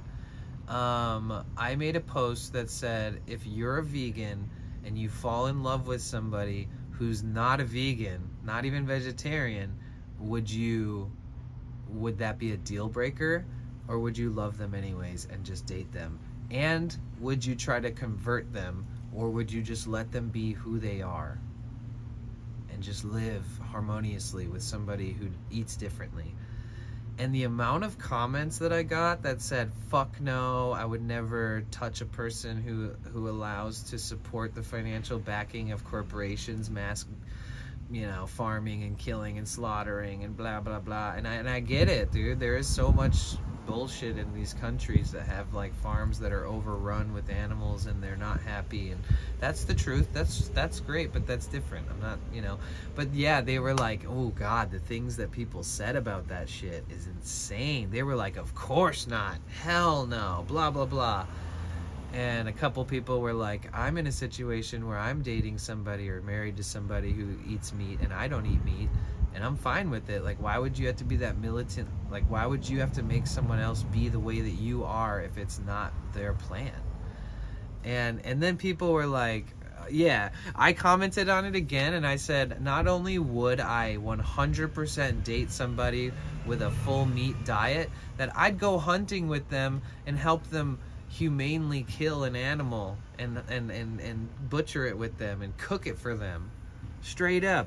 Even if I didn't plan on eating it, I would support them so much in that I'd feel like if you try to treat it any other way, then who are you? What are you? Why are you? What is with people these days? Unconditional love. I love that, Outlaw. 37 years is crazy. That is such a long time. I'm so proud of you guys. Let's go. W's in the chat, as they say. As the Gen Zers say. I date her, not a big meat eater here, but there are days where, well, Oh, and then in the comments I said there's like a group of like people, and they were like, oh, I would never. And then I said, so if like I named like 3 celebrities, I was like, so you're telling me if fucking Leonardo DiCaprio and Brad Pitt and fucking any other very stereotypical, famous, handsome, fucking stunning person just slid in your DMs, would you not have a heart attack and be like, why is this person engaging with me? And then if they kept saying hi and I'm interested in you, and all of a sudden Leonardo DiCaprio's like, hey, let's go to Soma, let's go to some $7,000 a visit restaurant because I want to take care of you, I want to take you out and show you what it's like, and then they're like eating meat and stuff and they're like, eh. So I was like, would it matter if they were like so fucking your type, like physically and emotionally, outside of the veganism, if they're not vegan? Like, what if they were the sexiest, and just in your own opinion, not like classically, like when you look at somebody and you think, oh my god, I'm falling in love with this person, what the fuck is with this person's face or their energy or their eyes or their voice, what is this? It's beyond like what you think you like, and it's beyond what is the stereotypical version of like what everybody wants to see on a billboard or in a sexy scene in a movie. Like, if you saw somebody, let's not even say it's a celebrity, but if you just imagine that person in your dream that you saw in your dream you've never felt in real life that way, that person's a meat eater. Somebody was like, yeah, if Leonardo DiCaprio ate meat, I wouldn't date him. And I was like, I don't think that's true. I think you would literally change your mind so fucking fast. Yeah, potential threat. Celeb date. And welcome in, by the way. Another potential in the house. It's very rare. I don't see a lot of potentials around. Happy to have you here. I need more potential in my life. Love is love. Being a vegan or not is irrelevant. I agree. I agree.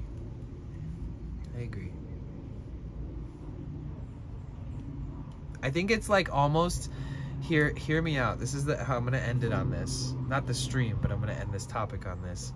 I think that people that are like in that world of consciousness and wokeness, and this is a world I've lived and worked and delved into, so I'm not talking shit too hard, I hope. And but a lot of people in the woke world, or the conscious communities as they call themselves, or the spiritual communities as they call themselves, a lot of those people unhealthily fixate on aspects of their culture and their life as a complete avoidant to what matters more. Like, I don't want to force anybody to pay attention to the government, or pay attention to taxation, and pay attention to inflation, or pay attention to hate or bigotry or transphobia or any of that kind of stuff. I don't want to have to tell them you have to. I don't want to have to tell you you should at least study politics. You don't ever have to talk to me about it, but look into it. Find out classism. Find out what socioeconomical differences are between people. Find out why some states are different. Find out why your one friend acts the way they do. Guess what? If you look into it, you'll find out about their upbringing, what state they were brought up in, what religion their family practiced, what side of the political edge are they on, you know, what do they support, what do they endorse. And I feel like everybody tries to hide that from each other in those communities. They're like, no, I don't talk about politics. And it's like, that's cool, but do you understand why we are where we are right now? Do you understand why the clock ticks? Do you understand why the numbers move? Do you understand why inflation happens? Do you understand why everybody's becoming homeless? Do you understand why housing is in a crisis? Do you understand anything? And I don't think that they delve into that stuff, because it's so much easier to just be all ignorance is bliss, right? And I think that, you know, what's good for them is good for them. But I do think ignorance is bliss is not always a good thing. That's how I feel. I feel like people like that dramatize anything like veganism, etc., etc. And they have like heavy opinions on it. Very strong opinions. Because they'd rather have opinions on things that they can't be like attacked for. You know, veganism is so simple. It's so niche and like innocent. It's just trying to eat better. It's like anti-animal cruelty. Like, they only mean good. And but I really think that those people would learn a lot about themselves and their confidants and their family and their peers and their coworkers and their boss and their employees if they own a business. I think they've just learned so much more about themselves and others. Not even that they have to debate or talk about politics or anything. I just think it's wise to know what's going on in the world and have at least a very basic default understanding of what things are. You don't have to talk about it all the time. You don't have to be a debater. Dude, literally that's for experts. But it is important to know about this shit, right? I mean, fuck. How do you guys feel about that comment? No, I'd be totally fine if Lucy Liu wanted to bang me. I mean, that's what I'm saying. Like, if Angelina Jolie walked up to you with a hamburger and she just bit that shit and you're a vegan and she's like, I want to kiss you. And then you're like, I'd be like, come on. I'd be like, yo, excuse me. She don't even have to finish swallowing that bite. No, still. I think it's been, I don't know. I think that I used to have a crush on Angelina Jolie when I was a teenager, and I think it's still like an example I use sometimes. It's good to be it's good to just be chill and open-minded. I agree. I'm so opinionated that I have to backpedal and like iterate my thoughts in like an extremely logical way with way too much explanation, because I never mean harm, but I do know that words are potent, you know? So sometimes I feel like I need to extremely deeply and detailed explain what's going on in my head. And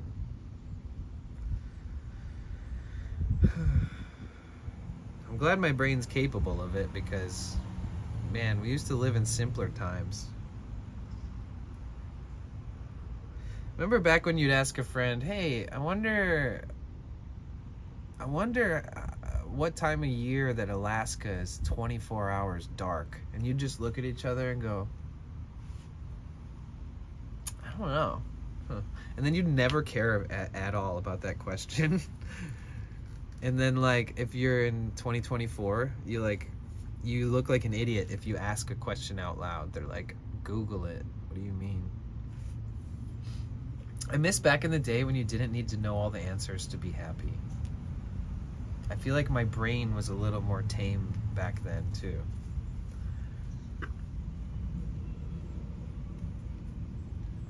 Most say one is more important. Which do you think comes first? Oh shit, I missed. Do you feel love or respect matters more? Serious question. You're a stranger, that's why I'm asking your view. Oh, no worries, no worries. And everybody in here has really good input too. So we don't have any like mega trolls in our stream community. We don't have any people who will passively aggressively answer you. So if anybody else also responds, just please know that we all respect each other here. Speaking of respect. Do I think, without reading any other comments yet, do I think love or respect matters more?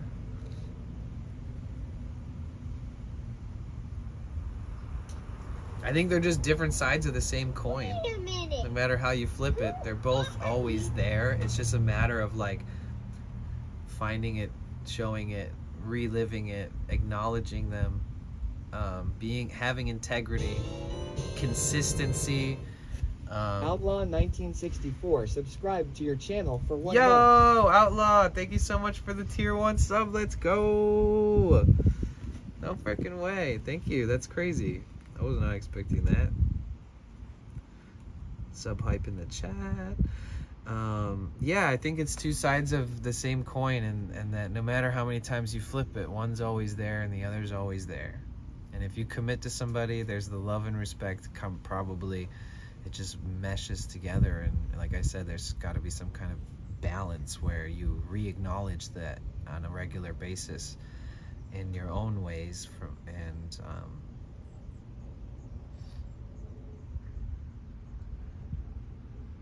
Yeah, I mean, integrity is everything.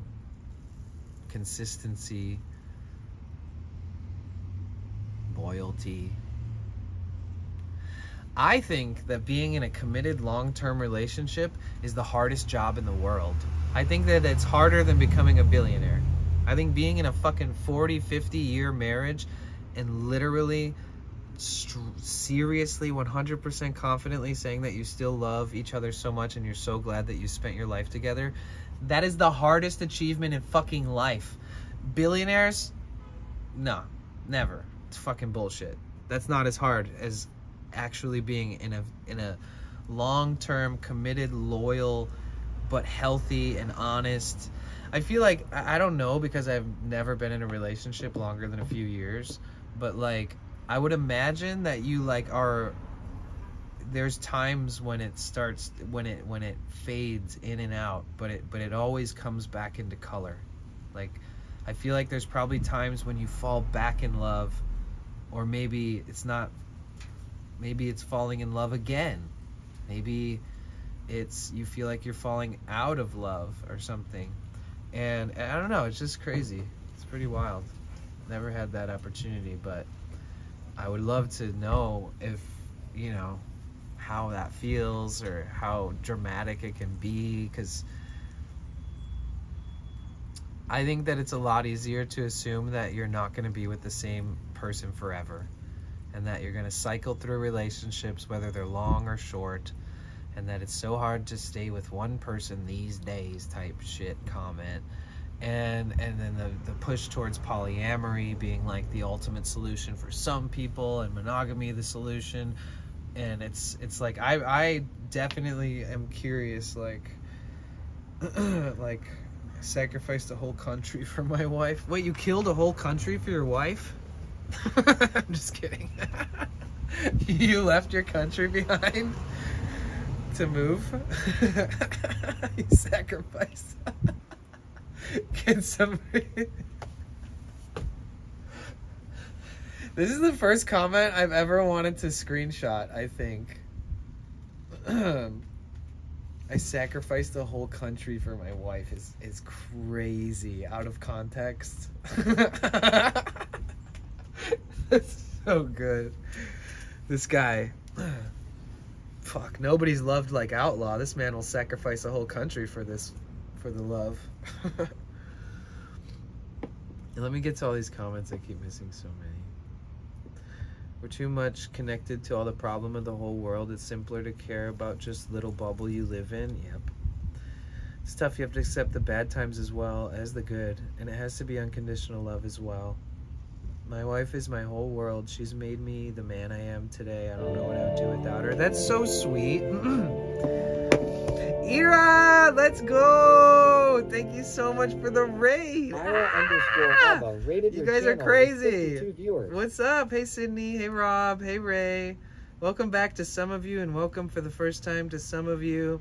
How was stream? Excuse me. Can we please get a shout out? Wait, do we have any mods in here right now? Because I can do it, but I don't know. Let me check. Do we have mods up in her? Can somebody please give a shout out to the lovely Ira? Thank you. Thank you so much for the raid. Hi everybody, my name is Danny. I am an IRL streamer. I was born and raised in this place called Detroit, Michigan, and I have been traveling around in this van for the last 10 months to the whole West Coast.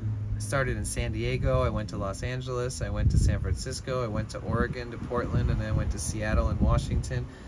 And I put thousands of miles on this van in the last few months, and we've been streaming it. Wait a minute. And yeah, it's my pleasure to have you guys here. Welcome to my home on wheels. It's a little bit disarray right now. Last night somebody attempted to rob my van, and I was in it, and I had to like charge at him and scream and punch the wall of the van to scare him off, and kind of scared the shit out of me, to be honest. But I used like I don't know, I just like used like I'm big and scary energy and like stampeded towards him screaming like a wild banshee, and then he ran away. But yeah, so last night was kind of hectic. I hurt my wrist trying to scare the guy off, but nothing got stolen. He didn't attack me. It's the first time this has happened on the whole journey. But yeah, that's why my title is what it is. Just so that you guys are like, wait, what the hell's the title about? I figured I'd get that out of the way right away. What you guys up to? How was stream? What happened on stream today? Watch out for wild farts. Sydney, Michigan. Whoop! Okay, I'm gonna follow you right now. Sorry, I got excited. So I plan on visiting my family in October, and I don't know what part of Michigan that you are, like, where you reside, but, you know, maybe there's a chance that, I'm gonna follow you right now. Maybe there's a chance that, I don't know, I could even if I'm there and you see me streaming and it says Michigan, that'd be even, you'll know that I'm there. I don't know, maybe we'll keep in touch or something. That's so epic. Are you in that new creator group on Discord? I'm also from the metropolitan Detroit area. Might have said that before. I don't know if you did, actually. Honestly. I was born in Grosse Pointe. I lived in Detroit for a while. I lived in St. Clair Shores for a while. And then I lived in Sterling Heights for a while. But I spent most of my time in the most dangerous areas, because that's what we all do for fun in Michigan, is drive straight to the hood, go to Southwest, go somewhere where you probably shouldn't be, especially after sunset, stuff like that. The good old days. I've had a lot of fun run-ins back in the day. But yeah, I have this steel drum that I'm kind of obsessed with. I play it a lot. Something like this.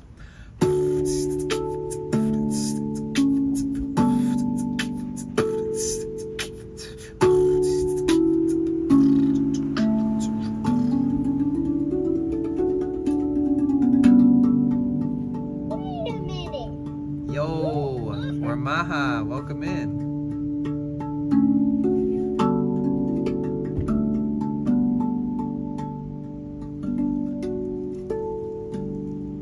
Oh.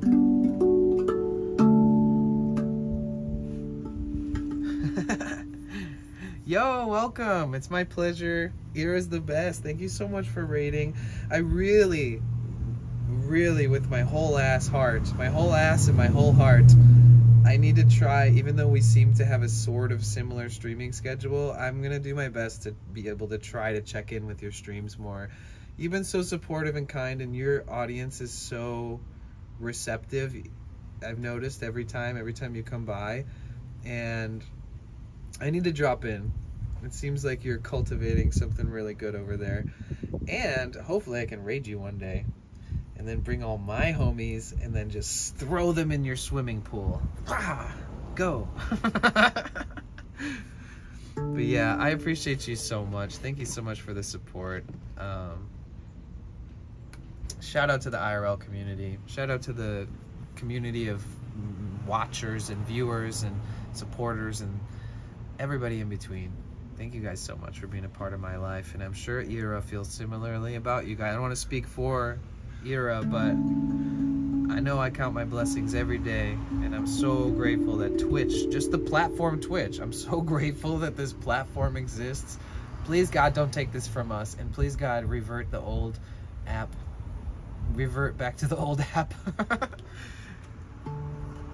It's late for some of us, like for me in Europe. Which part of Europe?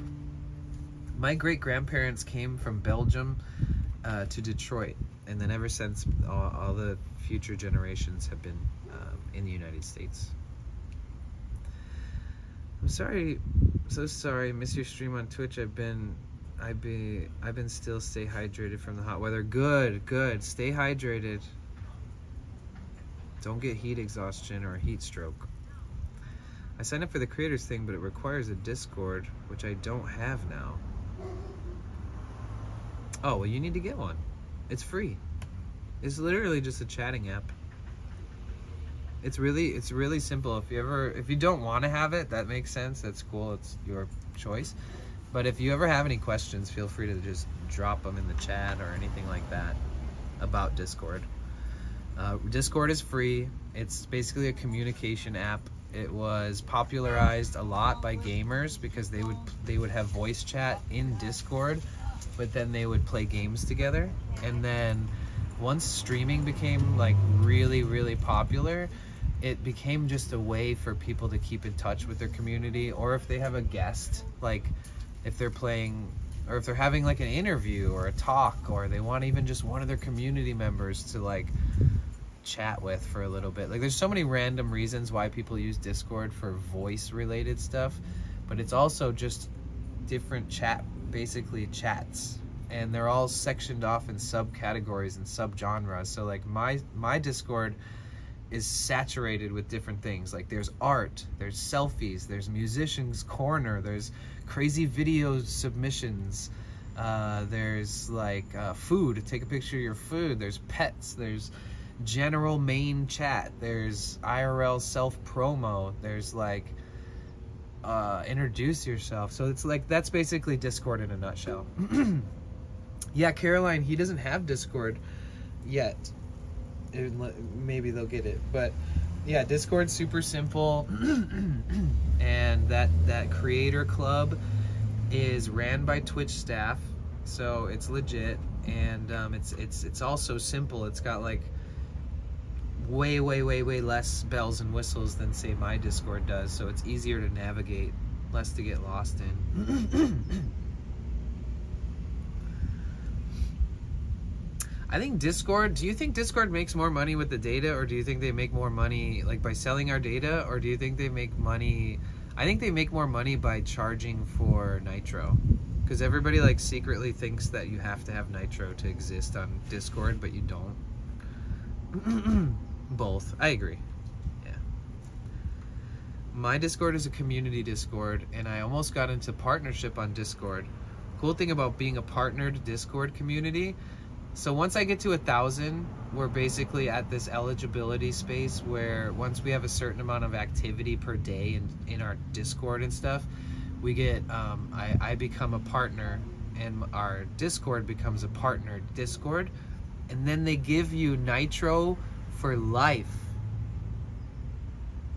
You don't pay for it. You don't even have to pay for it ever. And I think they like boost your server so that everything's at the highest capacity, like as far as file size, definition of video, all that kind of stuff. Yeah, isn't that cool, Caroline? Bex Rock. Data is king. We get addicted to emojis. I know.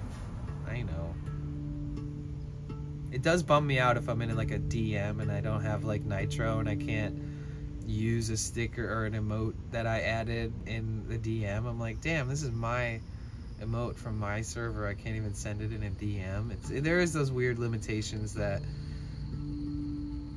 it's nice to have the Nitro.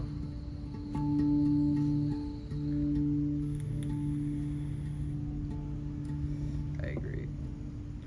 Discord anyway is good when you just understand that none of the data is private. Yeah, I mean, as long as you're not like using Discord to like take over the world or anything, I think you'll be fine. Like as long as you got nothing to hide.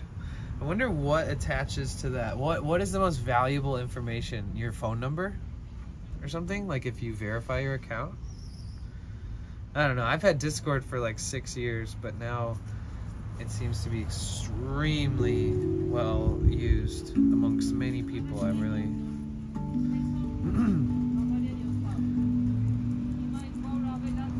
Yeah, okay, yeah, Warmaha, exactly.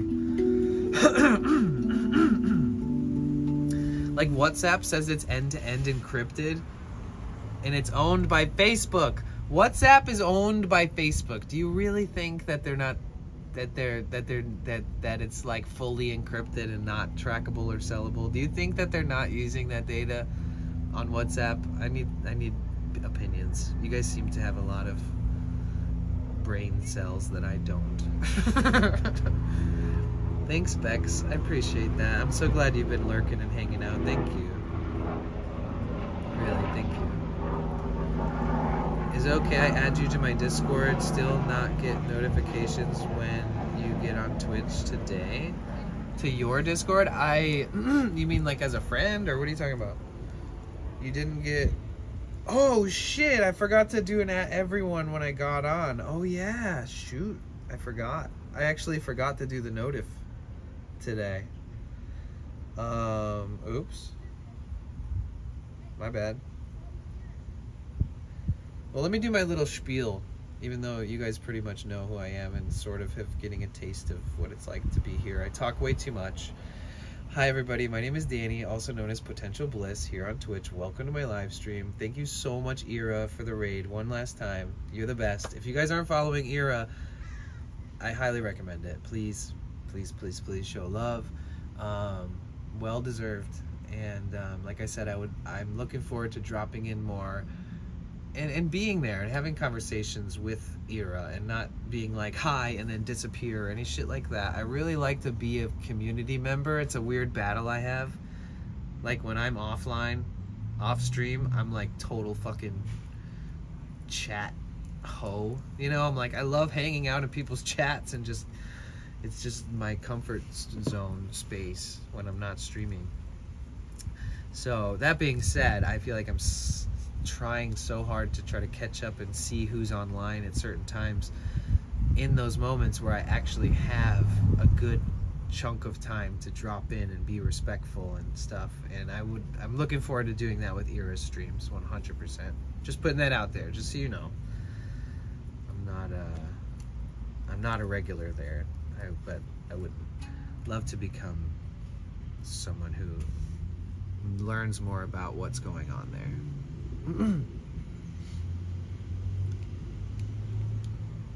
Wait, so did you mean add me to another Discord? It's really hard to get me to join someone else's Discord because I'm in a few that are really important related to all these things that I'm passionate about that are not just like Twitch stuff. And a couple friends who I've known for a long time that I am in their Discord. And for a while I would only allow myself to be in my Discord and my one other person who I was in collaboration with on a bunch of projects Discord, because my Discord was so active. I felt like, why would I join someone else's Discord if I'm not going to be able to participate enough to be a part of it? So I would only keep mine. And then over time I did start joining because I respect and want them to know that I support them, and stuff like that. It's kind of a back and forth with me. I work in internet security some years before things did this bad. Really. I'm in Discord of other friends, but I find it very complicated. Maybe I should use it more. I don't have my own Discord. I just looked at my Discord alert, 574. So maybe I should open it. That's a lot of notifications. That means it might be giving you a notification for every single message and every single sub chat and all that. You might want to turn off some of those notifications and specify which ones may or may not be important or priority.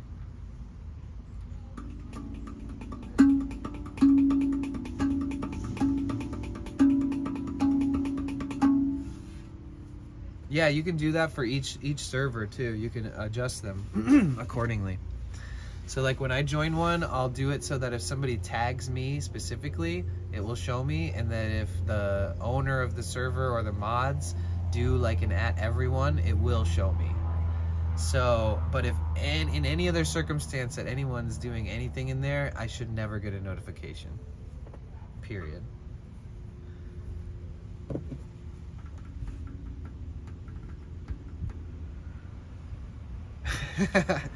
You're a heavy user of Discord for non-important things? I feel ya. Back when I first started my Discord, there was only one chat. And I would like open Discord and there'd be like 1,000+ new messages in one chat. And I'd have to scroll through the whole thing forever and try to like... You had to be there for some of it too. You're just like miss out, can't even comment because so many things have been talked about, and it's like it just muddies up the flow.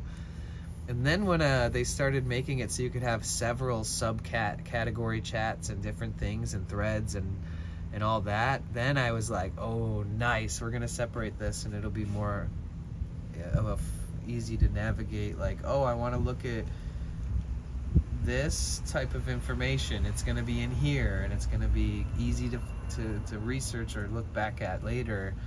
That made me, ow, fuck me, oh, sorry. Ouch. Oh my god. So last night when the dude... So I parked last night to sleep in my van. I parked, and I was parked for like 3 minutes. I jumped into the back, and I hadn't locked my door yet. This dude opened my door, and I already explained this, but I screamed. I went, hey! And I smashed my arm as hard as I could, my fist. Bam! Like I Hulk smashed the wall as I was stampeding towards him to scare him off, and I messed up my wrist and my hand and my elbow in the process. So if you ever see me flinch and like wince or complain or look like I'm gonna cry for like 2 seconds and then brush it off, it's because I have these random very, very sharp pains if I touch certain areas here or bump up against anything. Honestly, I thought I broke my wrist. Like last night, I was like, oof. If I wake up in the morning and my wrist is just like a giant ball, I wouldn't have been surprised, because that's how bad it hurt last night. Tell us about your stream. Are you like era music and showing us what's happening in your life and stuff? 100%. So my streams are a lot of me walking around.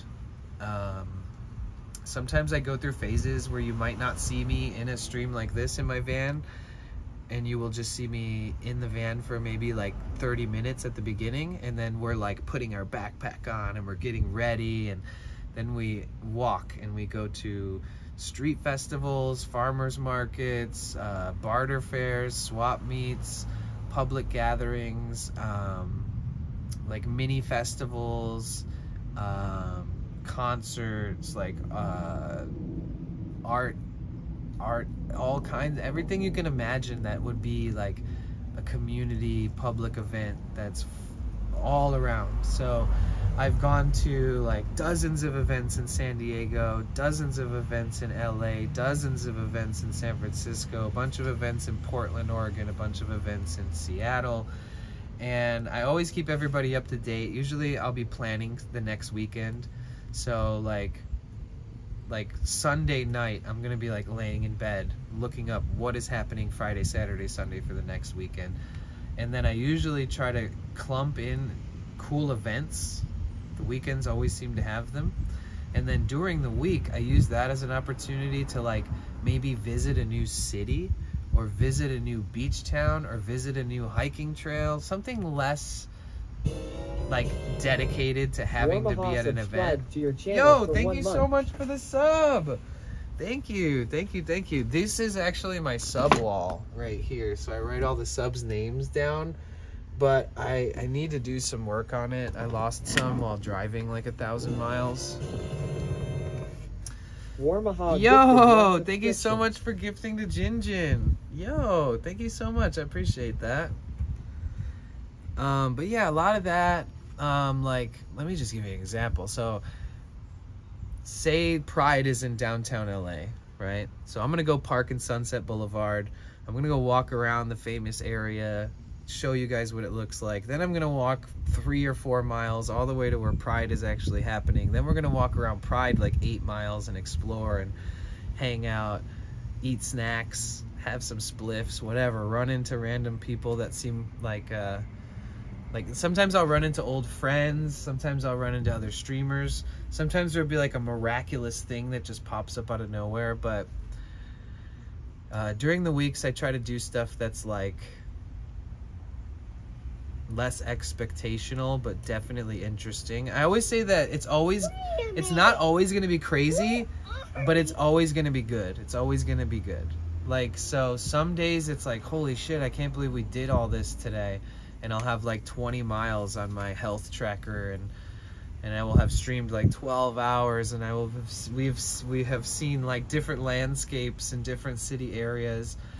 And I had to learn a lot about my own health and what I'm capable of, because I am a long distance walker by nature. Like last year I walked 2,700 miles not on stream. And so I have learned that when I'm carrying excess amount of weight, and when I have all these different things going on with the streams, that it's different than me just hiking and stuff. There's new wear and tear. Like I went through a new pair of shoes in like 6 months, and I need to get a new pair. And the second those started degrading, I started having challenges with my feet, like sprains and what felt like stress fractures, blisters that would never go away. You know, my ankles and my calves would hurt, and like my back would hurt. So I'm learning just like, when do I need to take better care of myself? What do I need to keep on my radar? How often do I need to buy new tools for the trade, like shoes and random things, like all these little things. So I've actually learned a lot over the last 10 months of doing this, and I felt like I've had a lot of challenges, but there's always room for improvement. I've said this since day one. I can't wait to improve upon this, and I have improved upon it, but I still look forward to doing it more and continuing to find ways to improve upon my content, the way I stream, the way I do things, where I stream, how the quality looks, how it sounds, how it feels, how the chat looks, how the community looks and feels.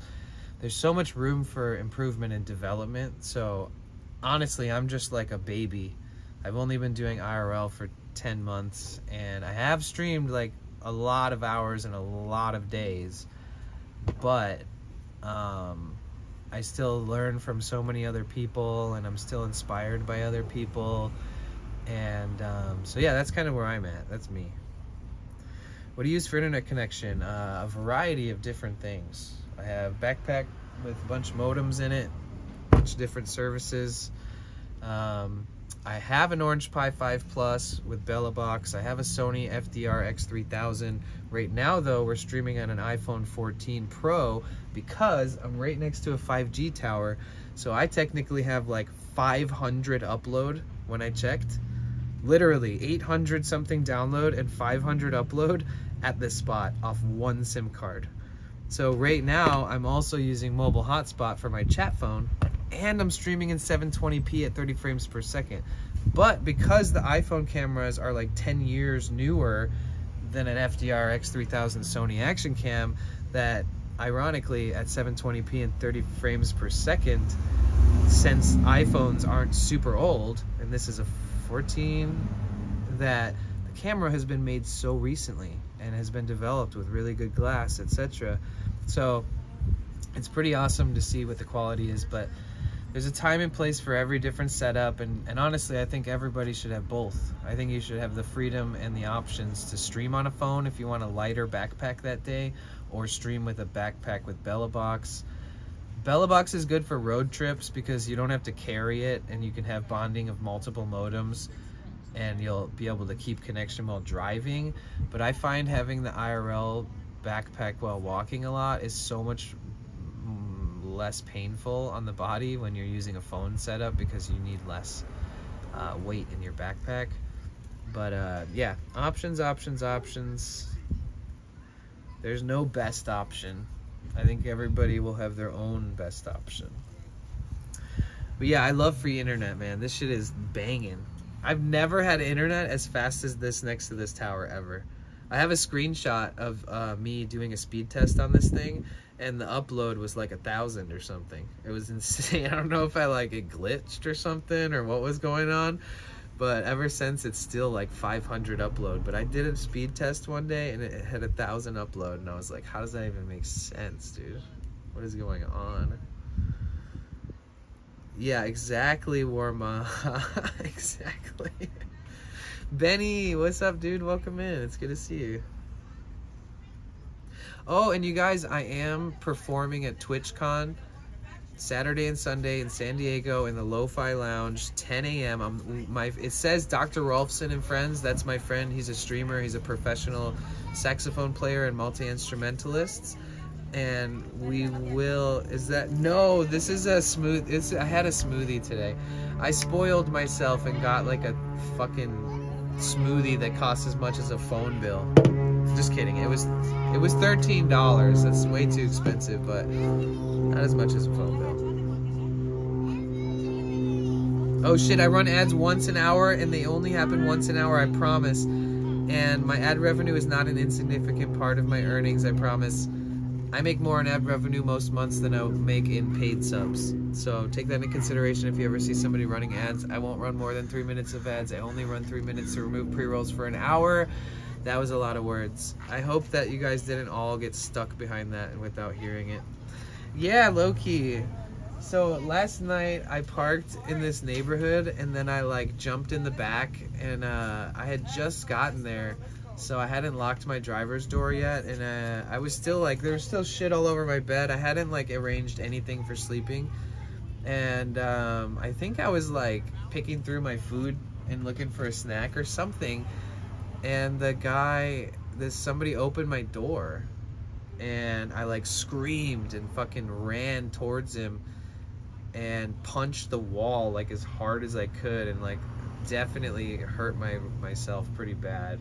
It's really swollen, and it hurts like hell. But yeah, I like did a Hulk smash against the wall and screamed, "Hey!" like the most guttural, loud ass scream ever, and stampeded towards him and jumped towards the door because that's where he came in. Hello? And then he just started running away, and he said, "Damn!" next time lock your shit. But yeah, I jumped out of the car and went like, what the fuck? And like got all like, you know, like, you know, the adrenaline was pumping. And he luckily didn't run at me. He was pretty freaked out by the whole thing, and he kept like running as I was getting out and stuff. And luckily he didn't turn around and try to stab me or shoot me or beat me up or whatever. I would have maced the shit out of him and called the cops. You went full Detroit? Yeah, yes, actually. As far as like the response, not the violence, but yeah. Where you like try to intimidate the person so you don't even need to deal with them. You just like verbally destroy them or like surprise them to where they're like, I'm out. I don't want none of this. I use the don't back a bear in a cave method where like you're in my van, I'm gonna fucking charge towards the opening of the cave and scream and throw my fists until you're not there anymore. And luckily it didn't have to turn into something that ended up being aggressive or physical beyond me hurting myself by smashing the side of the van to like scare him. And I did it on the inside, so I hit these panels. So it wasn't like I hit the metal on the outside. I was running and I smashed it like that. Landed in SF, I'm on the BART. Yo, round of applause like when people land and everybody claps on the airplane. You guys, the Daisy dude is a longtime friend of mine. Great guy. Amazing. He just flew to San Francisco because there's an event happening in San Francisco. Alvaro, do you ever see the Lower Park guy selling these hats? Oh, I'm not wearing it. It's in the... Never mind. I'll ask you later.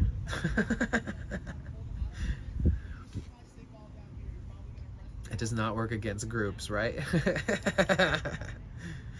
That's funny. Yeah, I don't know what I would have done if I would have ran up there and there was like 4 people standing at the door. That would have been shitty. They just don't move. They just like cross their arms and I'm like,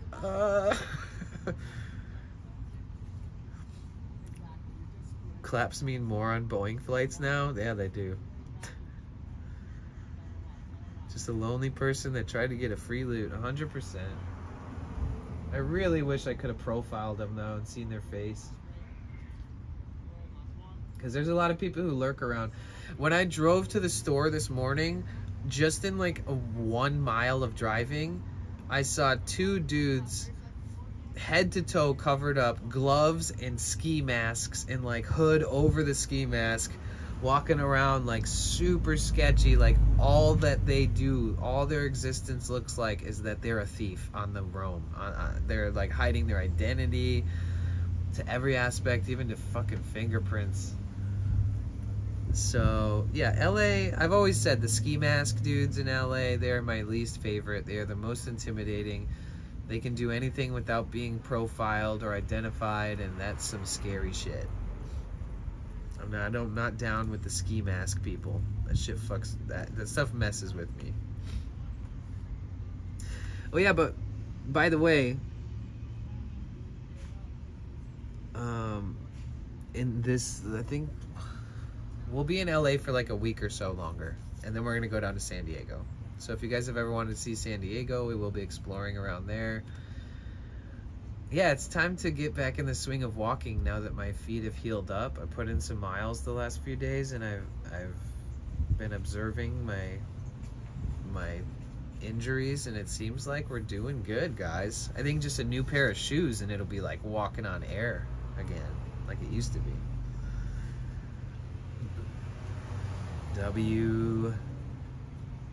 I need to stop pulling my one hair tie into like little pieces and ripping it apart, because I have like a whole thing of these, but oh, I'm in LA. Shit, my storage unit is here. I have like the cheapest, tiniest little storage unit in LA, and I have like some valuables and random items like a mixer, microphones, stuff that I use for music related things and stuff, keyboard. But yeah, I have some other random stuff in there. I think I have some nice new clean towels.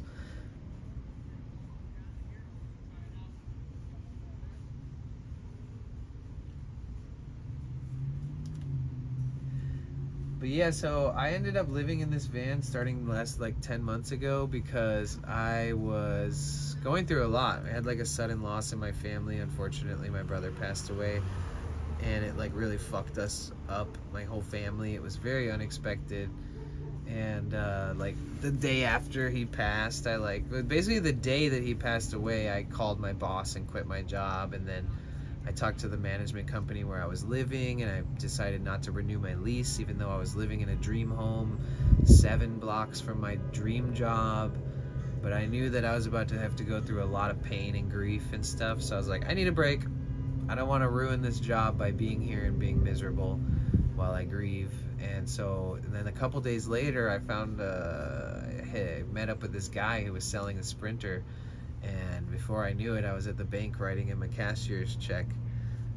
And so that's how this all happened. I wanted to go on an adventure, bring my brother's ashes around the country with me, think about him, look up at the stars and cry. I always wanted to do all these adventures with him one day. And so unfortunately, but also fortunately in some weird, cynical, beautiful way, I was able to bring him with me on an adventure, on thousands of miles of adventures across the country, with him, with his ashes with me. And I don't know, I think sometimes people wonder what's going on or why I'm in this van or if I have a house or whatever's going on, but that's like the full transparency behind why I chose to do this. And I was not IRL streaming, I was not an IRL streamer before that day. I decided, oh, I want to try streaming on the road trip a little bit. Maybe it'll be fun to share and have company. And then it turned into like a very beautiful, reciprocal community space. Like it just really formed into something that was, this is something I could have never dreamed up or thought of that it would ever be this way or be this special. And I'm still such a small streamer. I'm just so happy with our community. It feels large to me in my world, in my bubble. I feel like I have so many people to keep up with and check in with every day, and it really satisfies my soul. And I'm meeting all these other streamers and all these different people, and I couldn't be happier, and I couldn't be more grateful, and I couldn't, couldn't be more appreciative. And everybody has their own struggles and all these things that we're learning about each other over time and what we've been through and how we handle it or how we cope or how we grieve or how we move on or how we stay strong or how we need rest. And there's all these aspects to it. But I just want you to know that I fucking love you guys. You have support. You are loved by many people, I'm sure. And there's a lot of homies out there who are going through shit too. And just know life is a constant battle of ups and downs, and just keep going, dude. Don't ever give up on yourself, and don't ever give up on things that you love.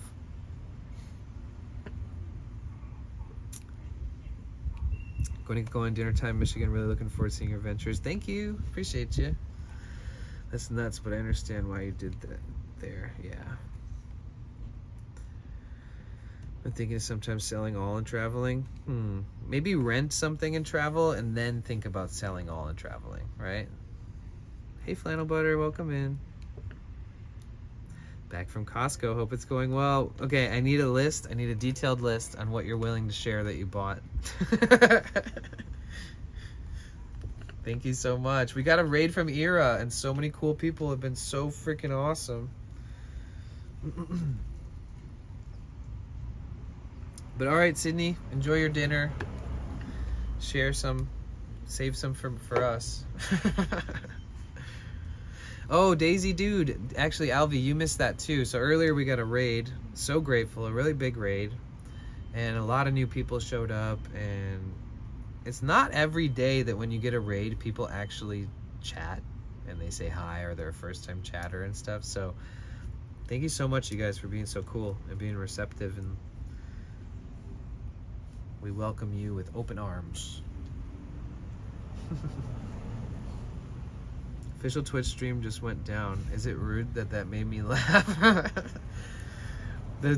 Yeah, I wonder what why would Twitch's official stream go down? That's just SWAT team show up. No, a raid is when, okay, so if I'm ending my stream, Alvaro, I can set up something so that it will take us to another person's stream. So this IRL streamer named Ira, she ended stream and then brought her whole community here all at once. And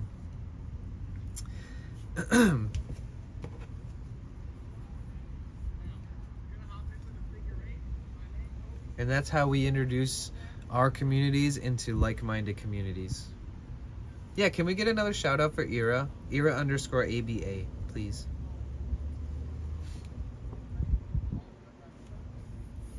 Yeah, it is cool. It is cool. It's almost like, you know, if people have been hanging out for hours, I'm sure that they're like, oh, if okay, my streamer got offline, I'm gonna go. But so that's understandable. Like you don't expect your whole community to stay if you raid somebody. But sometimes you find somebody that's so awesome and you really want to share them and you talk about them before you raid them and everybody gets excited to be there, and then it works out where like everybody's like, oh, I'm so glad we raided that person. They're so nice and I really love their content. So I've been slowly meeting people where I feel that way about. And I'm really happy about that. Oh, okay. Okay, yeah, okay. Either way, it's all good. Wow.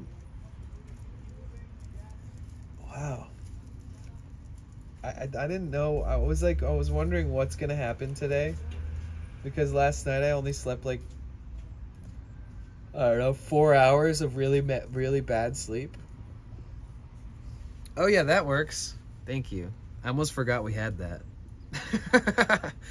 We typically use the other one because it's more effective as far as like click through. Didn't know about that one? Oh, really? Yeah, I prefer to do just the other one unless we can't, because then it's not like oversaturated. And then if you're getting raided, it doesn't like push people's messages up out of the way and stuff like that. I mean, we could maybe create a routine where we do it both in the chat and on there. I don't know. It's up to all of us together. I don't know how you guys feel about it, or if it matters, or what I'm talking about matters.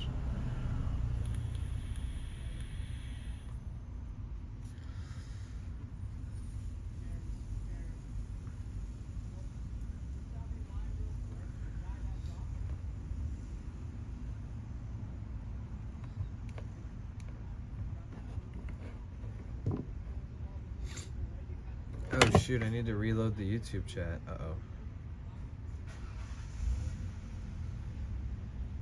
Detroit, no wonder it's a badass. Watching this and Venice webcam? Wait, are you watching El Gato or whatever? Is that the one?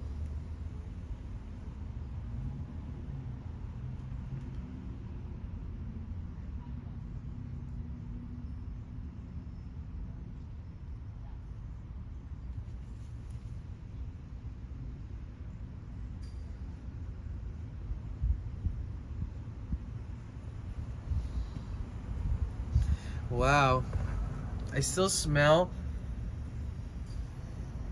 like I just took a shower.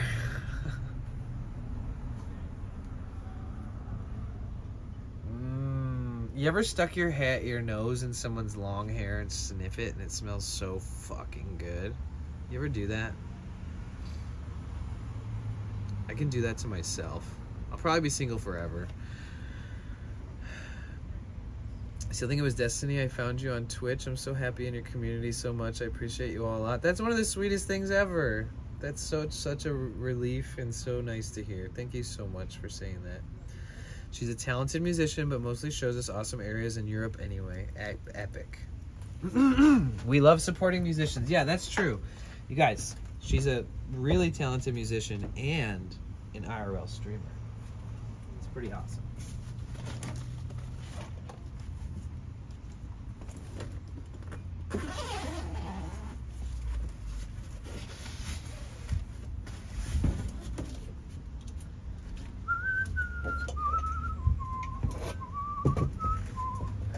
Sorry Sorry to read about the van. Glad you're okay. Cheers. Thank you. I appreciate that, Blumpkin.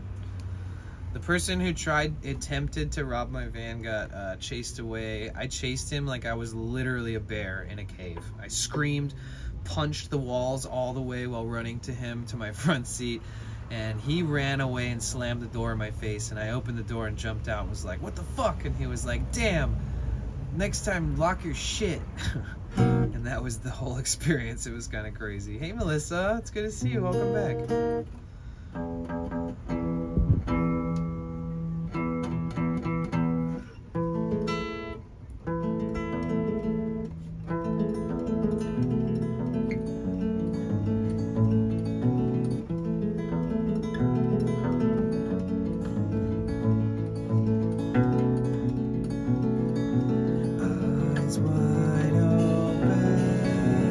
Thank you so much for the Master sub. subscribe to your channel for 1 month. Thank you so much. What?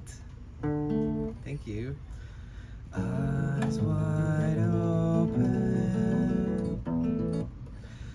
naked as we came. One will spread our ashes round the yard.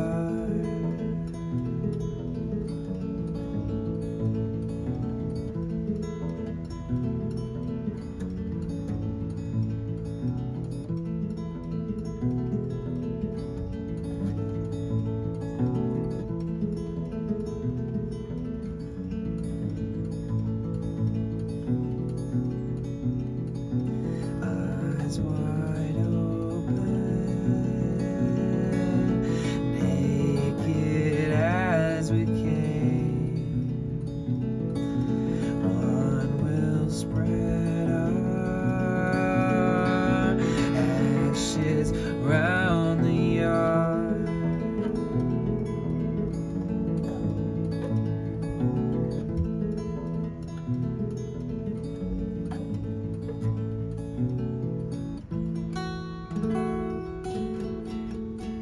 Thank you so much for the sub. I appreciate that.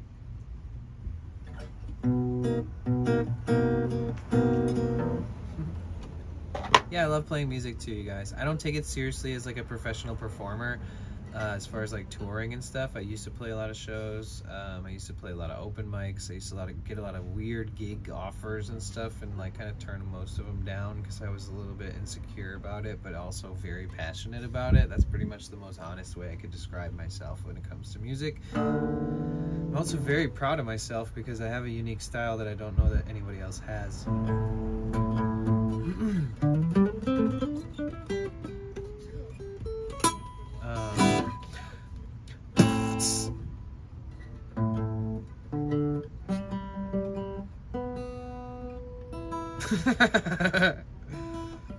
Lake bug being a hoe.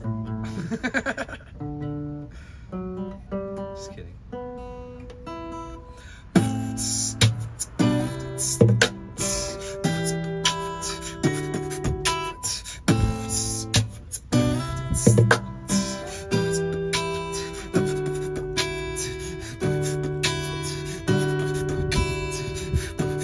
Let's go.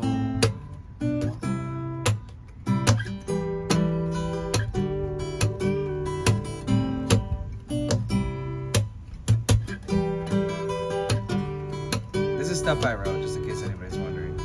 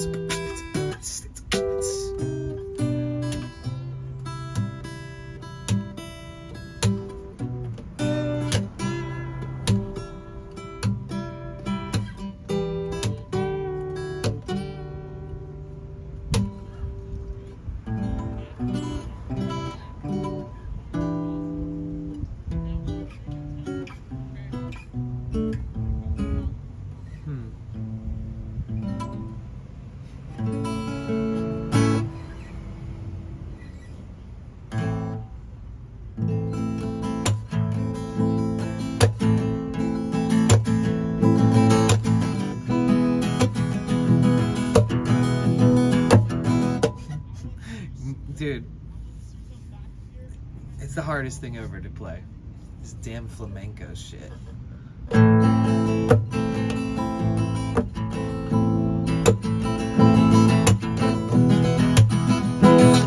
gonna break a nail. I'm gonna put this thing away.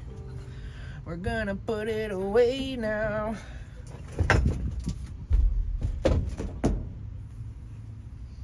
Dude, you guys, we are so close to our follower goal. Wow, 5 away. Let's go. If you haven't yet hit that follow button, please feel free. Friendly reminder, we are super close. We are on the partner push for YouTube. If you guys ever have spare time or spare resources and you can open up a tab, open up my playlist on YouTube. There's 700 plus hours of streams. Once I update the playlist, there will be 800 plus hours. There's videos from stream, there's travel videos, there's independent vlogs that have nothing to do with Twitch, there's travel vlogs that have nothing to do with Twitch, there's music videos, there's music series, there's collaborations. I got videos with Daisy Dude from chat. I got videos with all kinds of other people. If you ever want to go look and deep dive into my lore or my old videos, please feel free. If you ever want to support me on YouTube, please feel free to subscribe. We are in the last month of our partner push on YouTube. If you want to be a part of it, if you want to know that you're one of the people that is the reason why I will be partnered, YouTube tab gang. That's right, Lakebug. If you got spare resources, you can open a tab. If you want to go to sleep with a sound bath on, a relaxing video, I got all that for you. If you want to just turn it on to be a champ and just let it run, that's cool too. But I highly recommend you watch the videos. Check them out. Click the thumbs up if you like it. But I'm not kidding when I say we're on the home stretch, guys. We are absolutely on the home stretch, and I'm so grateful. I'm gonna cry when it happens. We're at 10,222 subs. We need to be at 4,000 hours of watch time, and we are currently at 3665. So we're less than 350 hours away. This has taken us like 6 months to get here. We are on the home stretch. We are about to be able to reapply for partnership on YouTube, guys. Yeah, so I used to make revenue off it. I used to post videos very intentionally, and I didn't post for 6 months. Look, I didn't post for 6 months. Your channel is not able to earn. Why? What happened? Due to inactivity. Because I didn't post for 6 months, they took me off the partner program. So once this little one here says 4,000, this one takes like 5 extra days to update pretty much, honestly. But once that one says 4,000, I can re-click this button and then boom, we're back, guys. But realistically, right now we are actually at 3665. This morning it said 3.7K, I think, and I was like, what? But yeah, dude, you guys, we got so much. It's so epic. So yeah, I've got sound baths, if you've never seen these, singing bowls, gongs, drums, chimes, kalimba, guitar. I used to do that a lot on Twitch. My highest viewership concurrently per month was doing ASMR. I had like a 90 monthly average on that shit. Check Twitch Tracker if you want to see the facts. It's out there.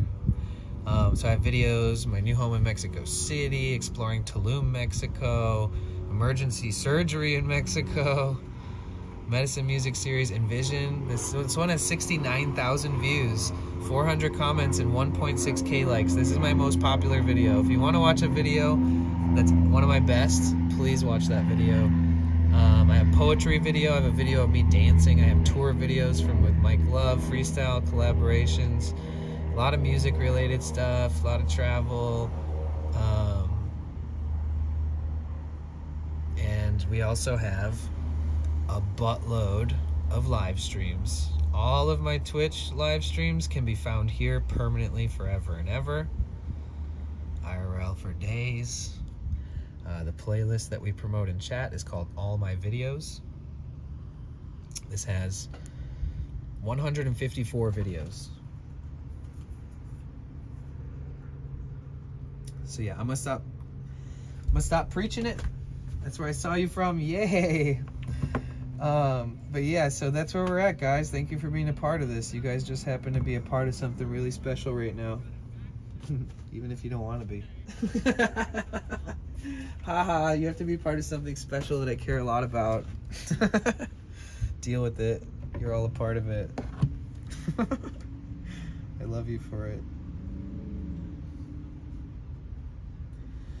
Do you know any music theory? I think I already asked you. Nope, don't know shit about music theory, unfortunately. Let's go, guys. We can do this and help our boy out. That's right, Cassie. Hold on, I need to look at that photo of you and the dog again. Oh, it's so cute. Oh, you guys are so cute. I can't handle that shit.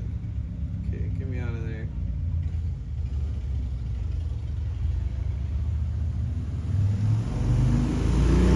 What should I walk into? Should I turn around and walk away? No, more no. Why?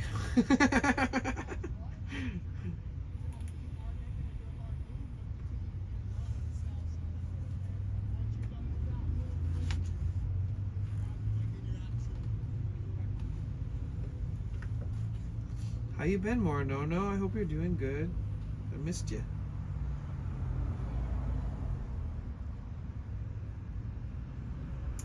But yeah, this Saturday, in 2 days from now, we have a Twitch streamer meetup, okay? Which is like, or it's like a pre-TwitchCon thingy. So I'm gonna take you guys to that, and I hope that we all have fun. No, but if you're asking about the title more, no. Last night somebody opened up my door and tried to attempted to.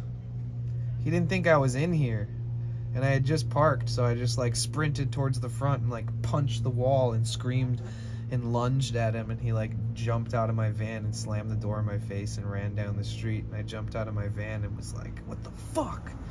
And he screamed back at me, "Damn! Next time, lock your shit." I thought it was funny that he started the sentence with "damn" too. He was like, "Damn!" like I scared the shit out of him. Rightfully so. That guy scared the shit out of me, dude. I didn't know if he had a weapon or if he was gonna lunge at me or what, but I don't think he wanted any trouble. He just wanted to steal, you know? He just wanted to get away with some quick, quiet theft. And I blew up the spot. Even though I was parking there to sleep, I was screaming at the top of my lungs at this guy, which I would never do in a place that I'm gonna sleep. I mean, I made so much noise, and I was like, yeah, and I'm gonna stay here. Fuck that guy.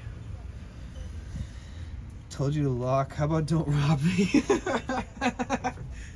Right? Like if I wasn't there, he would have just robbed everything, and that's a good lesson. But if I'm here and it's locked, it's like I'm just gonna hear you pull the handle anyways and jump up there in the same fashion, you know? I'll be right back. I'm gonna run over to the bathrooms real quick. You guys be good, okay? Talk amongst yourself. Say hi to people you haven't seen in a minute. Good here doing yard work while it's 100. Oh, damn. You need to get a shirt that says lock your shit. No, it's gotta say damn in like one big letter at the top, like big font, and then like lock your shit underneath it. Because the emphasis he put on the damn was really comical for me in that moment. I was shook, dude. My adrenaline was pumping, my heart was jumping. I got up and just went bam, like I went hey, and like smashed as hard as I could, like as if I was trying to break a window out, and then ran up like jumped towards the front, and I hurt my wrist really bad, dude. Fuck, man. I really hope it's not broken or anything. I hope it's just massively sprained. But I only did it as like a fear tactic. Like I wasn't, you know what I mean? I would never like beat up my van or punch a wall like that ever, unless it's some crazy scenario like that. Either way, love you guys. I'll be right back. 1 sec.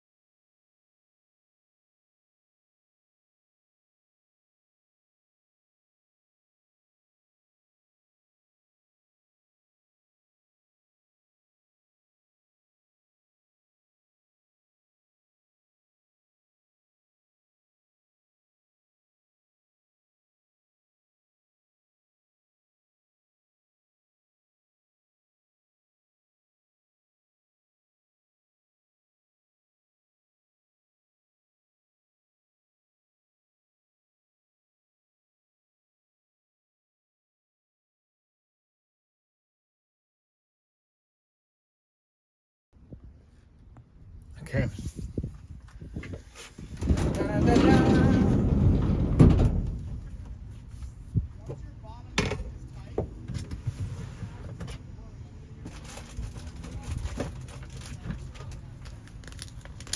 Make some oats. How does the bathroom look? Oh my god, dude. Let's not talk about those bathrooms. These bathrooms at this park are some of the worst in LA. Like, it's kind of sad. They're worse than the ones at the beach. But there's ones like across the way, like across the other neighborhood, across like a few blocks away. There's a whole nother park. And that one has the nicest ones in the whole fucking city. So if I'm ever in the morning needing a restroom, I go to those really nice ones. And they open really early and they close at like 11 at night. So, except for in the winter, they close earlier.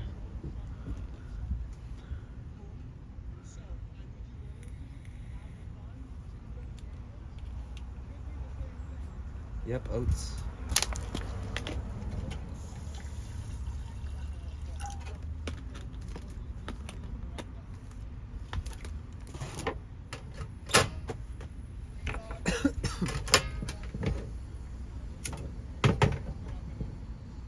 Oh, I never ended up buying a new grill up in the bay. These are impossibly hard to find, these camp stoves. And if you find them down here in LA, they're like $55 fucking. It's a travesty. I bought this in the Bay Area and San Francisco area for $20. I've been using it so many times. I'm making oats. I had a huge bag of these oats. And then I'm just gonna put some nuts and raisins and some cinnamon and salt and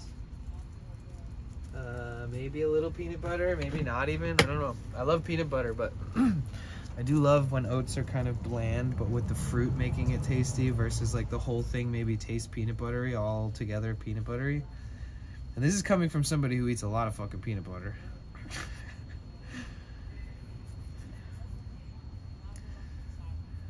We'll all get the emote. Did you see it in the video that I sent you? It looks even better in chat. The animated post that they made that I screen recorded and shared is like, the emote is even better. Yeah, I don't have any apple right now, actually. I'm running really low on food. I'm kind of just like stretching it a little bit for whatever reason. I'm not exactly sure why, or maybe I am, I don't know.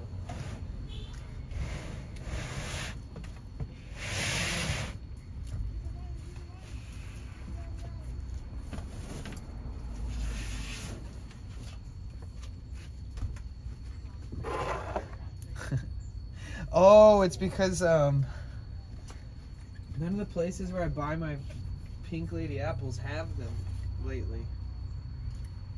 I'm gonna have to go to that one store. I don't know. There's like a couple stores around here where it's like a total.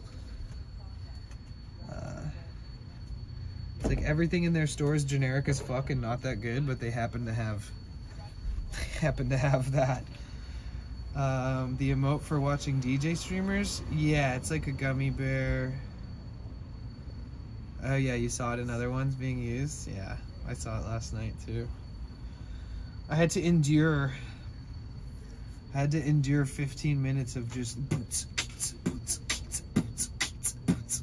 and I was like, all right. It seems like every single DJ stream is almost all drum and bass and house and a little bit of dubby-dub. Like, there isn't very much variety. There wasn't any down-tempo. Dude, if I find one down-tempo DJ on Twitch, I'm gonna raid their ass. I'm not even just gonna follow them. That's sick. I had Twitch's account live for like 30 minutes. Oh, and it was a DJ stream too. Okay, so I did this before where I had to get an emote in this way by watching a stream. And I didn't get it for like 2 days. And everybody in the chat got it first. And then I did it again on another thing where you get an emote, and I got it before everyone else. Not everyone, but I got like the explode, the Minecraft creeper one. And everybody was like, oh, when do we get it? Why don't we have it? Why does he have it? And so every other time I do this, it's one way or the other. I either get it right away or I don't get it for a few days. Oh, you didn't realize that was the one we get? Yeah. How do we know if we get it? Usually you'll get a notification on that little tab, like where if somebody gifts you a sub or your sub runs out or whatever, you can see it there. Usually it'll pop up and say you unlocked this emote from the DJ community or whatever it's gonna say.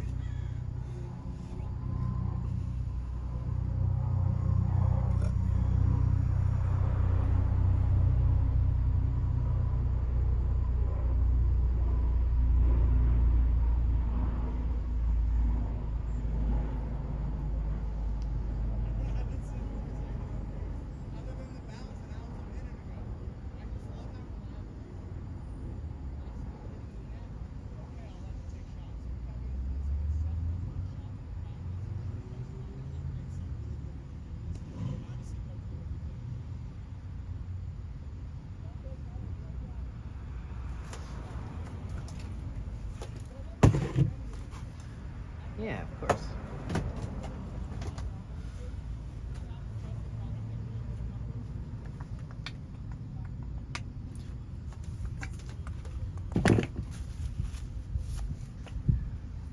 Part of me kind of wants to go out, walk around. I feel like that's crazy to say. I'll probably walk after stream by myself for like a few miles at least, and then have a spliff and just get it actually a good night's sleep, because I only slept for 4 hours last night, and those 4 hours I woke up a bunch of times. When I went to the gym today, I like looked at myself in the mirror and was just like, oh God, Jesus. That's what I looked like walking into the gym just now. Like when I looked at the people at the counter and said good morning, I looked like this. I looked like a bag of tired dicks with no sleep. Uneven. I just had a conference with her teachers today. Uh-oh, And I teacher said, conference. Okay, if there's uneven terrain, yeah.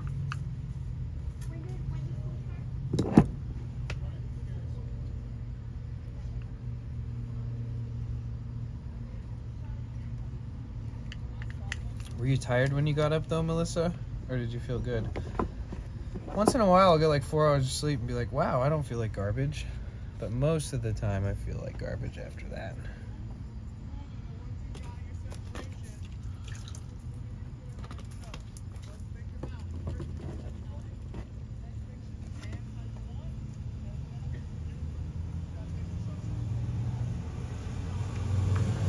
Dude, even just oats without any seasoning in it, once it starts cooking up, it smells good.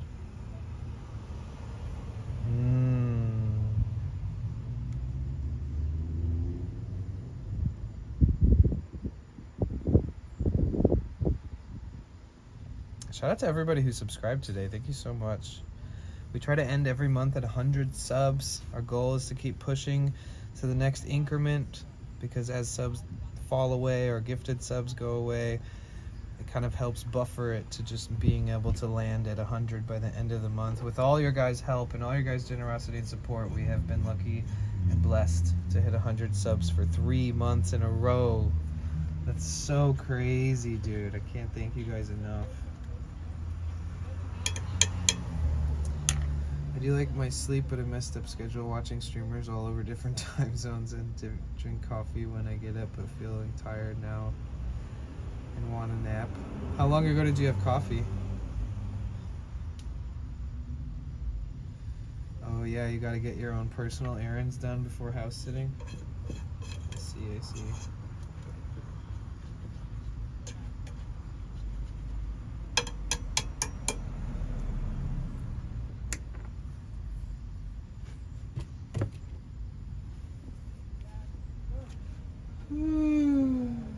Ay. Get. Shoot. I guess I'll put the cinnamon in now, since there isn't really a lot of liquid in here anyways. Cinnamon. bit of salt. It's kind of essential.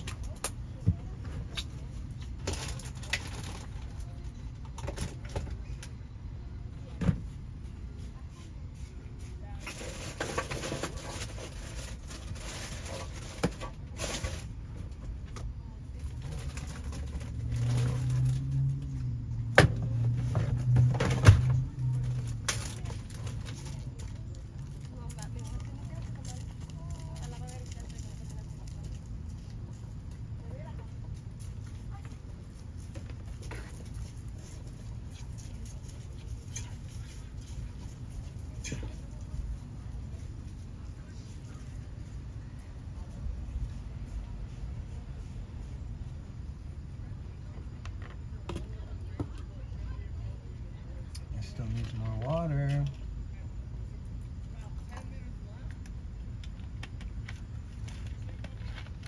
Do you add sweetener like honey? Nah. I am adding raisins and peanuts. Usually I don't add that until it's fully cooked, because the peanuts get all soft and weird, so I'm just gonna pretend that they're not when they are.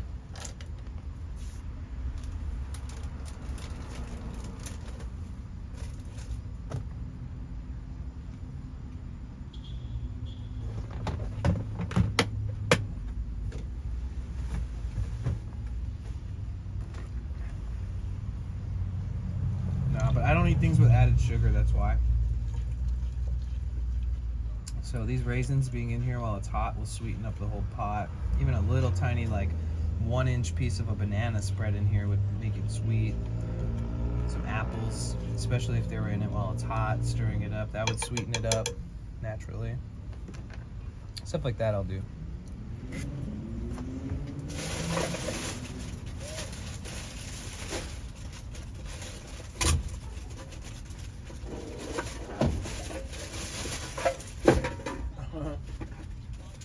All these cans of water, go recycle them, drop them in a bin somewhere.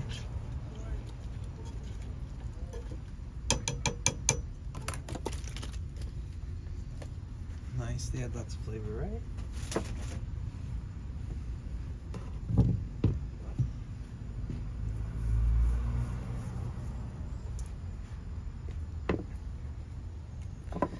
So, hi everybody, my name is Danny, also known as Potential Bliss. Welcome to my live stream. I am simulcasting on YouTube and Twitch at the same time. Tab gang, let's go. We are just over 300 hours away from being partner applicant ready on YouTube. So if you guys ever want to open up a tab there, or open up the playlist, you can type !playlist in the chat. And there it is. So thank you so much for the support, and everybody on YouTube, love you guys. The native YouTube people and the Twitch crossover YouTube people and vice versa. Thank you guys so much. Thank you so much, Crypt. Oh, I can't wait till I can stop promoting this movement push. It's fun and it's cool to have the community, and then people care, and it shows, and I'm really feeling there's a lot of reception to it, good reception, and it makes me happy. But I can't wait till we're just partnered.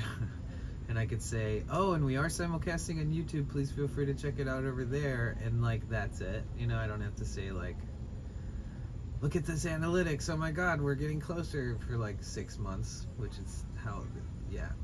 So I very much look forward to having it partnered and not having to ever do this again. It's so fucking annoying. But we love YouTube. We love YouTube.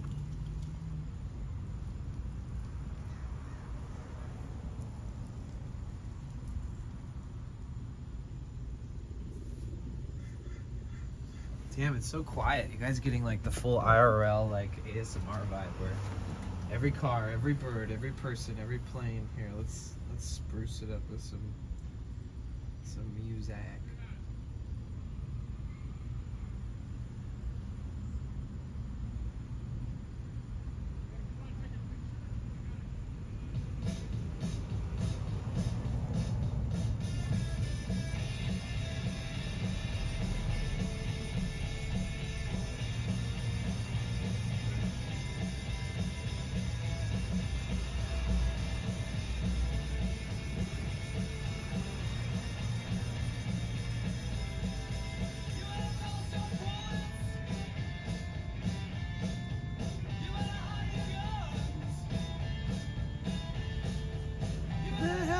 children. Gotta have some fun. Gotta count your blessings.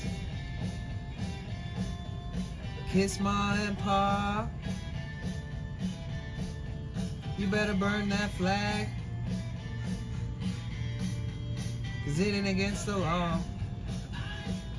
It's the law.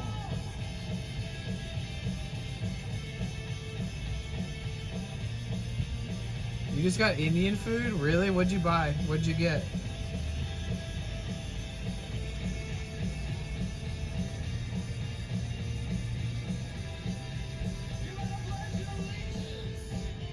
How much did it cost also? Chicken tikka masala.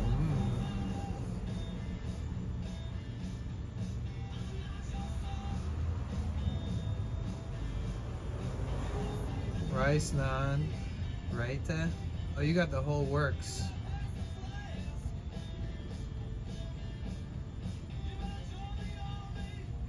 You tell me in a minute. Once you figure out how much it costs.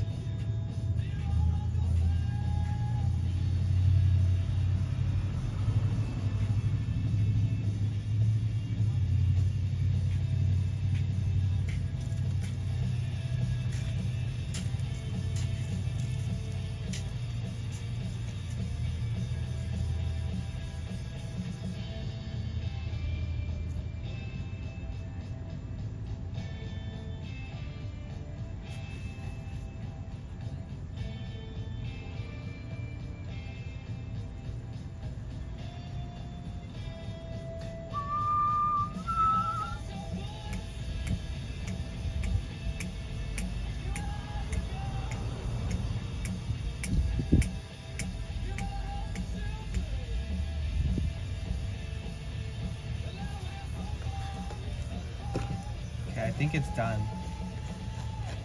Oh yeah, it's definitely done. Maybe a little too done even. I don't even want to scrape it while it's hot because this plastic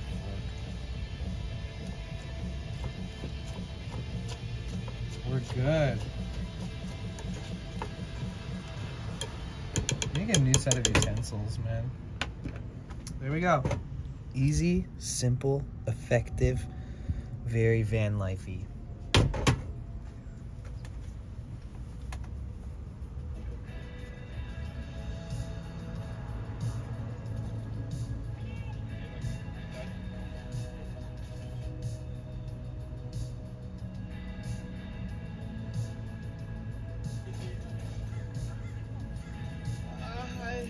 I hate that it's automatically fucking playing these videos.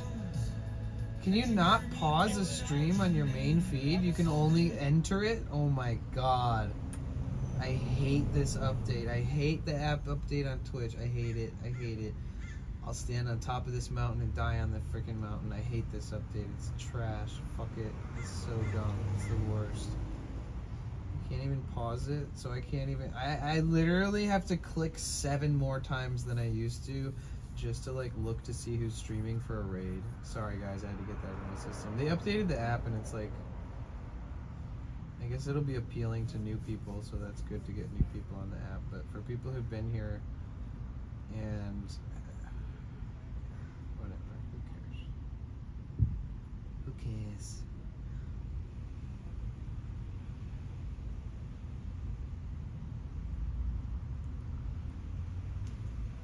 Who cares? Who cares?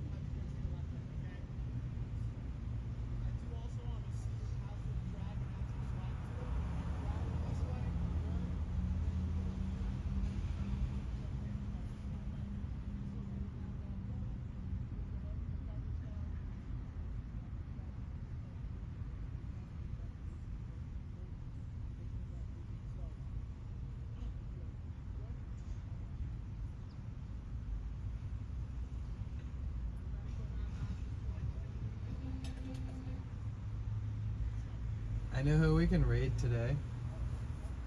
We can raid an Irish streamer who hangs out with his German Shepherd named Kaya in Ireland. They're one of the few Ireland IRL streamers that exists. There's only a few. Do you know Luna Lyric? Yeah. I mean, I raided them, but I don't know them. And they didn't really chat with me when I hung out there after I raided them. And, but sometimes it takes, you know, the right moment to actually get to know somebody. But I enjoy their vibe, yeah. And I've lurked their streams here and there a tiny bit. And they seem nice. And they respond to my posts and stuff like that as, like on the Discord, IRL Discord and stuff. But I don't know them personally. They seem cool though. $23. Okay. That's not the worst. For a really good meal, that is not bad. She is nice.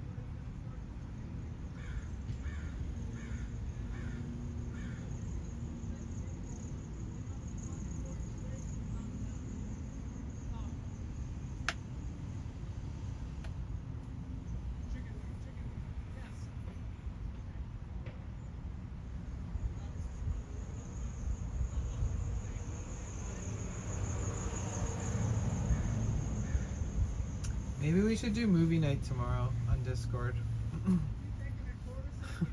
Or something. I don't know. I just feel like I need something new in my life.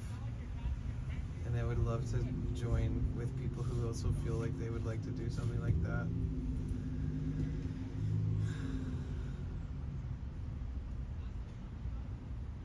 We need to watch Shrek together.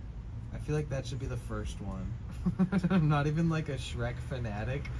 There's just something about watching Shrek with people that connects you with a different bond that you never had before that. Or like, oh,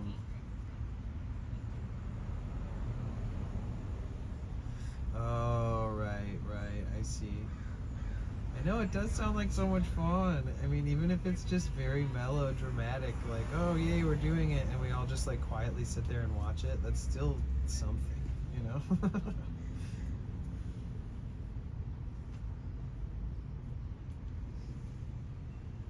I haven't checked blurps in a week or two.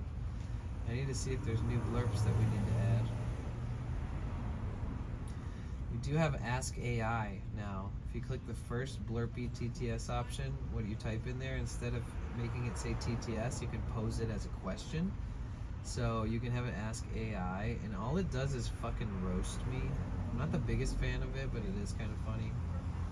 But just so you guys know, that exists. That is something I added recently. It's hard to tell because it's just like a box you check on the way out. But yeah, we have those sound alerts through blurps, and David Attenborough and Morgan Freeman TTS, as well as the Ask AI, which is the blurpy voice, which is like, it's like the most psychotic, scary, weird voice ever. Wait a minute. Sukodova. Welcome in. Sorry, I'm just like laying back here. My bad. Welcome in. My name is Danny. I'm just exhausted because I didn't sleep good last night.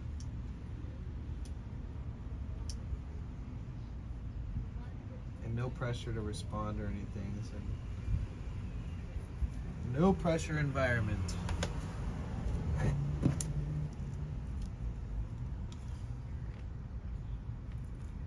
It's perfect.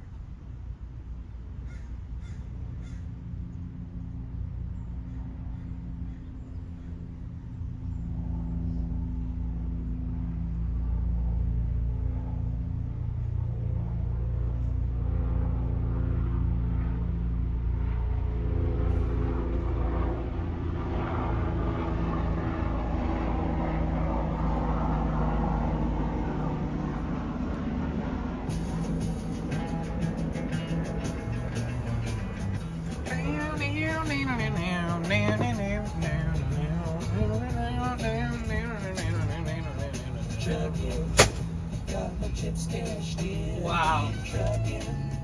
Ow.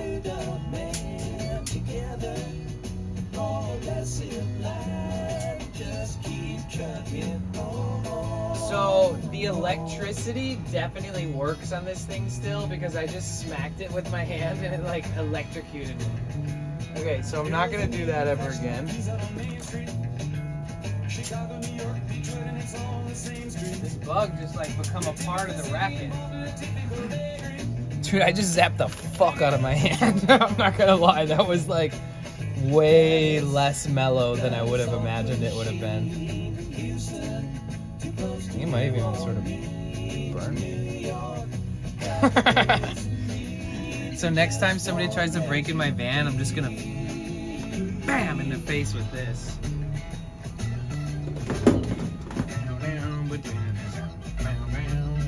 Most of the cats that you meet on the streets speak of true love. Most of the time they're sitting and crying at home. One of these days, Billy, they gotta get going. Out of the door and down to the street all alone. Boom, boom, boom, boom, boom. Like the doodah man once told me, you gotta pay your bill. Sometimes the cards ain't worth the dime if you don't let them.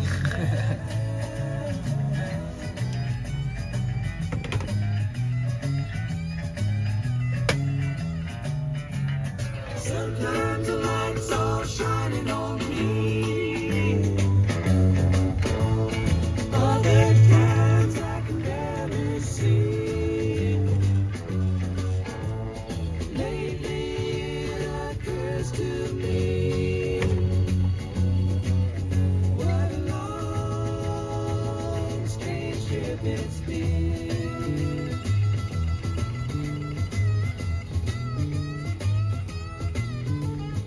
What in the world ever became of Sweet Jane? She lost her sparkle, you know she ain't the same. Living on Reds, vitamin C and cocaine. All a friend can say is ain't it a shame? Look it, got the buffalo. Been thinking, you got to never slow. It takes time to pick a place to go. Just keep trucking on.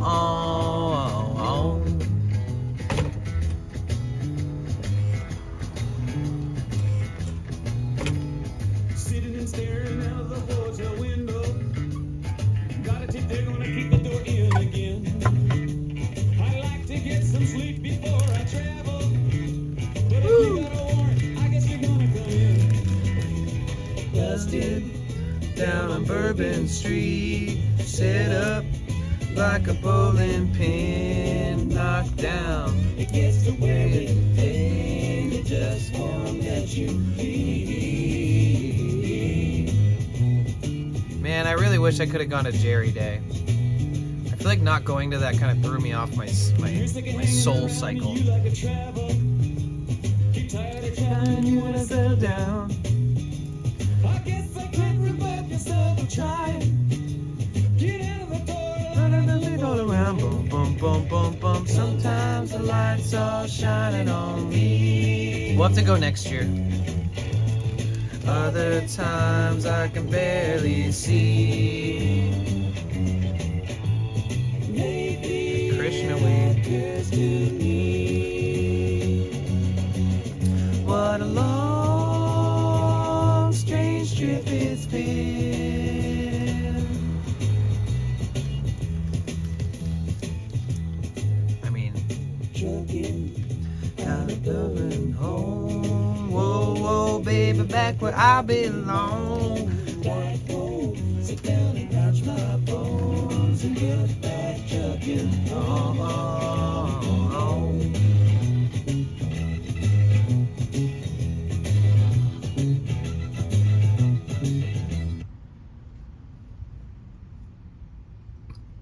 love that song.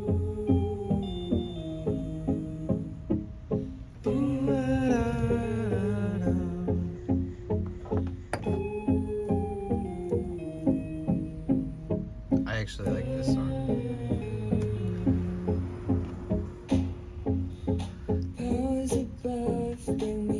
it to you.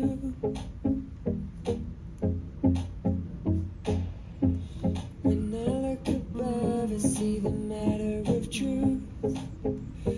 Yeah, yeah, it took a little time to discover that one day we will find one another. I pray I find the way to uncover your love, because your heart is like no other, no other.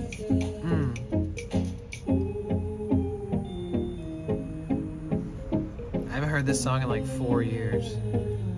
It's by Astronomy. I could probably cover this in my own like beatboxy way.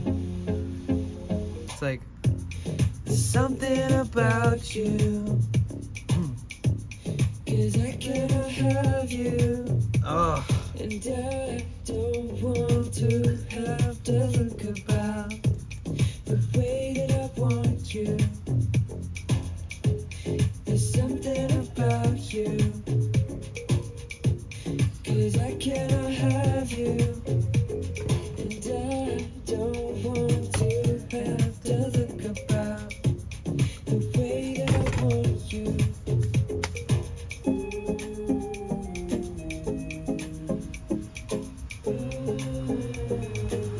I would have flew in for that if I knew a little bit sooner. Oh, really? That's crazy. That's crazy. If you would have flown out for that, I would not have left San Francisco for $1 million. Like I did.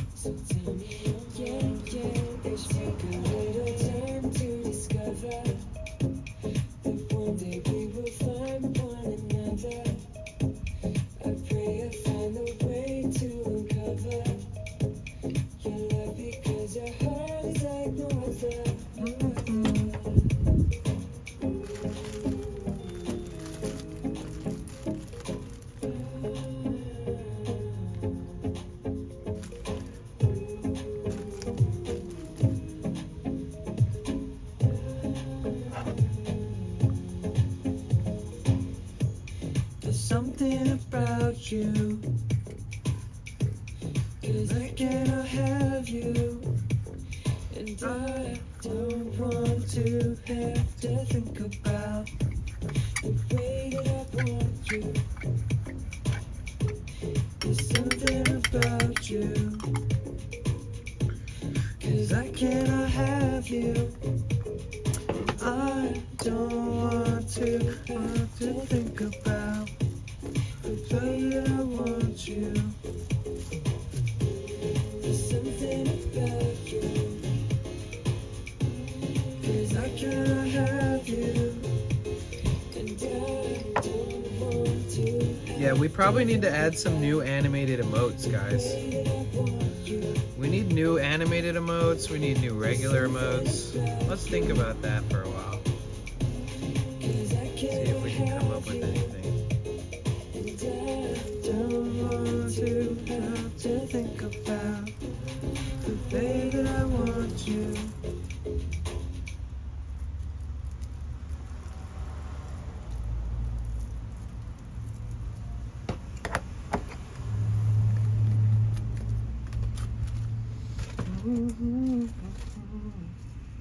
The way that I want you. Doo-doo-doo. What song was that one? It's Astronomy. And Astronomy with 2 Y's at the end. Astronomy, but with 2 Y's. The song is called Something About You.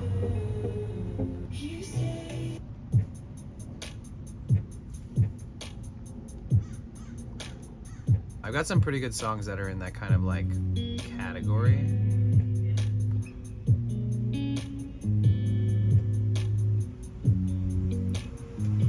This is the first song I ever liked on Spotify. It could change, but this feels like the calm before the storm. Not that I don't want to try, but I've been here before. Friends in town, phones at home. I tell myself it's fine. Can't remember how you taste. slept alone too many nights. Where do we go wrong? I know we started out alright. Where do we go wrong? I swear I knew we last this time.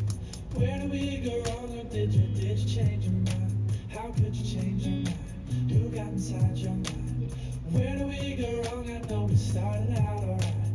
Where do we go wrong? I swear I knew we last this time. Where do we go wrong? Or did you change your mind? How could you change your mind? Who got inside your mind?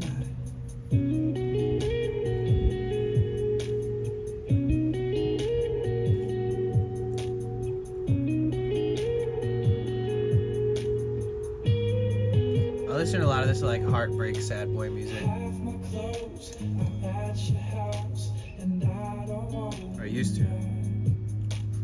the smell of you is way too much. Not gonna put my heart through that. I don't know how much time we got. I don't know how much to say. I don't know, tell me what you want. I want you to want me to stay. Where do we go wrong? I know we started out alright. Where do we go wrong? I swear I knew we last this time. Where do we go wrong? Or did you change your mind? How could you change your mind? Who got inside your mind? Oops, shit, fuck. That was an accident.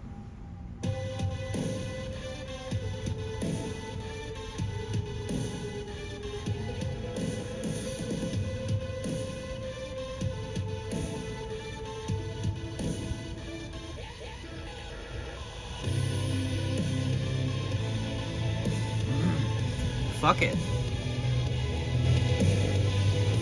Can you feel my heart? Can you guys feel my heart?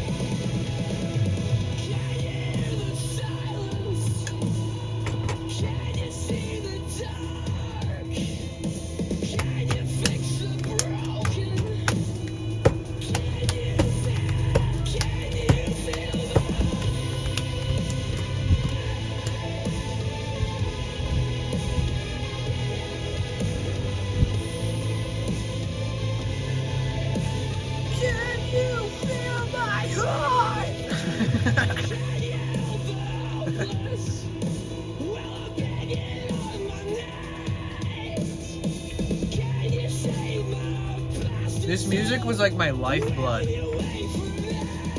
I needed such angsty music so bad. That wasn't like, that was like more like alternative and unique and different than all the other shit that I had to listen to growing up.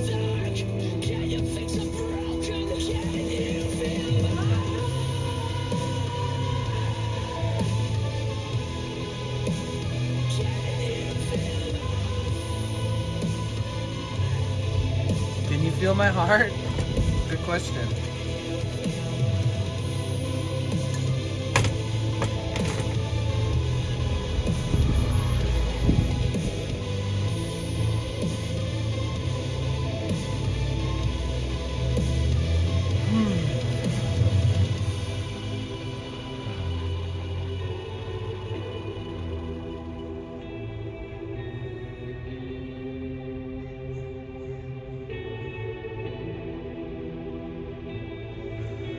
I'm scared to get close, and I hate being alone. I long for the feelings and I feel at home. The higher I get, the lower I'll sink. I can't drown my demons, they know how to swim. I'm scared I love that. I can't drown my demons, they know how to swim. It's crazy.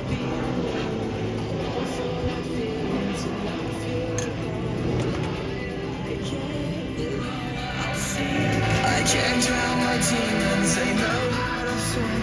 I'm scared to get close, I hate being alone. I long for the feelings and I feel at home. The higher I get, the lower I'll sink. I can't drown my demons, they know how to swim.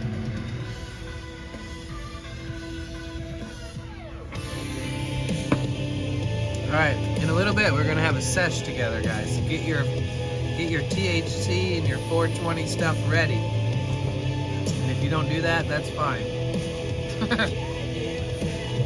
Get prepared. It's time for us to have a sesh. After I finish eating this.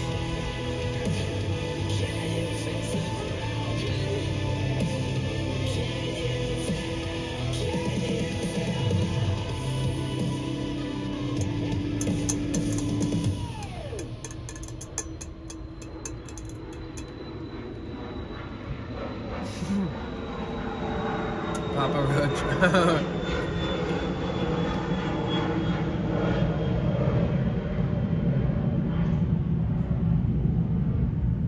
What was that one famous song by him? What was that one? Papa Roach, the one that was like the hit.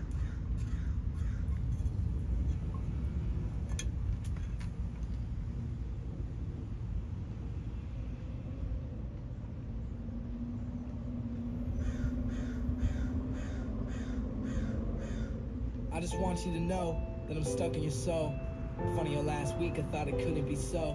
What I see in your eyes, words can't come close. No matter what your father says, I just want you to know that you're a beautiful person, and I want you to grow. The way he talks to you is just so in a pro. I hope that you're strong when he's doing you wrong. And I hope you find comfort in the words of these songs. Now sing along, and while I tell you this story, just listen closely. I know you like my music, but look, you don't really know me. See, I live outside the city where there's nothing going on. I just look around for meaning while I'm sitting on my lawn. One day I met this girl, and she was... Oh yeah, Last Resort. Yep. She was still in high school. I was 1 year removed. This is my last resort. Pretty soon I started Suffocation. Nobody don't give a fuck. Blah blah blah blah blah blah blah. Yeah, I remember that shit. No matter what, I'ma be there for you. But as things became more hectic in my life, I started fading out. Began to lie to her. I wasn't fair to her. I hate it now. I hope that you can. This song is the one I linked in the chat, just in case you want this. You don't have to believe it, but I think about you every day. I sing about you every way, cause you're the perfect melody. I know the world ain't perfect, but to me you are my everything. My little light of sunshine, I'm holding on for better days. I pray for better days. I know it has to happen, I'm away. I know in my life I've made mistakes, but I'm holding on for better days. I pray for better days. I know it has to happen, I'm away. I know in my life I've made mistakes, but I'm holding on for better days.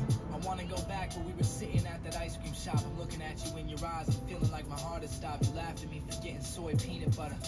Back then I thought, shit, nah, I don't need no other person in my life, and nothing else don't even matter to me.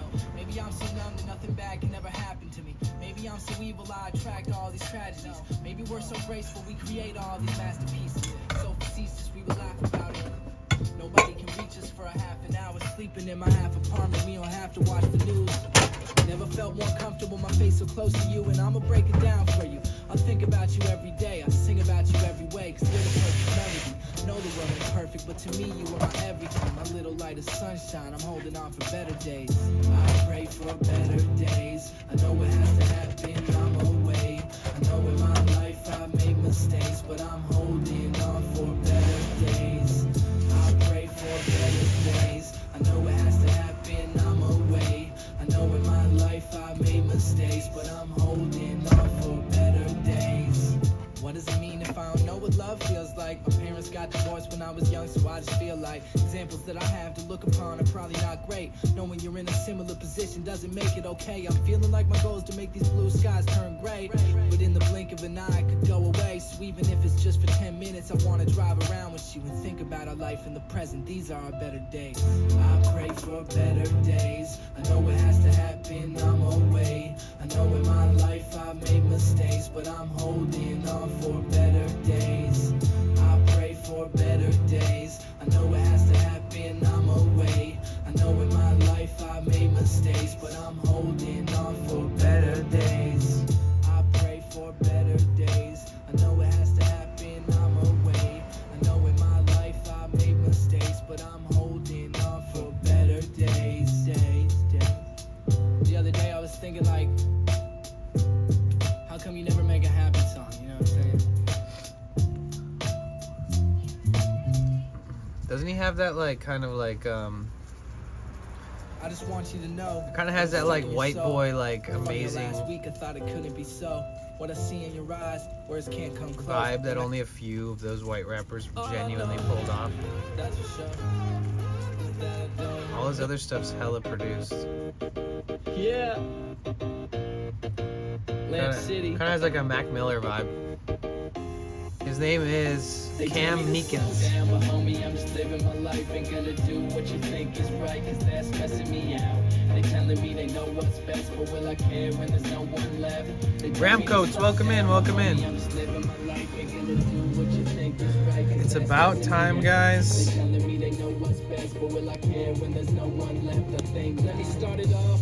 I was just a kid and a mess up. From first grade on, I was fucking all my tests up. When I got to second grade, shit was You know this one, really? Of course they got divorced, but still, Ah, let's go, guys. damage and put it all together like some cheese on a sandwich. Middle school was tough, man, I thought it never ran. Now the kids who picked on me, you're like my best friend. So it's weird how your life changed, but it's alright, man. Started smoking weed, so I thought about my life, man. And what it all comes down to in the end is the little things you do. First try. I'm getting good at it. I'm getting good at it. I wonder if I could do it with it lit. I'll try that another day, not today. Wasn't my choice, man. I really had to do it. Slow down, but homie, I'm just living my life. Ain't gonna do what you think is right, cause that's stressing me out. They telling me they know what's best, but will I care when there's no one left? They tell me to slow down, but homie, I'm just living my life. Ain't gonna do what you think is right, cause that's stressing me out. They telling me they know what's best, but will I care when there's no one left? I think every single week it was the same. We were riding on the cruise, got my first car fucked up for breaking all the rules. We was speaking around at night, cause we had nothing to lose. Now I walked around with on and I felt some more shoes. Spray painters don't stop believing on all the stop signs. Got my first F and my mom's wouldn't stop crying. Wonder if I took it back, I'd do it any different. Fuck that, cause I'm still here living. I'm still no different. I'm trying to have some fun while you working 9 to 5s, cause you trying to have some fun.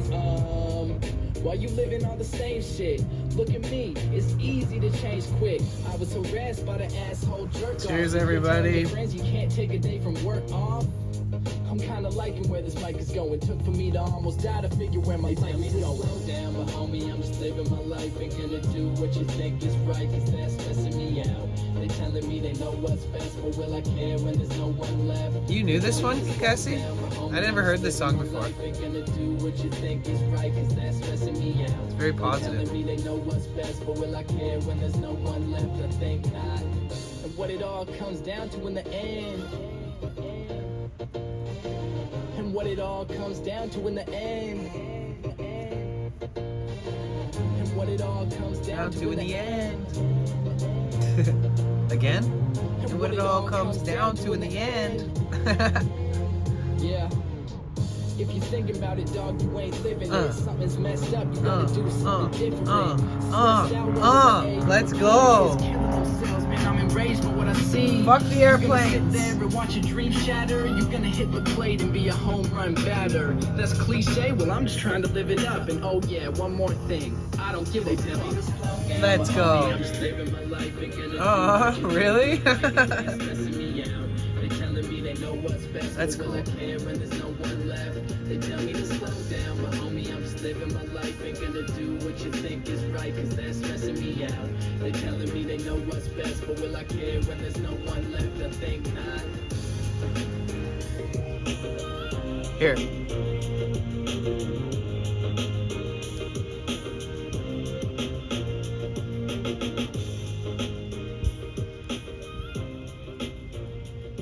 Hit it. Okay, good. The poggers. That's perfect. It's like a mad inhale. So you still gonna make me live your life like how you say. It don't matter about them, no. It don't matter about them. And as long as I'm cool with myself, then I feel like everything's straight. It don't matter about them, no. I could give a fuck about them, and I live my life how I want to. I do the things that I want to. I smoke weed cause I want to, and I drink sometimes to text you. And it's alright, I'm okay. I'm fucked up, shit's going Alright, great. bring me some of that white Shit, boy you hypey can't reggae, relate, not but right reggae, now, hip hop. Is there a name for this genre? Is it sad boy, white boy, sad boy music? You already know, I'm trying to get away, so let's go. Living with my ups, downs, lows, living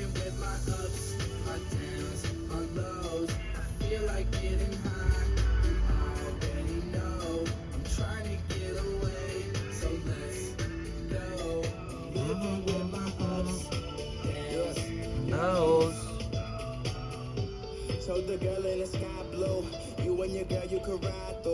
Wait, you guys know this song? Should I learn how to cover this? Hey, Pexicle, it's good to see you. Welcome in. How are you? Cheers. If you don't know this song, I'm blocking you. No, I'm just kidding. Oh, man. Poor Jesse McCartney. What is he doing with his life now? Is he alive? Did he die?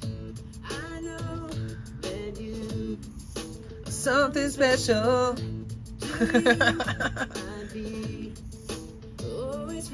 Whoever I end up being with in life, I'm gonna turn this song on and sing it to them.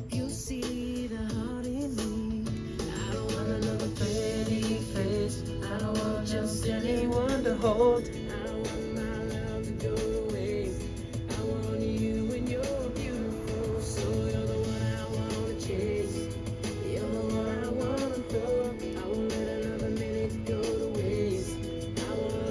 Your beautiful soul. Any big things coming soon? Saturday is a pre-TwitchCon official meetup at Dave & Buster's.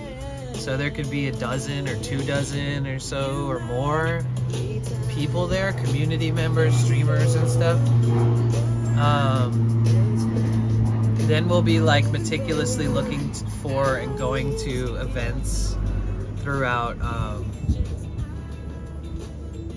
the next few weeks, and the big event is TwitchCon. We're going to TwitchCon. TwitchCon.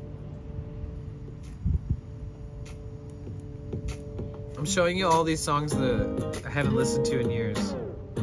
Do you know Nash? G-N-A-S-H? Oh, really, parents out of town. Well, I'll be at your house in a few. And I don't care if we just drive around, as long as I'm next to you. You're telling me you know of a party and that it's gonna be gnarly, but girl, I'd rather watch Netflix. Cause all I wanna do is be Yeah. around you, cause I think you're the bestest. Friday is gonna be like free reign. I haven't been backpacking out into like the mountains. I've never like gone into the mountains for weeks at a time with just what I bring and like, you know, survive out there and shit. But I have hitchhiked. I mean, I probably hitchhiked like 10,000 miles or something like that in my life. So I did backpack. Yeah, I guess if that's the same kind of backpacking you're talking about. Yeah, I did that for a couple years straight. And then I still hitchhiked a lot, like just for fun.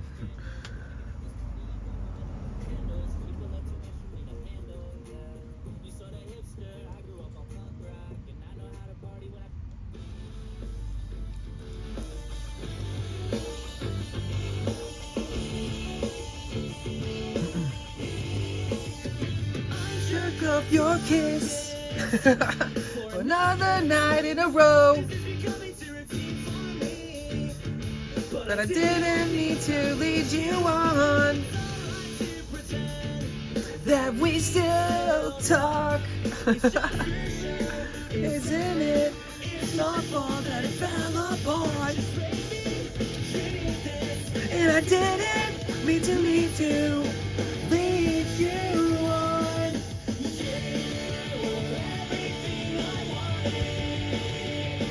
But I just finished what I started. How far did you hitchhike? So, I'll give you one example. I hitchhiked from San Diego, and I didn't know San Diego at all back then. I didn't even explore there. It just like stopped there and left there. San Diego all the way up, well, San Francisco down to San Diego, and then I hitchhiked from San Diego all the way up to Seattle, Washington. And then I hitchhiked back all the way down to San Diego. And then I hitchhiked across the entire country and then down into Florida. And I stopped in a ton of states on the way. And then I went all the way up to Michigan. And then I went then I bought a really cheap car or something and then like drove across. I forgot what happened. What did I do? How did I get back? Oh, no, I hitched a ride with these people and I went all the way back to California. So I did like the entire circumference of like the United States minus like New York and everything above New York, because when I came up from Florida, I could go like west a little bit and get to Michigan without having to go to all those side states. Someone tried to jack your van. Well, when I parked last night, I was parked for like a few minutes and I still hadn't even like locked my driver's door yet, and I stepped into the back and started moving things around for like before bed.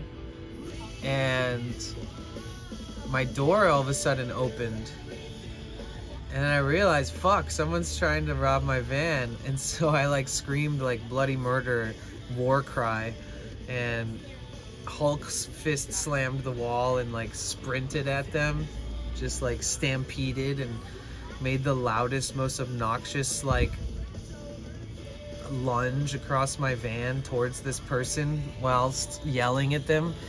And then they jumped off and out and closed the door and ran off, and I opened the door and jumped out and was like, what the fuck? And then he was like, damn, next time lock your shit. So, I don't know, it was definitely a crazy experience.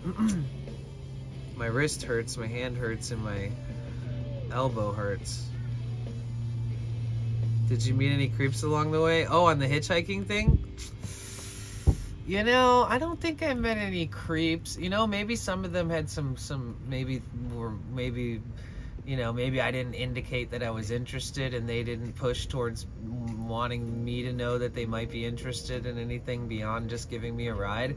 But just blatant, obvious noticing type shit like that, I had never been picked up by somebody who seemed like creepy, I guess.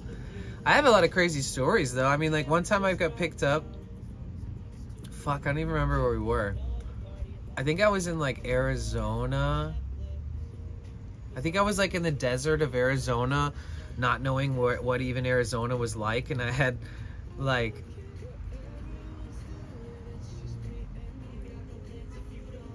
and then this guy picked me and my friend up. Hi Laylee, welcome back, good to see you. I was hitchhiking with my friend named Kyle. And we're both like bright-eyed, bushy-tailed, happy-go-lucky. When I say bright-eyed, like he's got beautiful bright eyes. Imagine just us two hitchhiking together. Imagine like clone me, but slightly different.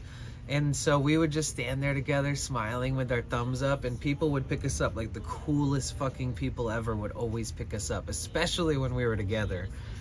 And we got picked up by this guy. And he had like a beard and kind of just, you know, living out of his van, traveling. The van's a piece of shit, like falling apart. He has to go like this to go straight. The whole time he's driving, he's like going like this, turning the wheel back and forth just to make the thing go straight. And so we're in this guy's van and we're all super chill. And we're like, and my friend and I that were traveling together, you know how I express all my deepest thoughts to you guys? He's one of the first people I ever met in my life that opened up that side of me. And I felt like seen and heard and felt and vice versa, with just deep thoughts and like things that you got to ask, like, how do you feel about this, to the right person, to like finally feel like somebody gives you an answer that hits your, it feels like it's honest and true and to you. Either way, long story short, Kyle's my friend, and then the guy with the busted van was just a dude who picked us up because we were hitchhiking. And so we're like just blissed out talking to this guy about like, oh, we're just trying to find you know, we're just trying to follow our spirits, you know, like we're just hitchhiking in any direction together to go see what we find, and like we got each other's backs, and you know, like this and that, and just like explaining to him that we're like peaceful warriors sort of. And like eventually the guy was like, he's wearing like big baggy dirty jeans and a hoodie, and he's got a big beard and a mustache and a unibrow. and the guy driving, and then like we park somewhere, and then we sleep and like overnight, and like my friend and I sleep outside the van, like next to the van, like in a ditch. And then we wake up and we go back to his van and we start driving again. And he was like, well, I like, you know, I appreciate you guys. You guys are so cool. Thank you so much for, you know, being with us yesterday and with me yesterday. And so this guy has like rats that like live in his van. Like he bought rats, like pet rats.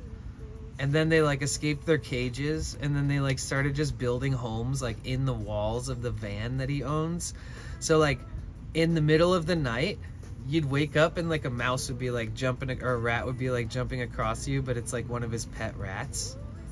And then like, okay, so look, you see the front window there?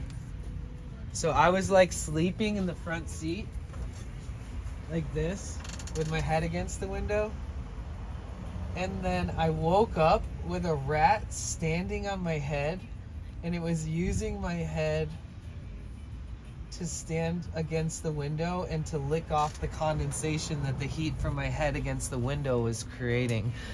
So that was like how it drinks water. It like licks the water off the windows.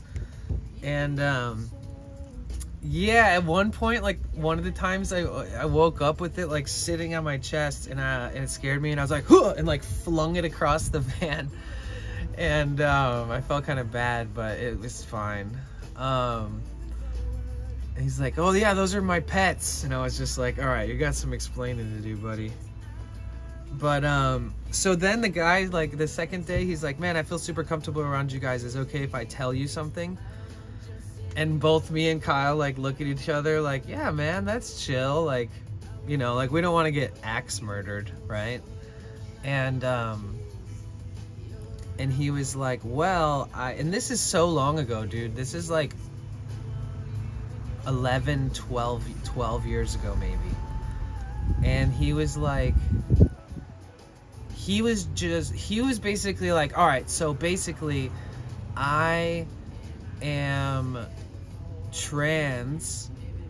I actually identify as a girl. And he's like, and I usually hide and mask it and stuff. And like lately I've never been around people who can understand or support that to any degree.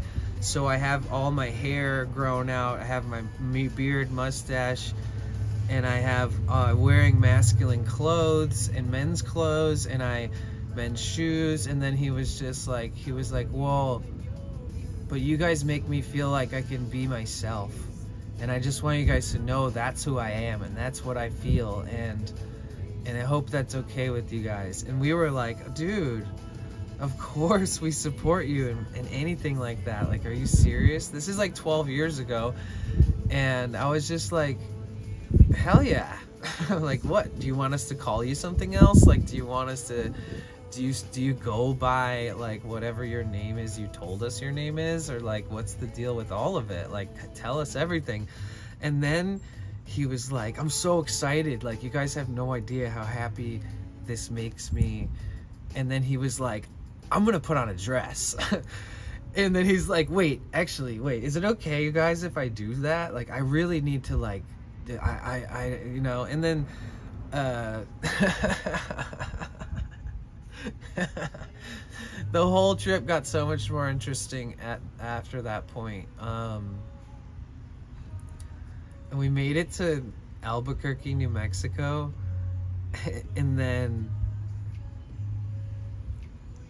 I like fell in love with the area, and I like had a crush on this girl, and she was like, oh, you should live here with us. And like I was like, oh my god, this might be like I stay here and being in a relationship type thing, because she was living in a house with a bunch of housemates.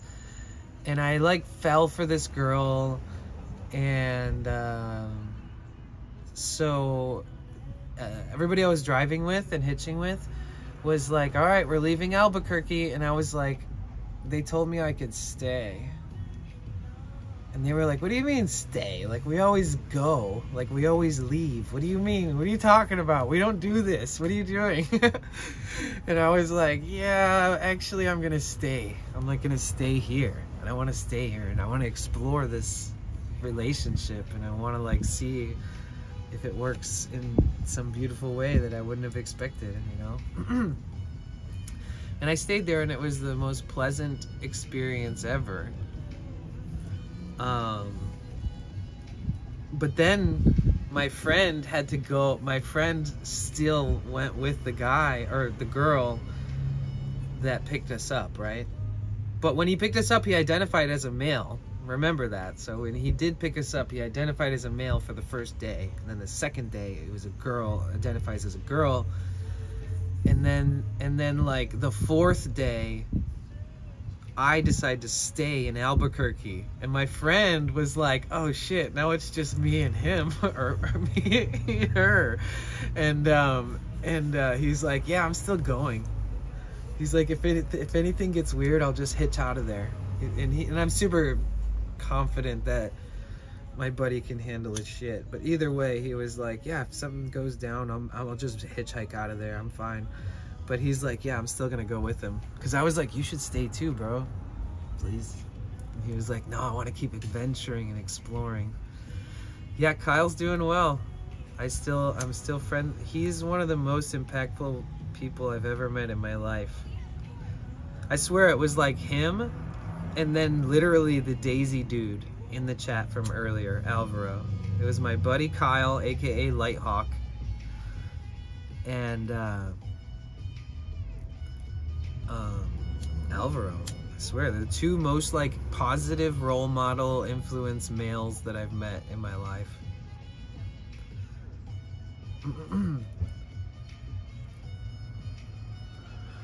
Where did I meet Kyle?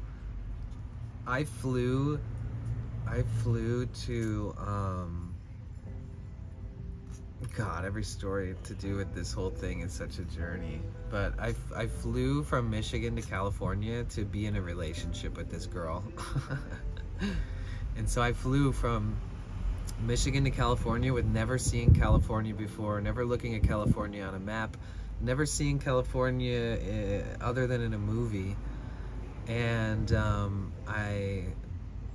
it's crazy. I was live streaming in 2009, and then I went into I had like this streaming site called Stickam, and I would host streams, but you could have a bunch of guests on stream. And so I was like an early adopter to like the live stream kind of space, which makes me feel really old because I'm 36 now. And when I first was trying, it was like 2008 streaming. But I met somebody, and we had been talking for months and months, and always just chatting and seeing each other's faces every day. And eventually it was like, oh, you should come out and meet me. And, you know, maybe we can see what it's like to actually be together. And so I remember at one point she asked me for like my address or something, and I didn't know what it was for, but it was like so that she could buy a ticket without telling me. So it was like 2009, and I was like, okay, I'll do that. I would come to California to test the waters and see. But I've never wanted to go to California before in my whole life. Like, I never had a fantasy or a dream or a goal that would ever bring me to California, ever. Even though it's now my favorite state in the country. But for some reason, I just never had that idea of doing that.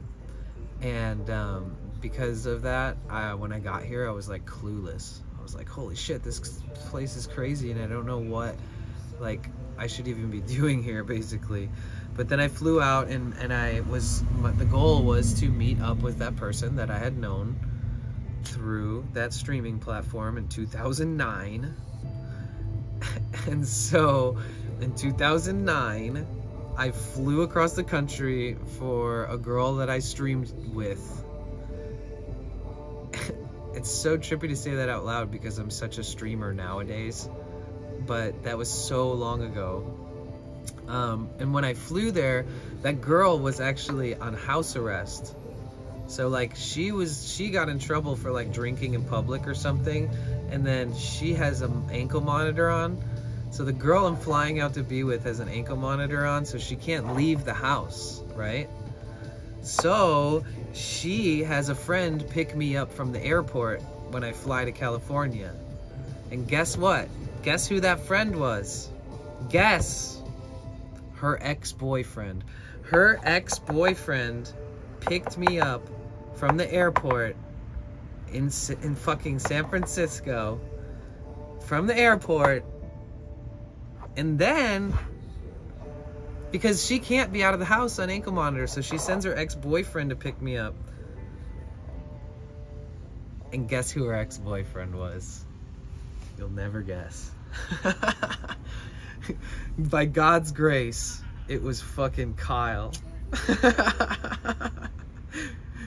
So we tested the waters with the relationship, knowing damn well it may or may not last, right? So we were together for a few months, and then I needed to find a place to live because I kind of was starting to love California. I knew that we weren't going to be together anymore. She drank a lot, partied a lot. She was a party animal. It was crazy. Now she's like a born-again Christian who like hosts large rap concerts for like Christians and is like a preacher and stuff. It's really interesting, and she's super cool, and I support that. But it's trippy because when I got picked up at the airport by her ex-boyfriend, I was like, hey, what's up? I'm Danny, blah, blah, blah. And then as a few months go by, he's always the guy that's coming over to meet with us and like take me to cool places and then bring me back to her house. He's like, I want to show you California, dude. Like, you need to not just stay in Sacramento where it's like 110 degrees every day. Like, let's go do some stuff. Let me show you stuff. Like, let me take you to waterfalls. Let me take you on crazy hikes in Napa. Let me like take you to Yosemite. It was crazy. So all of a sudden I'm like, this guy's one of my favorite people that I've met there. And then we ended up moving in together. I ended up living with him and his whole family. Like his parents, his brother, sister, dogs. And then we both basically purged all of our belongings, and then all we had was what we could fit in a backpack for both of us. Like each of us had a backpack with all of our belongings, and then had like one like Toyota Corolla or something between us, and eventually like sold the Corolla even. So we just started hitchhiking together. It was crazy.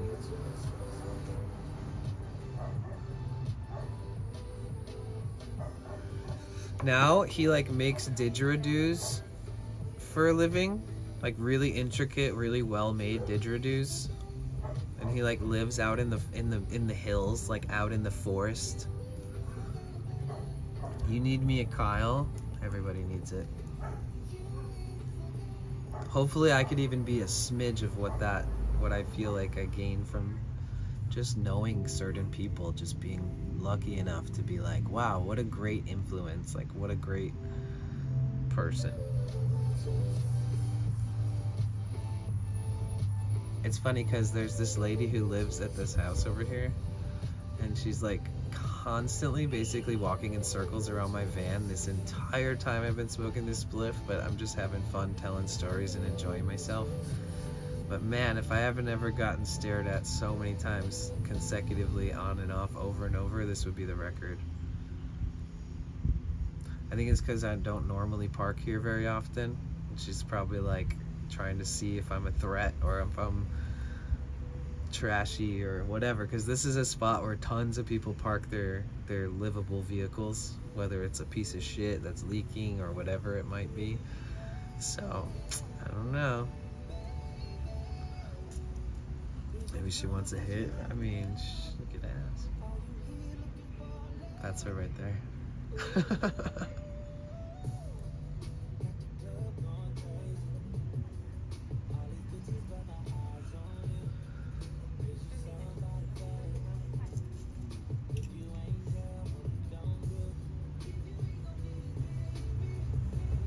She looks cool though, when it boils down to it. I'd be equally as curious, like, if I was living somewhere and I noticed that somebody was, like, looking like they're moving in outside. Granted, I've never parked here for more than, in this side of this street, I've never parked here for, like, you know, more than 10 hours. Ever.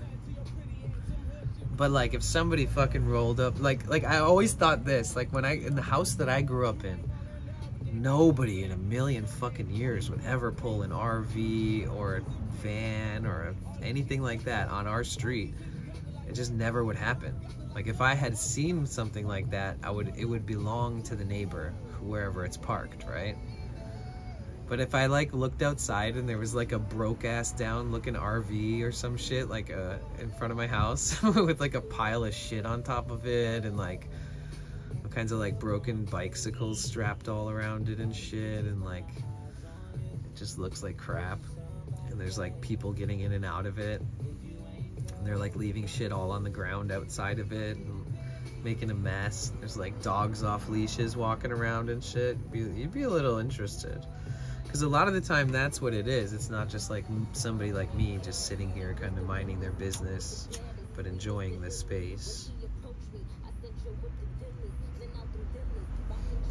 Wait, what? Who is this? Meek Mill, Chris Brown, Nicki Minaj. How did this even get on?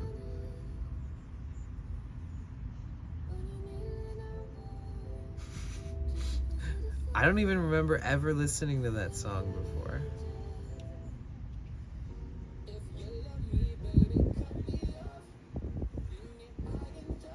Oh, this is a good one, actually. Marky Basie. Till I get found. I haven't heard this in forever. 24 carats of gold is how bright you shine.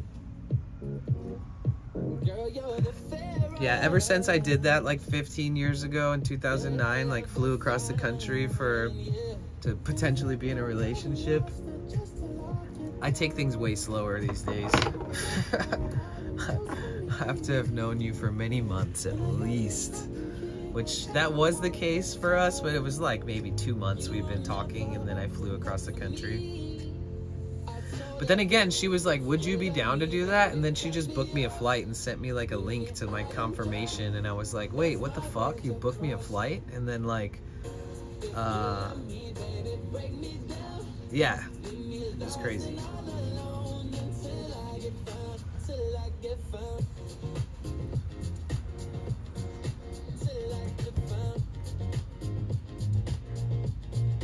Till I get found. This is my favorite part.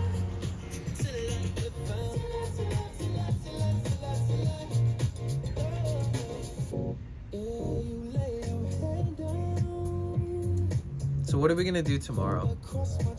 That's the real question. Look up with innocent eyes and say, you know you love me the best.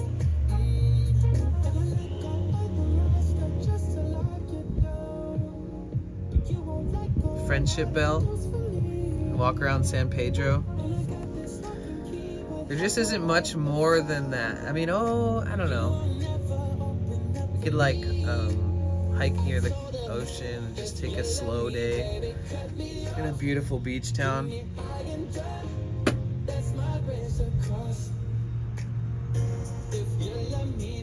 Oh, really? Shit.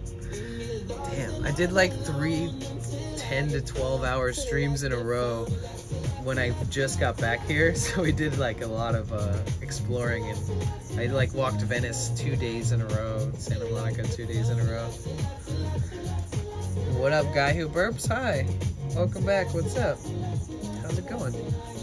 Maybe I can watch a VOD. Oh yeah, if I gotta go publish some of my VODs. Oof, oof, ooh, my fucking wrist. Oh, Jesus. Dude. God. I don't know if I like chipped my bone or just like just hurts like so incredibly, just the sharpest fucking pain ever, dude. My toes curled. I fucking maybe, oof, ouch. Ow, it still hurts from just tapping it just now. Come on, baby, get better. Get better, please. We got this. Go find an ice pack. Yeah, like I said, don't you usually have to buy one and then put it like in a freezer? Also, if I was gonna ice it, I should have iced it immediately and not the next day. Pretty much doomed. I could take you places you've never been before. Baby, take a chance.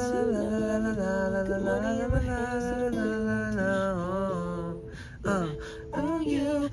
Try to find while we eating fondue. I don't know about me, but I know about you. So say hello to Let's go.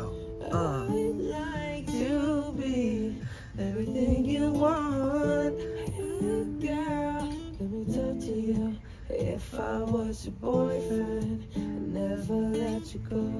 Damn, this is a good song. Wait, why is this such a good song, actually?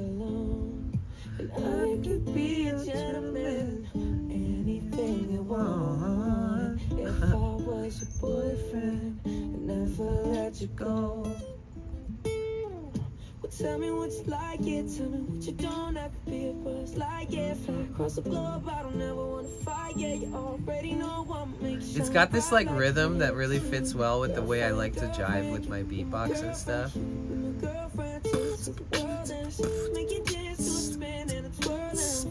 Crazy on the surf like a whirlwind. I'd like to be everything you want. Hey girl, let me talk to you.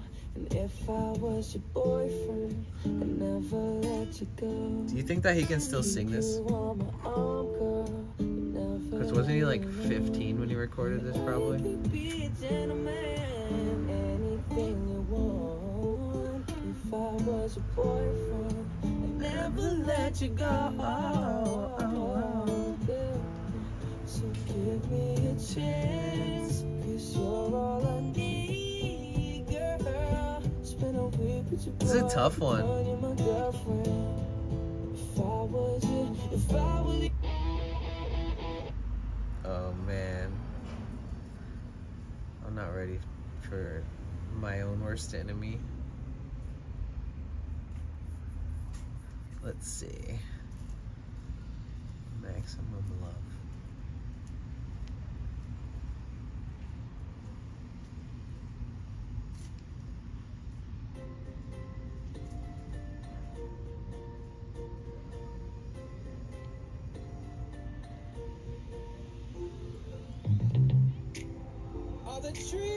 I'm such a potato.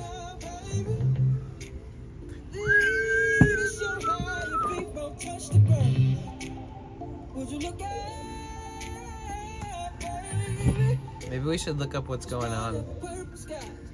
I need to pull out my laptop for that. I bet it's dead.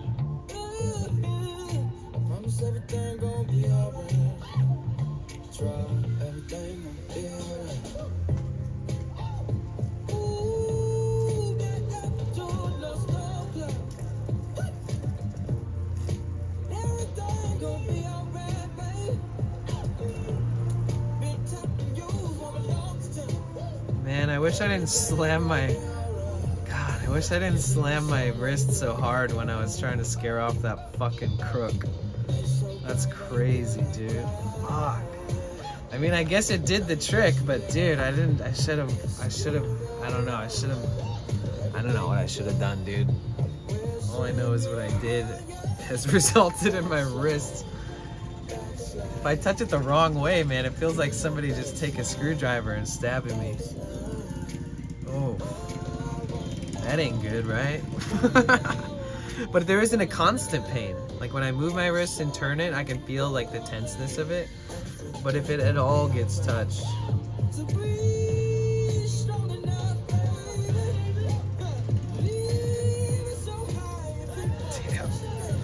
It's pretty swollen too. Kind of have these like little tiny wrists. My fingers around them. The other side is a lot tighter. It's huge.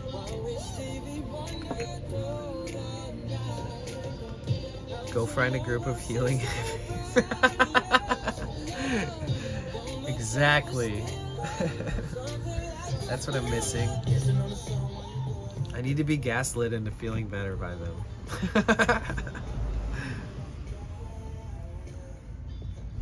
There's definitely some merit and some truth behind like the Reiki healing, but in an aspect where it's like it's less like magical powers than it is like being an expert communicator / therapeutic person for people. And because a lot of it has to do with, you know, feeling safe and supported, and then just like talking to people that can be healthy. Even if it's not a real certified therapist, it's just somebody who claims to have some other kind of weird certification that they've healed people with or whatever. Either way, that's what we're missing.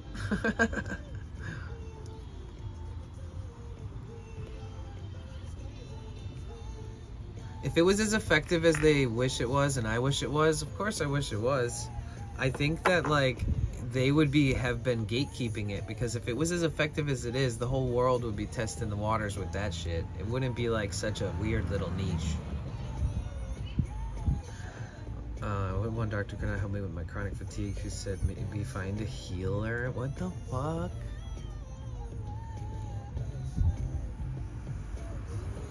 Like a healer?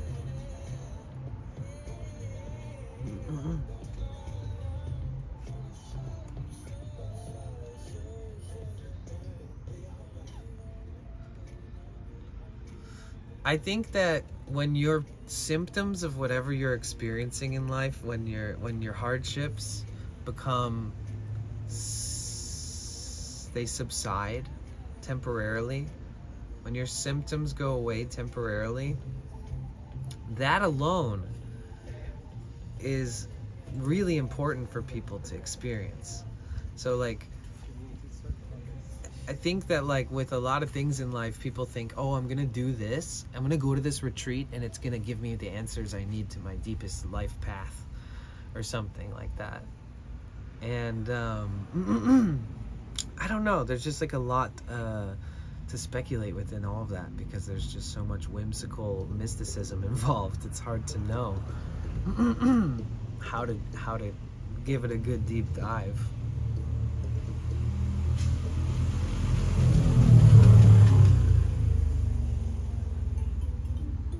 It's weird.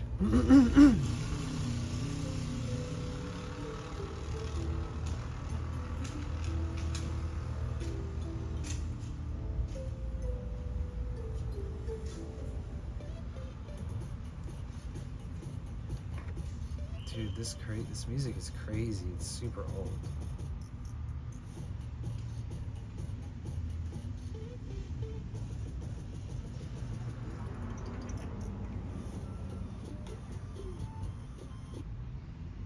I was actually vibing that and I actually accidentally changed it.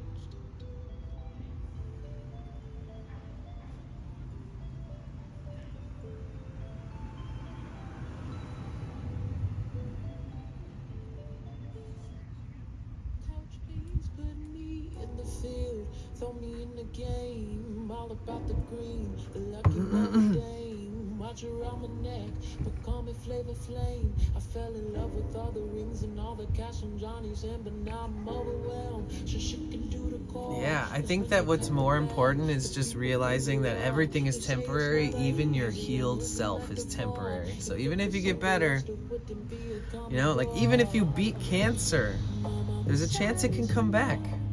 God forbid. But everything in life, your highs, they're temporary. Your lows, they're temporary. But guess what? They're coming back. They always do. And like, that's a thing people forget. It's like, you've just got to live your life for a second, dude. You just need a break. One good day sets you ahead so many steps than you were set back from before, you know? Like just doing something for yourself that makes you feel alive and make you feel like you're making all your decisions, and that, you know, there's a certain flow that you can create as like a routine in your life where you're not harming anybody, you're not harming yourself, and you're giving yourself an opportunity to have freedom away from all these responsibilities, even if it's like a 2-hour hike by yourself through a park. Like it could be such a simple thing, but it's not everyone's answer is gonna be that. But like, I think people forget that those little temporary things, it's like why people work out so much, because it's good for your mental health. So like that's the equivalent of me walking 7 miles every day, because it gets me like, gets my energy out. And it helps with my long-term depression that I'll probably have my whole life, which I've seemingly had since I was a kid. And I think a lot of people are in a similar situation where it's hard for people to kind of realize that we need to keep taking care of ourselves on a daily basis and keep like re-energizing our batteries and taking care of our physical self. You know, there's a lot to keep up with, and as we get older and experience more things and have more aspects of life branched out from us, like family, friends get older, and there's just so much responsibility on our own to take damn good care of ourselves, and that means treat ourselves with like a getaway, you know, whether it's like some kind of, maybe like an outlet, maybe like a creative outlet, like playing a game, playing music, playing an instrument, learning a new language. There's got to be so many different things that we could come up with just as suggestions, you know. But you got to have some kind of routine that keeps you feeling alive and makes you remember why you're so grateful and lucky to be alive.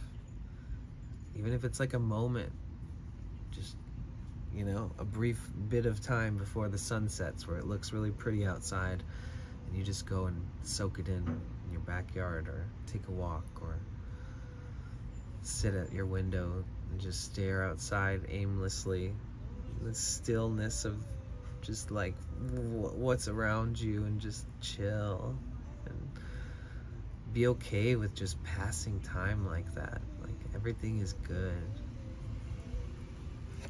But yeah, I think a lot of people struggle with that kind of shit, and I hope everybody finds, you know, some kind of way to make a means with life.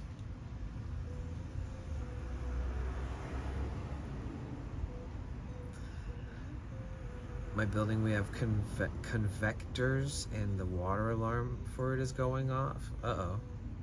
That's not good.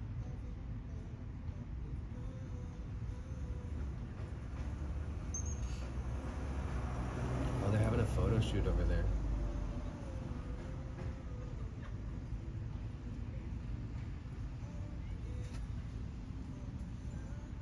Man, I didn't sleep good at all last night. I really need to get a good night's sleep.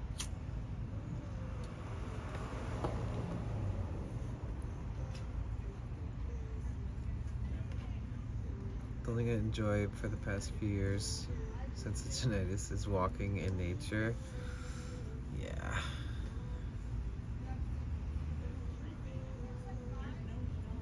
Yeah, that's definitely one of the things that it's like in LA, it's so loud everywhere that you can't really tell. You can't really hear the ringing. You hope to get some sleep tonight? You better. Why wouldn't you? Because of the alarm thingy going off?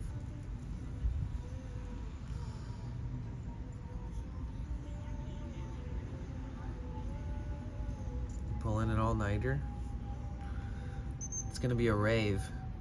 You should just beatbox with it. Go grab your drum and make a beat with it. See if you can play along with it for a while till it turns off, and then you'll be mad that it's gone. Hey bro, good vibes. I'm from Argentina. What's up? Hey. I've never been to Argentina, but amo Argentina. Let's go. Estoy aprendiendo español, pero es muy malo. But welcome in. Bienvenidos. Gracias por estar aquí, bro. Is your English good?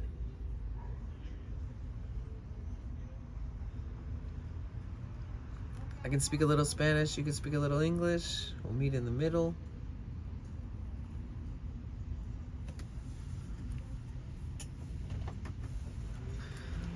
You might have to pull an all-nighter. I don't think I can do my drums now. Really? Lifeless. Welcome, welcome. Wow, that seems like a username that would be hard to get. Like that somebody would take it before you.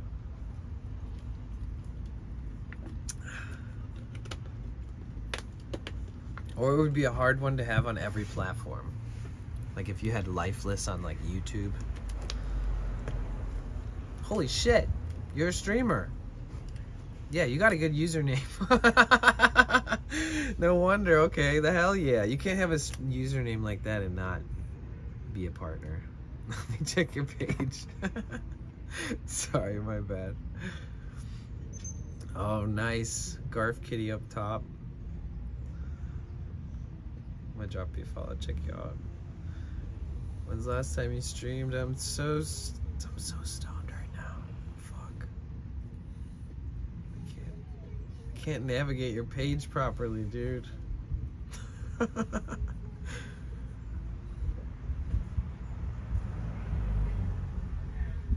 Has it been a few weeks since you've streamed? I'm just trying to scope your page real quick. Nice to meet you. My name's Danny. I don't know if you go by Lifeless, but what's good? Oh, nice. Okay, cool. That's what's up. I'm proudly welcoming you back from your hiatus. I'm sure there's gonna be some homies out there that are gonna be stoked that you're having time to stream more, or whatever the situation is. What's up, Eric? Oh, your name is Eric. Okay, the Argentinian. Eric the Argentinian. Little bit of English. Well, gracias por estar aquí, Eric. Welcome in, dude. We're in California right now. Today's been a crazy day because last night I didn't get much sleep because this dude tried to break into my van and I was in it. So I just like charged at him and yelled and like punched the side of my van to scare the shit out of him, and he ran off. And, dude, that's the first time this shit has happened in 10 months of doing this. Seriously. So I had an unfortunate loss in the family. This is a too much information moment, but this explains why I'm in the van right now and why I chose to do this. I had an unfortunate loss in the family. When that happened, I had been working a ton before that. I was renting this place, and I decided to not renew my lease, and I decided to take a hiatus from the job. I worked for a really good friend of mine, and then I bought the van and wanted to like go on an adventure. It's one of those spur of the moment, it's time to change my life path for at least a year or so, and I need to go on an adventure and think about my loved one that passed away. You know what I'm saying? Bring their ashes with me. That's like the like dulled down version of how, you know, it was a lot. It's been a crazy journey. I didn't really know that I was gonna stream like this. I kind of just started trying it, and then it gave me like a new challenge, which was IRL streaming, and it kind of gave me something to focus on and study, and so yeah, that's where we are today. I just got back from a trip from San Diego all the way up to Seattle, and then now back, and we've been streaming it. But these last few days it's been very chill. I did a lot of exploring all around Venice and went to a street festival and all these different things, and the last 2 days we've just been chilling like this, talking about what's next. I work on my own engine. There's a turbo diesel Mercedes-Benz OM 647 under the hood, and I just drove it like 2K plus miles and like 100 degree plus Fahrenheit temperatures, and So I need to like do a little I need to give my van a colonic or like a colonoscopy and stuff. I need to like check its heartbeat, you know, all that kind of good stuff. Because I work on it myself. I haven't really had anybody else work on it yet, and I've like disassembled like a majority of the engine and reassembled it twice, and it works. And I did and it works. It's always a surprise when you take apart this magnificently engineered thing like a diesel engine, and you just expect it to chronically fail. You're like, why? How the fuck do we do this shit? But yeah, it's been fun and quite challenging, the engine part too. I did have to do a lot of studying and kind of hurt myself a few times and have to do a job over and over a couple times. It wasn't just like one little part, like, you know, it's a German engine, so I had to disassemble fucking 95% of the goddamn thing to sorry, excuse my language. Oh my god. So that's like my taste of why mechanics have a little bit of an edge to them, why they're like a little bit, you know, what's the word? Timid and shit. It's 'cause that.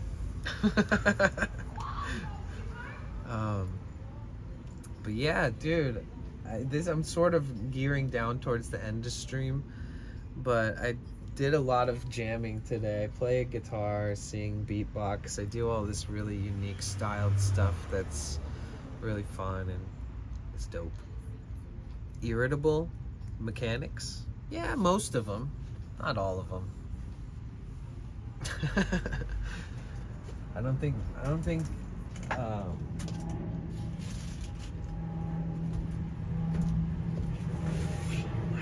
I would want somebody who's irritable like to work on my van. I want somebody who's gonna like spoil it and like treat it like their own, you know. Oh, I'll do a little tiny bit of this for just a second.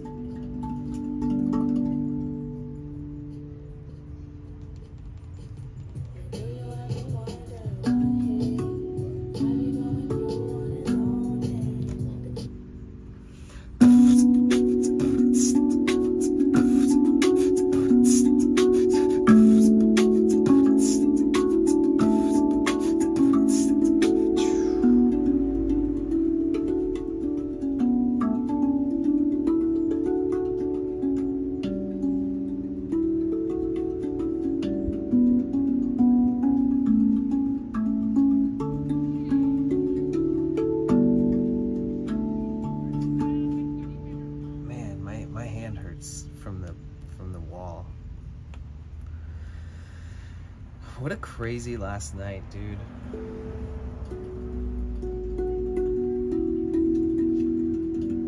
Take care of yourselves, folks. Little hand pan release. Yeah.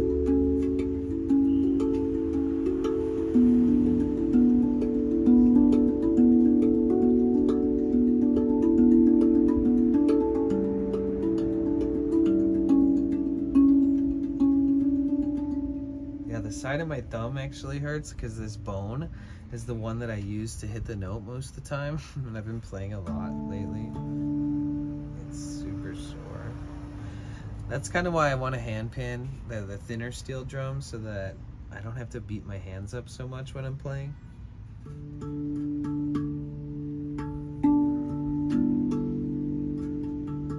But I do love this shit. I love this drum.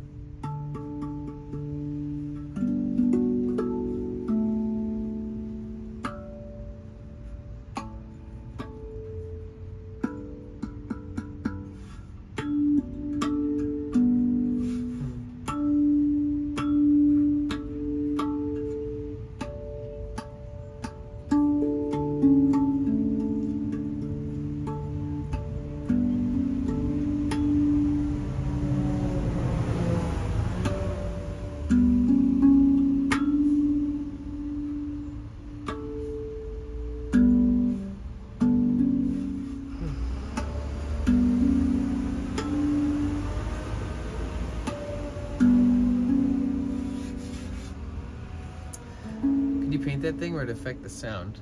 You could paint it if you had your heart set on it, that's for sure. But I think with the way that they finish the steel and stuff like that, they would probably not suggest it. But you could always paint the bottom and just say fuck it, or you could just paint the top and say fuck it. I'd maybe not paint it. I think that if you used like markers, somehow you found like, I don't know, white silver or something like that, silver markers, you know, those art pens and stuff like that. You could always use that, maybe do some stuff on there. Some companies, they'll, I don't even know how, but they'll have like dramatic finishes that are like all crazy and different tritones of like coppers and light colors, like light metal, silver looking colors, and then they'll have some that'll just have like prints and designs and stuff on them. I don't know, there's a variety of all that kind of stuff. But if it costs more, I would never want any of that. At least not stock, you know. Give me the one that's just a flat color, but it sounds just like all those other ones that look cooler.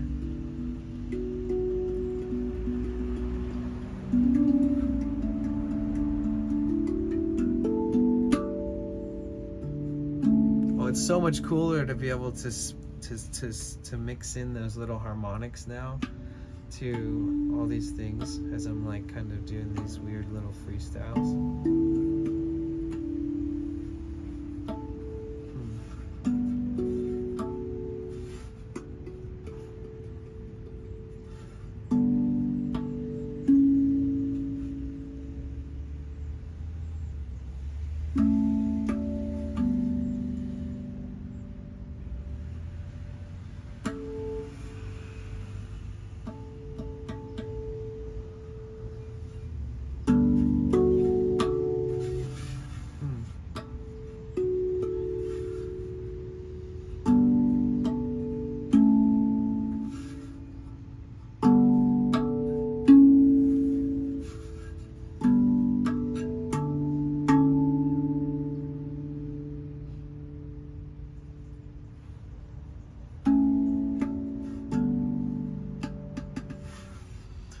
You make run from Damascus steel? I don't know. How dense and thick is that? Is it like super dense and thick?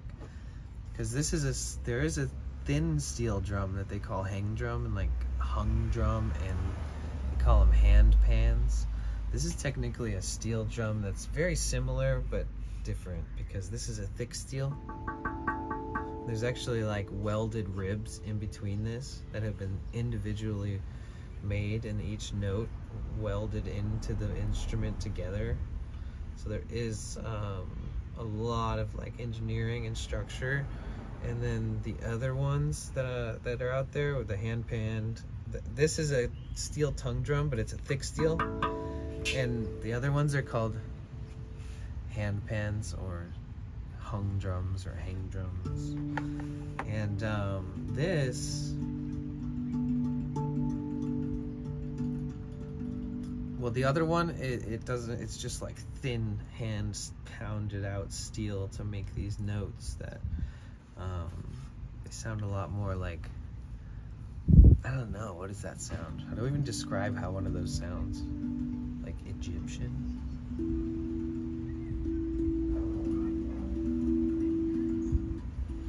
You could make one of these out of an old propane can too.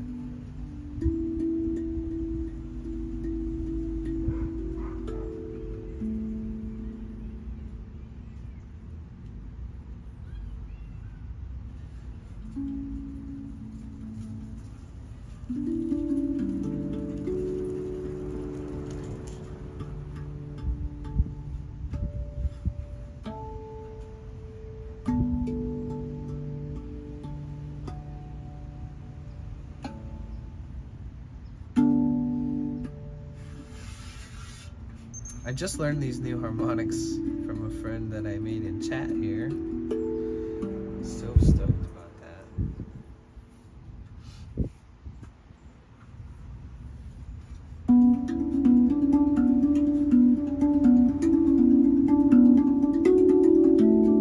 Right, that's one.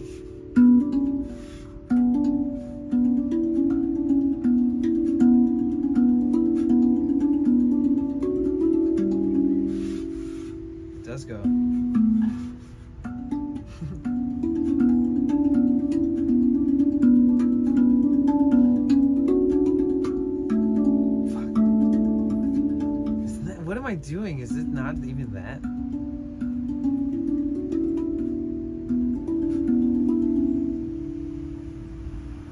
Holy shit, that was different than that other thing that I had made up. What was that? What was I just doing? What was it?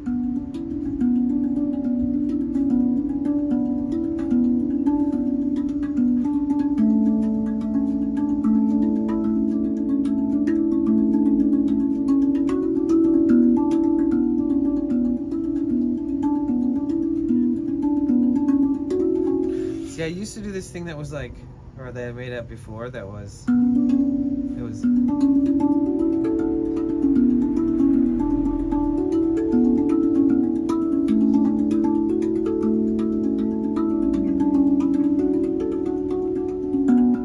then this thing just goes,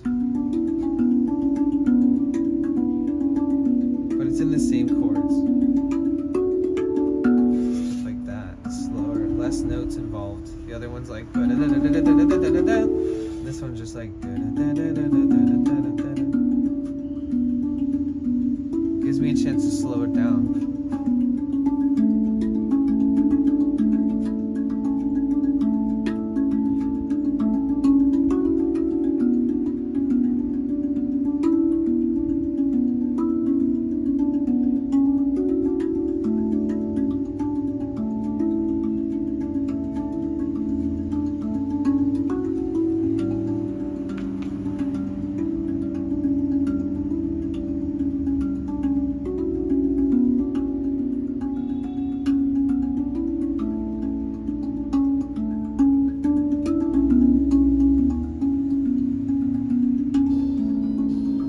Yo, Carrie, thank you so much. 27 months. Woo! That is a crazy amount of months. Let's go. Carrie, thank you so much for subscribing.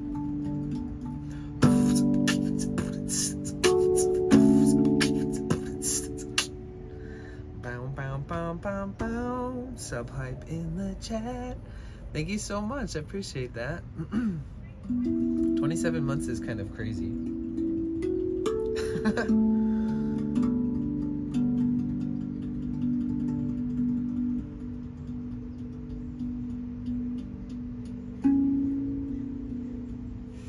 Oh, I always love playing this one. Maybe I'll stop playing after this.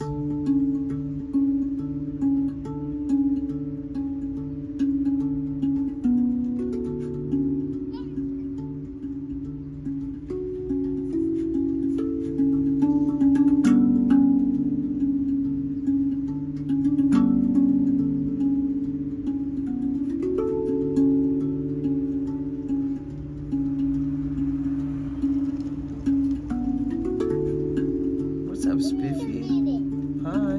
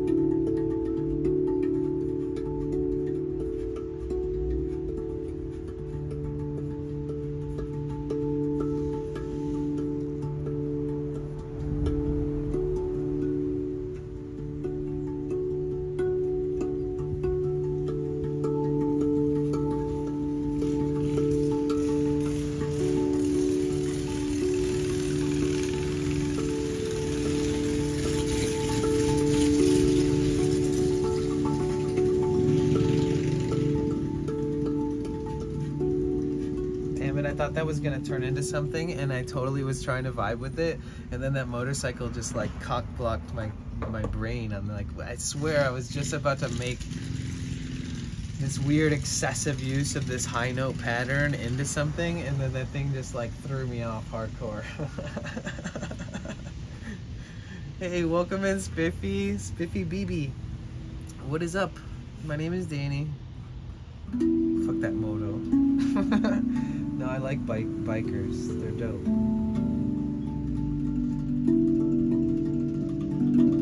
Motorcycles are one of my, like, you get a pass. If you have an exhaust on your car that makes your engine sound louder than it does, instant no pass. If your engine is so loud that it can't not be loud, pass. Because that's just a loud engine. That's just power under a hood that's capable of moving a vehicle, which is necessary, and that's high quality shit, right? But cars that have like loud exhaust because they want it to be like, it's like, no, dude, please make that stop. Are you an engineer? No. I mean, I don't know. Are you a wizard?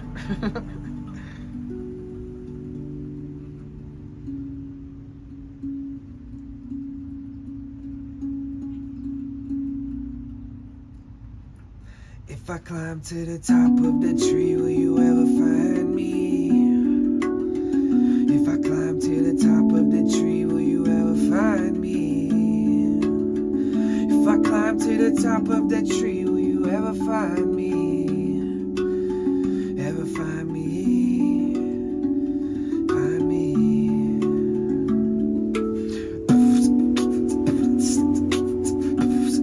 Will you ever find me? Will you ever find me? Will you ever find me? Find me, yeah.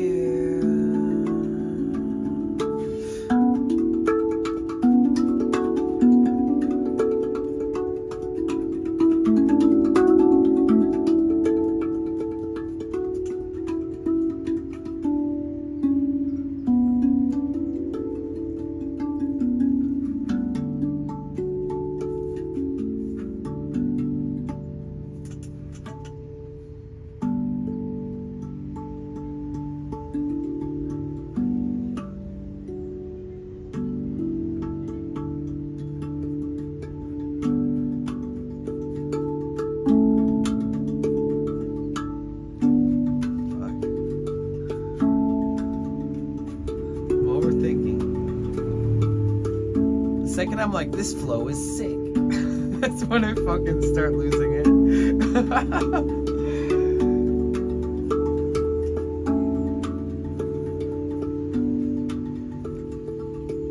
I guess the main goal is to just be able to freestyle and like play everything I've ever written like in a big like course of just like a medley almost. Like I need to be able to just like eventually kind of seamlessly, as much as I can seamlessly weave all those into something. I need to think about what we're gonna do because I'm performing at the thing in the early morning thingy or whatever. We're doing the thing at TwitchCon Saturday and Sunday. I need to test and see what this is tuned at so I can send that to Dr. Rolfson. Ba-da-da-da-da-da-ba-da-bing.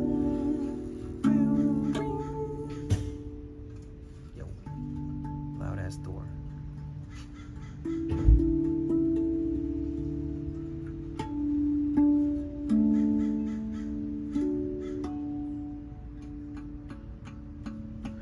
Oh, that girl's very sweet. I get gifted a sub, but it was a sub at all of. Wait, what? I have no idea what you just said. Sounds like you got a sub, but I don't know the other part. That's cool.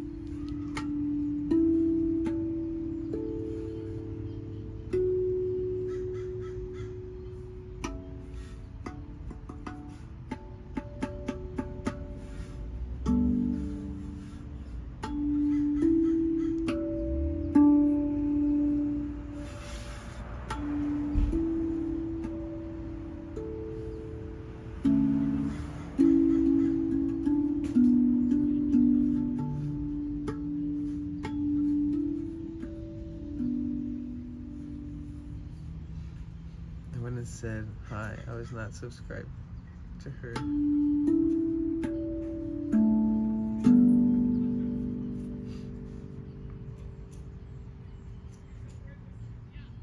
Oh, but you weren't a sub, but you got gifted a sub when you went there. I see. Yeah.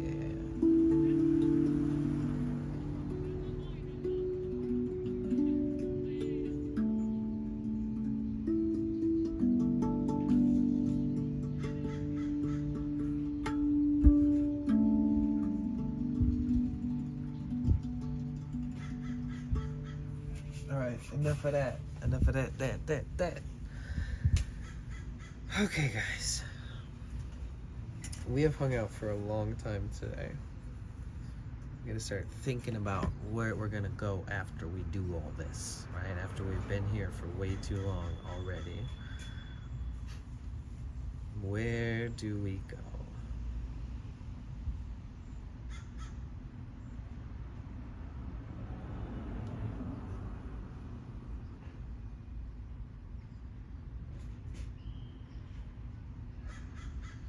Oh yeah, I can apply. I don't want to send the wavy thing. I'm gonna do this one.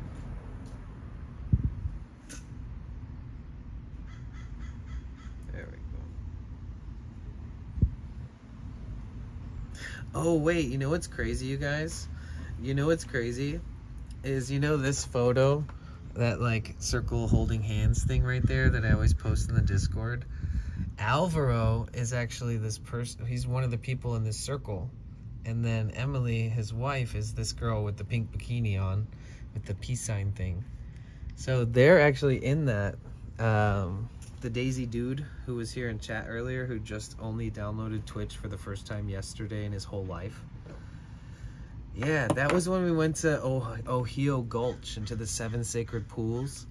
And you go hiking and you get to walk like 2 miles in to these, through all these areas, and then you get to these waterfalls, and it's super epic. And you can camp overnight at the Ohio Gulch camping area, and we did that too. Such crazy times. Super fun.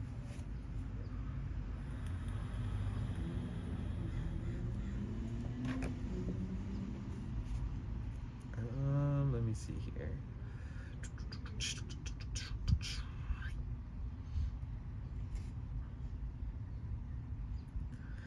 How's everybody feeling?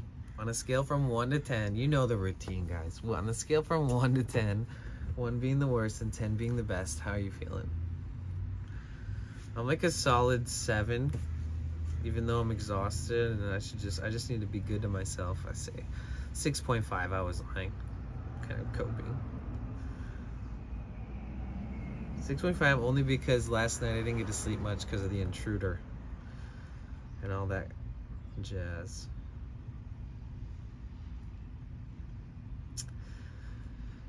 Rainbow Raccoon is a 5.5. Okay. Cassie's a 5. Crypta's a 4. Yogi's a 6.5. All right. Okay. Lakebug's a 7. All right. I can't believe you need to get some earplugs in, or some noise canceling headphones, or anything you can put in your ears, like headphones or something. Maybe put some cotton, put some toilet paper in your ears, at least just to like make it so it's less loud or something. There's an alarm going off at Rainbow Raccoon's place that won't go off. That's like a part of the building.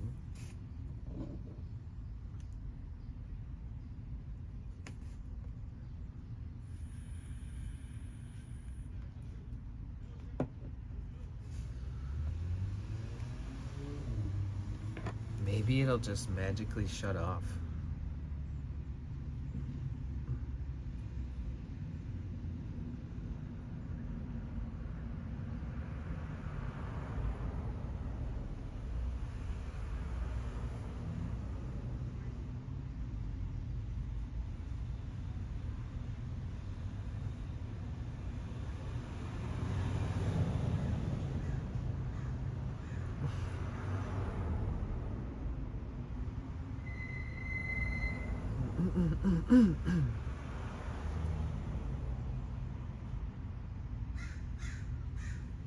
Where's my boy? Let's check out.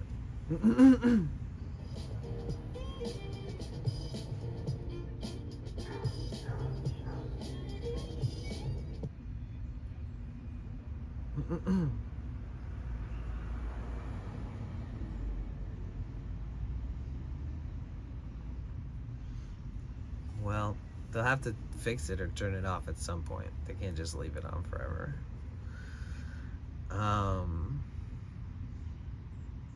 Or is that how it would just always go off every now and again like that? It's just how it is. That's how life is, huh? I would be annoyed by that too. Whatever's going on. We're gonna do a raid soon here.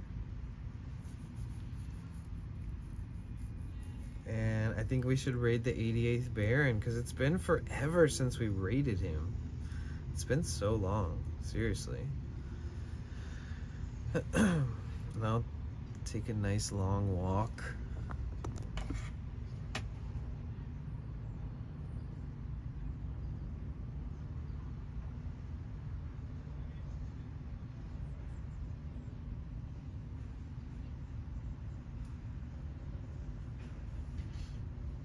Oh, it's his 36th birthday stream? Oh shit, okay. Hold on, let me add the Discord then.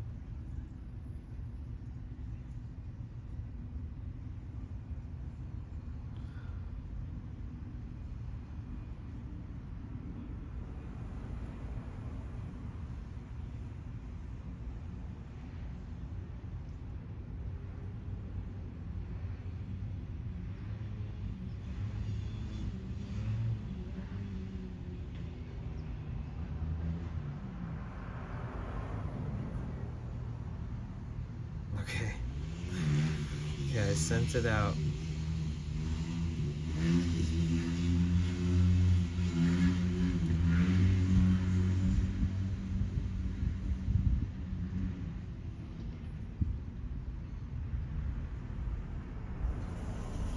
Okay, how we doing? Everything working okay here? All of them? Yep, everyone. I want to walk on the beach. Is that what you meant? Was that in response to the at everyone that I was writing about in the Discord? Or wait, did I just respond? Did you just respond to what I wrote in the Discord? Wait, what just happened? Because I wrote one at everyone incoming, brace yourselves, and then I did the at everyone, and I thought you were asking me like all of them, like everyone. Is that what just happened? When you done, give me the number. I'm interested. Wait, I'm so confused. What did my brain? What's wrong with my brain? Send help. I'm having a stroke. I already spent it. Oh, okay. Okay. I looked for comments that I thought were referencing something as a whole or a bunch or whatever. I don't know. I did my due diligence, okay? I tried. I just making assumptions over here. My bad. I can't wait for an answer. I just start drilling out things it could be. Am I high? Me? That's crazy. Alright guys, raid time. It's because I smoked that freaking that Hare Krishna weed that they gave me. That shit's real. That's the real deal. It makes you a goober.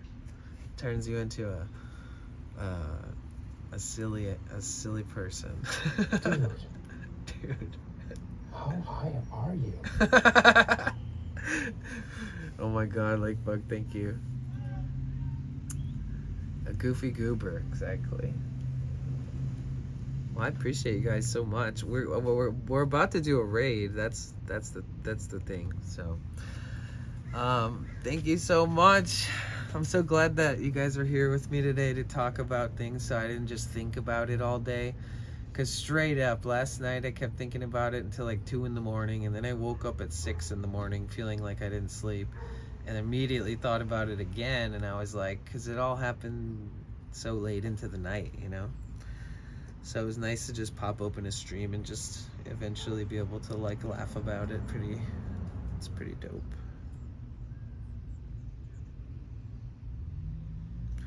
Officer, it's not how high you are, it's how high are you.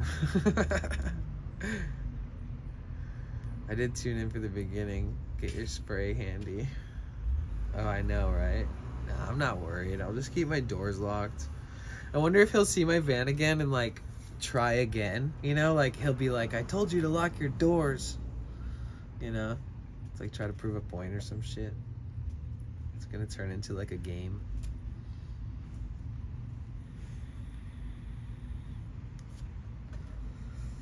I should just remove my door handles and just like install like a button that unlocks the doors so I can just open them with a button. So everybody who try to get in and be like, oh, there's no handles, what the fuck?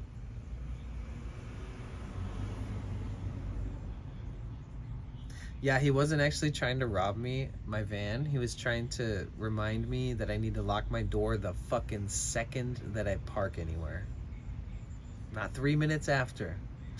The first thing I do is lock myself in the van immediately. No waiting ever anymore at this point. That was too quick. It all happened too fast. It's weird that he didn't realize I was in there because it happened so quickly.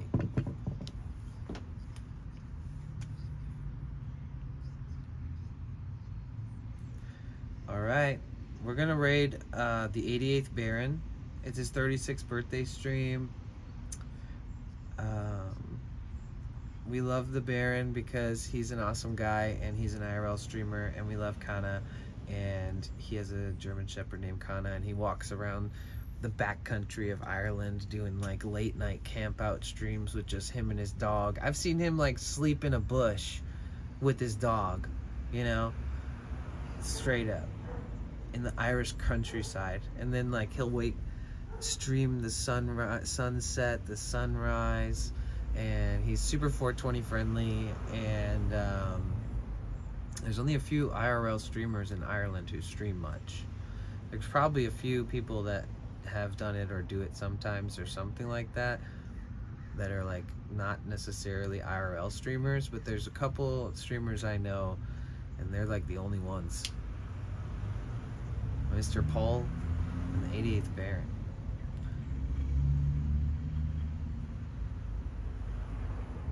Alright, shout out mods, love you mods. Shout out everyone, shout out all the new friends we made today. We're almost at our follower goal. That's pretty epic. Appreciate you guys. Be good to yourselves. Listen to some good music. We're gonna set up a movie night soon. So maybe we'll like try to do a spontaneous do it tomorrow kind of thing, if that's even possible. Lakebug, we should talk about that. Maybe tomorrow evening we all chill and watch a movie together. And then the next day is the pre-TwitchCon meetup thing. Who knows, the service might really suck ass in there. And it's in the evening. It starts at like 6, and then it gets dark over there in Hollywood at like 8, you know, 8:30. So I don't want to be walking around fucking Hollywood with it being dark and shit, because Hollywood is sketchy. And I definitely don't want to be streaming outside in Hollywood at night by myself. So we'll see how I navigate all that. But nonetheless, my goal is to stream it. I'll see if they have some kind of Wi-Fi that they offer in there too.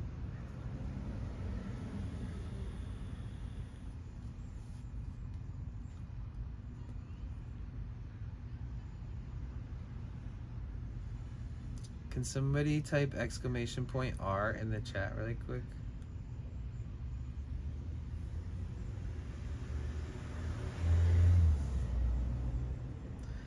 Hope you have a good night too, Melissa.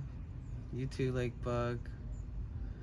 Good night, Caroline, Shayna, Crypt. Appreciate you.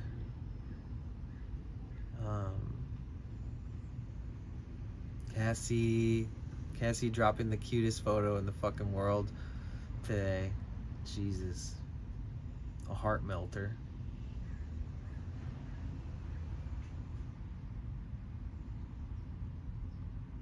For reference, it's her and a cute little Australian Shepherd, and the dog and Cassie both have a bow in their hair.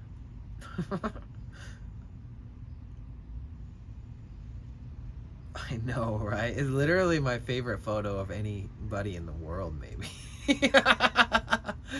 You like somehow created like an iconic photo right there. To be fair, it's legendary. Whose dog is that?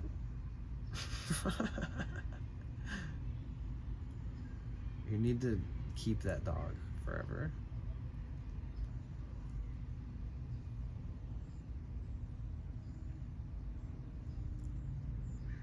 You just dog sit it. Your boss's dog. Okay. Nice. Well, at least you get to spend time with it and you don't have to pay for all of its, you know, all the things that dogs cost money for. That's kind of a bonus. It's like a free dog. You just need your doggy fix. You go over there.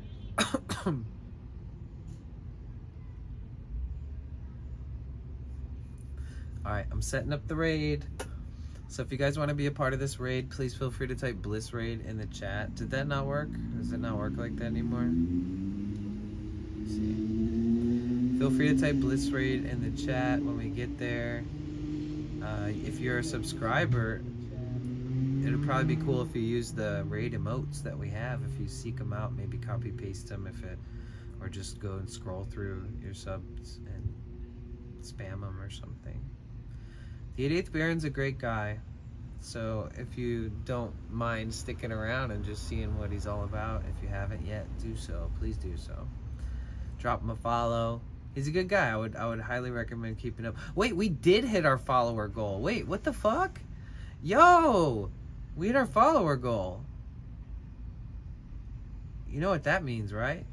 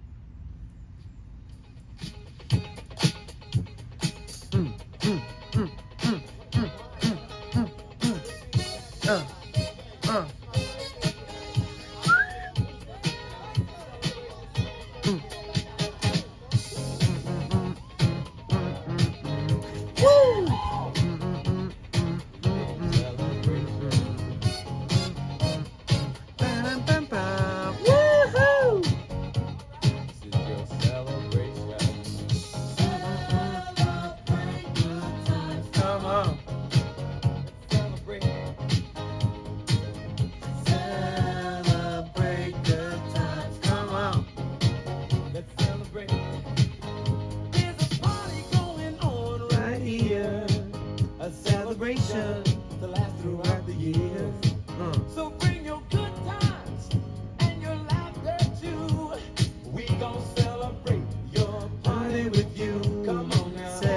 Thank you guys so much for being a part of my life. Be good to yourselves. Let's go and celebrate the 88th Baron's 36th birthday. Let's all wish him a happy birthday. If you don't know him yet, just smash the follow button the second we get there, because he's totally worth it. He's a great guy. And his friends are great. He's got a great community. I'm going to start up the raid. It's not working. I got to reload Twitch. Give me a second. Okay, keep the energy up, and we'll come in there with some happy birthday celebration vibes.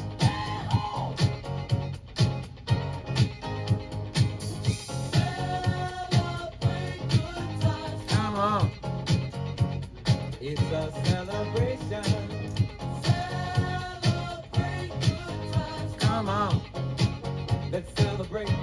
Okay. I got it to work. All right, sweet. That's throughout the years. Ooh.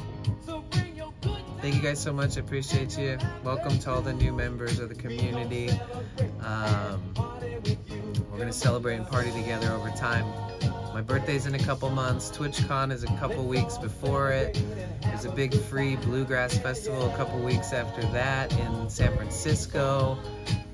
Maybe fly across the country and see my family. There's so much ahead, guys. I'm happy to share time with you. Love you guys. Thank Thank you so much, Lake Bug. I appreciate you.